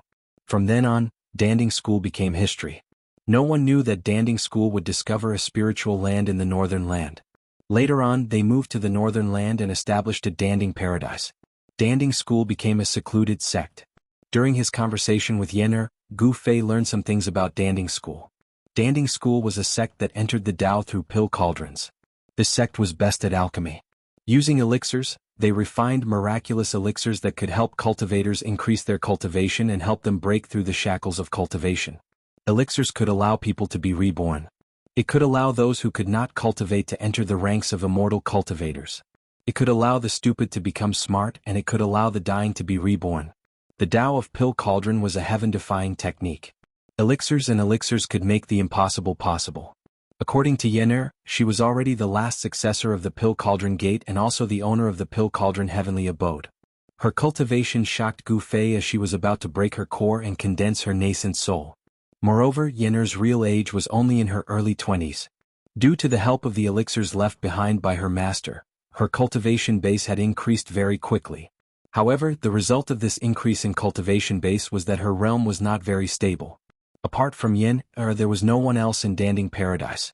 On this day, after Gu Fei took a qi-gathering pill refined by Yenner, he immediately felt relaxed. He could even feel the qi-gathering pill turning into a stream of heat in his dantian and flowing throughout his body. The spiritual energy transformed from the qi-gathering pill was nourishing his old body. However, Gu Fei's body was like a leaking ball. Before long, the spiritual energy transformed from the qi-gathering pill would be devoured by the countless souls imprisoned in his body. The 9-nether blackbone bow was definitely an incomparably evil and terrifying ghostly weapon. Even though Gu Fei's life force was incomparably vigorous, and he had the essence of the divine weapon refined into his blood and qi, the blood and qi in his body were still drying up day by day. The evil spirits and ghostly aura were devouring his life force, causing his life force to fade away at every moment. The qi-gathering pill could only replenish the lost life force in Gu Fei's body, so that Gu Fei could continue to live, and not die of his blood and qi being devoured by the Yin spirits and ghost qi. Actually, this was also a risky move. Gu Fei taking the qi-gathering pill was undoubtedly equivalent to using the spiritual energy of the pill to feed the ownerless spirits in his body. Those ownerless Yin souls would continue to devour the spirit qi transformed from the qi-gathering pills, and the Yin soul ghost qi would gradually become stronger. When the 18 soul-subduing nails on Gu Fei's body could no longer suppress those Yin souls, there would only be one outcome for Gu Fei, and that was death. It was a beautiful morning and Yenner had already run off to God knows where. Gu Fei walked out of the Immortal's cave. His body was trembling, and he looked exactly like an old man whose body was in decline. With a head full of white hair, wrinkled skin, and emaciated body, Gu Fei's body no longer had that exuberant life force. His body was like a withered old tree that had lost its vitality, and it looked like it would collapse at any time. Gu Fei already knew that the Danding School's Immortal's cave was built in the belly of a jade mountain. Below the jade mountain was a spirit vein, and around the jade mountain, there was a qi-gathering array laid by the Danding School. The qi-gathering array could not only gather the spirit qi from all directions, but it could also restrain the spirit qi emitted by the jade mountain spirit vein, preventing it from spreading. This is really a good place. Gu Fei stood outside the entrance of the Immortal's cave and looked around. He didn't even breathe but was inhaling and exhaling the spirit qi. The spirit qi here was really too thick, and he could even see the colorful green lights floating between the flowers and trees. Gu Fei soon discovered that the other places on the mountain seemed to have been reclaimed into a square of spiritual fields, and the spiritual fields were planted with spiritual herbs. Purple gold ginseng, fire dragon grass, scarlet fruit. Gu Fei recognized a few spiritual herbs, but he had never seen most of the spiritual herbs planted in the spiritual fields. Even in the ancient books that he had read in the sect, there were no relevant records about them. Every spiritual herb was surrounded by spirit qi, and under the nourishment of sufficient spirit qi, each spiritual herb was extraordinary, and seemed to have matured for hundreds of years. Gu Fei sat in front of the Immortal's cave and looked up at the rising sun. He couldn't help but feel a myriad of emotions in his heart. A few days ago he was still a young expert with extremely lofty ideals. He was thinking about how to revitalize the Green Spirit Peak, and how to pass on the Green Spirit Peak's orthodoxy. But now, with his deteriorating body, it was difficult for him to even walk down the mountain. Gu Fei thought a lot, looking back on the path of his growth until now. He was bullied on Taishan Mountain, and then he was proud at the 9 Vein Trials. Then he went to the virtual sky world, and then he escaped from the Devil's territory in the far north. It seemed that he never really stopped to rest. Suddenly, Gu Fei felt a little tired, not physically but mentally. The path of the strong was not easy to walk. It was full of thorns and bumps, and one careless mistake could lead to injury or even death. Looking at the beautiful scenery in front of him, the floating clouds in the sky, and the red-crowned cranes and spiritual birds soaring in the sky, Gu Fei felt an unprecedented peace in his heart. There was no fighting here, no mutual deception, no intrigue, and no need to always be on guard against the attacks of enemies hiding in the dark. This was a pure land, a paradise outside of the world. He didn't know how long he sat on the white jade steps in front of the cave. Suddenly, Gu Fei saw a figure flash on the bamboo path at the foot of the mountain. A purple figure walked out of the bamboo forest. "You look good today." Soon Yen'er arrived in front of Gu Fei. Gu Fei stretched lazily, then stood up and said, "Have you found a way to cure me?" Gu Fei was very direct. It's not difficult to cure you, but..." Yen'er wanted to say something but stopped. A trace of imperceptible cunning flashed in her black jewel-like eyes. Gu Fei could no longer keep calm. He hurriedly asked, "But what? What are your concerns? Just say it." Gu Fei was always thinking about how to revitalize his deteriorating body. However, he knew that unless he could dispel the Yin and ghost aura in his body, there might be a glimmer of hope. Why are you in such a hurry? I will definitely cure you. Don't worry." Yen'er patted Gu Fei's shoulder and said. In fact, she was already calculating in her heart. "Then when do we start?" Gu Fei was very anxious. He couldn't wait to get out of his current predicament. His deteriorating body had almost made him lose the will to fight. "When do you want to start?" Yen'er looked at Gu Fei and asked with a smile. "Of course, the sooner the better," Gu Fei said. Yen'er rubbed her chin and took a few steps. She pondered for a moment and said, "I'll say this in advance. That method is a bit extreme. If you can't stand it, I can stand it. As long as it can revitalize my body, I can stand anything," Gu Fei said firmly as he looked at Yen'er. "You said it. Don't scold me when the time comes," Yen'er said with a serious face, which was rare for her. She looked at Gu Fei and said. In fact, her heart was already blooming with joy. She was even fantasizing about Gu Fei's interesting look in her little head. I know. My great aunt, I can't thank you enough. Why would I scold you?" Gu Fei quickly promised Yen'er. "All right then. Come with me," Yen'er said and walked down the mountain. "Hey, wait a minute. How can I keep up with you in this state?" Gu Fei said awkwardly. His body was now extremely weak. He panted after taking a few steps. If he were to accidentally roll down the white jade steps, it would be too embarrassing. "Oh, that's easy," Yen'er said and walked to Gu Fei's side. She reached out and grabbed Gu Fei's right arm. Then she went down the mountain. Gu Fei felt a force coming from Yen'er's hand and enveloping him. His feet didn't seem to touch the ground at all. He floated down the mountain like a cloud. Soon Yen'er brought Gu Fei from the Cauldron Cave mansion to the foot of the mountain. They passed through the bamboo forest and crossed a small bridge. Yen'er and Gu Fei headed towards a valley in the Cauldron Cave mansion. The scenery in the Cauldron Cave mansion was beautiful. Every mountain peak and forest was beautiful. Under the small bridge, there was a spirit spring that flowed out and converged into a small stream. Spirit fields were distributed between the mountain stream and the bamboo forest. They could be seen everywhere. The surroundings were full of vitality. The unique fragrance of spirit medicine entered Gu Fei's nose from time to time, making him feel refreshed. Walking into the valley, Gu Fei found that this small valley was a completely different scene. There were no spirit fields planted with spirit medicine, nor was there any emerald green vegetation. It was as if they had entered another space. The small valley wasn't big, but it was barren. Gu Fei felt that the temperature in the small valley was much higher than outside the valley. Rocks could be seen everywhere on the ground. Yen'er brought Gu Fei directly into the depths of the small valley. There, Gu Fei finally understood why there was such a barren land in the Cauldron Cave mansion. In the depths of the valley, there was a high platform made of white jade. On the high platform, there was an ancient bronze cauldron. The ancient cauldron was more than 6 meters tall. There were ancient patterns carved on it. The entire ancient cauldron emitted a simple and ancient aura. Yen'er brought Gu Fei up the white jade high platform to the front of the ancient bronze cauldron. She waved her hand and the ancient cauldron's lid immediately flew up. Chapter 330. Plop. With a sound, Gu Fei fell into the water. Gu Fei, whose body had deteriorated to the point where he looked like an old man with one foot in the grave, immediately swallowed a few mouthfuls of cold water from the ancient cauldron.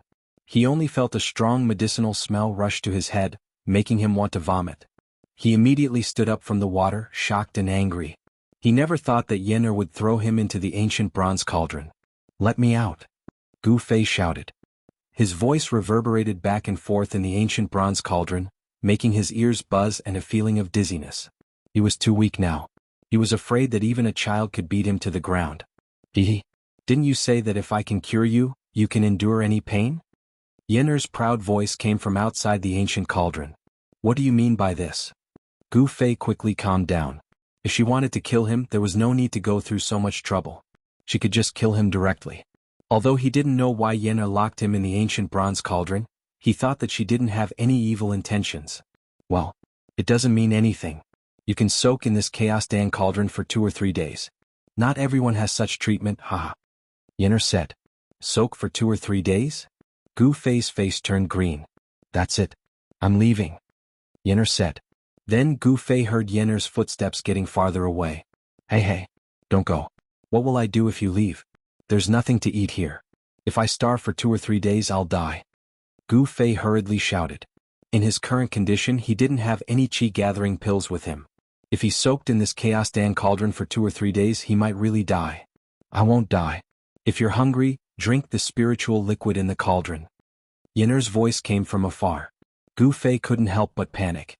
He shouted repeatedly, but it was quiet outside. There was no sound. Yen'er seemed to have really left. This crazy girl? Gu Fei couldn't help but curse in a low voice. He looked around and found that the interior of the ancient cauldron was dim. Only a few rays of light shone through the vent holes on the lid of the ancient cauldron. The space inside the ancient cauldron was about 1 zhang in circumference. As Gu Fei stood in the waist-deep water, he realized that the water inside the cauldron was not as simple as ordinary water. Through the light coming in through the vent on the lid of the ancient cauldron, Gu Fei discovered that it was a dark green liquid, in which a large number of plant roots or leaves were floating. Amidst the strong medicinal smell, Gu Fei felt a very strong spiritual energy. Just now, when he was thrown into the ancient cauldron by Yen'er, Gu Fei drank a few mouthfuls of the dark green liquid in a panic. Could this be the spiritual liquid? At this time, Gu Fei felt that his body was gradually becoming hot. He didn't know if it was because he drank a few mouthfuls of the liquid in the cauldron. The skin on his hands gradually became red, as if there was a hot current running around his body. It was the complete opposite of the ghostly aura that was sealed by the 18 soul-subduing nails. Could it be the spiritual herbs in the cauldron? Gu Fei seemed to have thought of something. He then sat cross-legged in the ancient cauldron, only his head was exposed above the dark green liquid. He tried to circulate his Xian Qi, guiding the spiritual herbs in the cauldron to permeate into his body. Gu Fei's Xian Qi was different from ordinary cultivators. His strength came from his body. As long as there was spiritual energy in his body, he could circulate his Xian Qi. As time passed, Gu Fei gradually entered a deep meditative state. The medicinal energy in the surrounding liquid began to seep into Gu Fei's body through the pores of Gu Fei's body. The top of Gu Fei's head gradually emitted steam, and his face gradually turned red. In one of the rooms in the Cauldron Immortal's cave, Yen'er was sitting on a purple jade chair. In her hand was the storage bag from Gu Fei's body. To be more accurate, it was an unremarkable little black bag. The bag was a little old, but it wasn't sealed by spiritual energy. Even an ordinary person could open it. This guy actually didn't seal the magic treasure bag. He saved me a lot of effort. I want to see what's inside, Yen'er said as she opened the bag. The moment the bag was opened, Yen'er felt a wave of spiritual energy rush towards her. But she immediately frowned. This was because the spiritual energy was mixed with a fiendish aura. This was the aura of devil qi. Yen'er was very clear. The Cauldron Immortal's cave was not far from the abyss of immortals and demons. Moreover, she often went to the abyss of immortals and demons to pick herbs. The abyss of immortals and demons was close to the Northern Wei Empire. Immortal spiritual energy was extremely chaotic and unstable, making it difficult for cultivators to absorb and use. However, it was still immortal spiritual energy. Places where immortal spiritual energy gathered could often breed rare spiritual herbs and even heavenly treasures. Yen'er had walked on the ancient stone bridge before, and had seen the surging demonic energy on the other side. What's going on? Yen'er was a little surprised. However, following that, Yen'er's gaze stopped at a corner of the storage bag. She could no longer move her gaze away.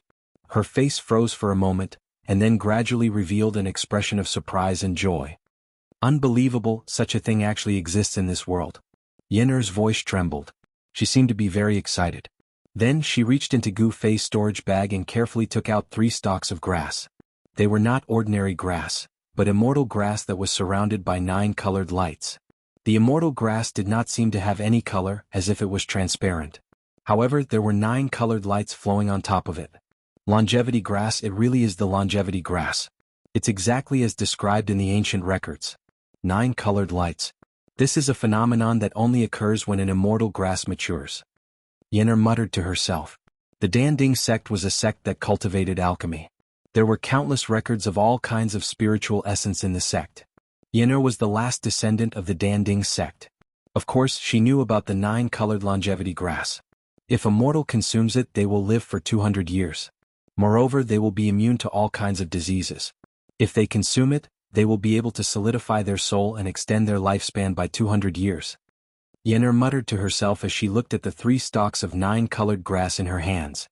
The reason why she had her current cultivation base was completely due to the help of the medicinal pills.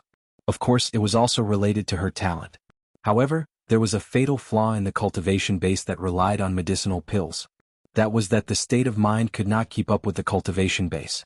Although Yen'er was at the peak of the 9th heavenly layer of the transcending mortality realm, her state of mind was not proportional to her cultivation base.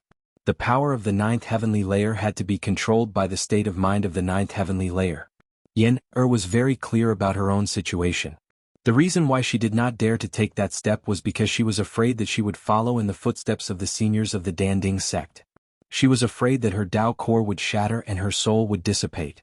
For cultivators, breaking through from the transcending mortality realm to the ascending void realm was not a guaranteed success. There was no danger involved. In fact, the situation was the exact opposite. The higher the cultivation base, the greater the risk one would have to face when breaking through to the next realm. For cultivators at the peak of the 9th heavenly layer of the transcending mortality realm, if their Tao core was shattered but they could not condense their nascent soul, it meant that they had failed to break through. There was only one outcome for those who failed to break through, and that was death. The terrifying power that erupted from the shattering of the Tao core could not condense a nascent soul. Once that power went out of control, it would destroy the cultivator's physical body and primordial spirit in an instant. Those who were lucky might be able to return to the heavenly Tao and be reincarnated as a human. Those who were unlucky would have their souls scattered and their life imprints completely erased. The longevity grass had another effect, which was to condense the spirit and solidify the soul. It could eliminate the hidden dangers left behind by consuming spiritual pills to increase one's cultivation base. This was what Yen'er urgently needed now. With the longevity grass she could try to take that step. I didn't expect that kid to have such a spiritual herb of heaven and earth. Where did he get it from? Yen'er was shocked and couldn't help but be astonished. The longevity grass was a legendary item. For thousands of years, the cultivators of the Danding sect had walked through the endless mountains and rivers of the Tinglong continent, but they had not even seen the shadow of the longevity grass. One could imagine that it was not easy to obtain this kind of spiritual herb of heaven and earth. It seems like there is a need to find out where this kid came from. Yen'er thought to herself. However, the longevity grass was in her hands now. It was impossible for her to hand it over. She was already thinking about how to take the longevity grass for herself. Kill Gu Fei? That doesn't seem possible. I have no enmity with him. How can I kill him for no reason? Yen'er shook her head. Actually, she had always been cultivating in the Danding cave and rarely went out. She had never killed anyone before. Otherwise, Boss Dongfeng, Beitangyu, and the others who broke into the outer area of the Danding cave would have been torn into pieces by the countless ferocious beasts she controlled. How could they escape so easily? Actually, with Yen'er's cultivation base at the 9th heaven of the transcending mortality realm, it was easy for her to kill Boss Dongfang and the others. Sigh. So annoying. How can I get the longevity grass from that kid legitimately? Yen'er stood up from the purple jade chair irritably. And? I got it. After I cure him, this longevity grass will be my reward. Ah. Yen'er laughed happily. She then carried the 3 9-colored longevity grass and walked into the depths of the cave. The depths of the cave was connected to the underground spiritual vein. It was the place with the densest spiritual energy in the entire Danding cave. The ancestors of the Danding sect had opened up a medicinal herb field there. The real heaven and earth spiritual essence was planted in the medicinal herb field in the depths of the cave. Yen'er moved the 3 9-color longevity grasses into the medicine field.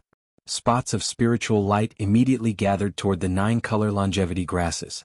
The 9-color glow that lingered around the 9-color longevity grasses became brighter. There's a 9-leaf mysterious ginseng. Alright. This is mine too. Yen'er took out the 9-leaf mysterious ginseng from Gu Fei's storage bag and planted it in the medicinal herb field. Mysterious sky vine, Juxian fruit, Yin-yang lotus. These are all mine. Yen'er murmured to herself.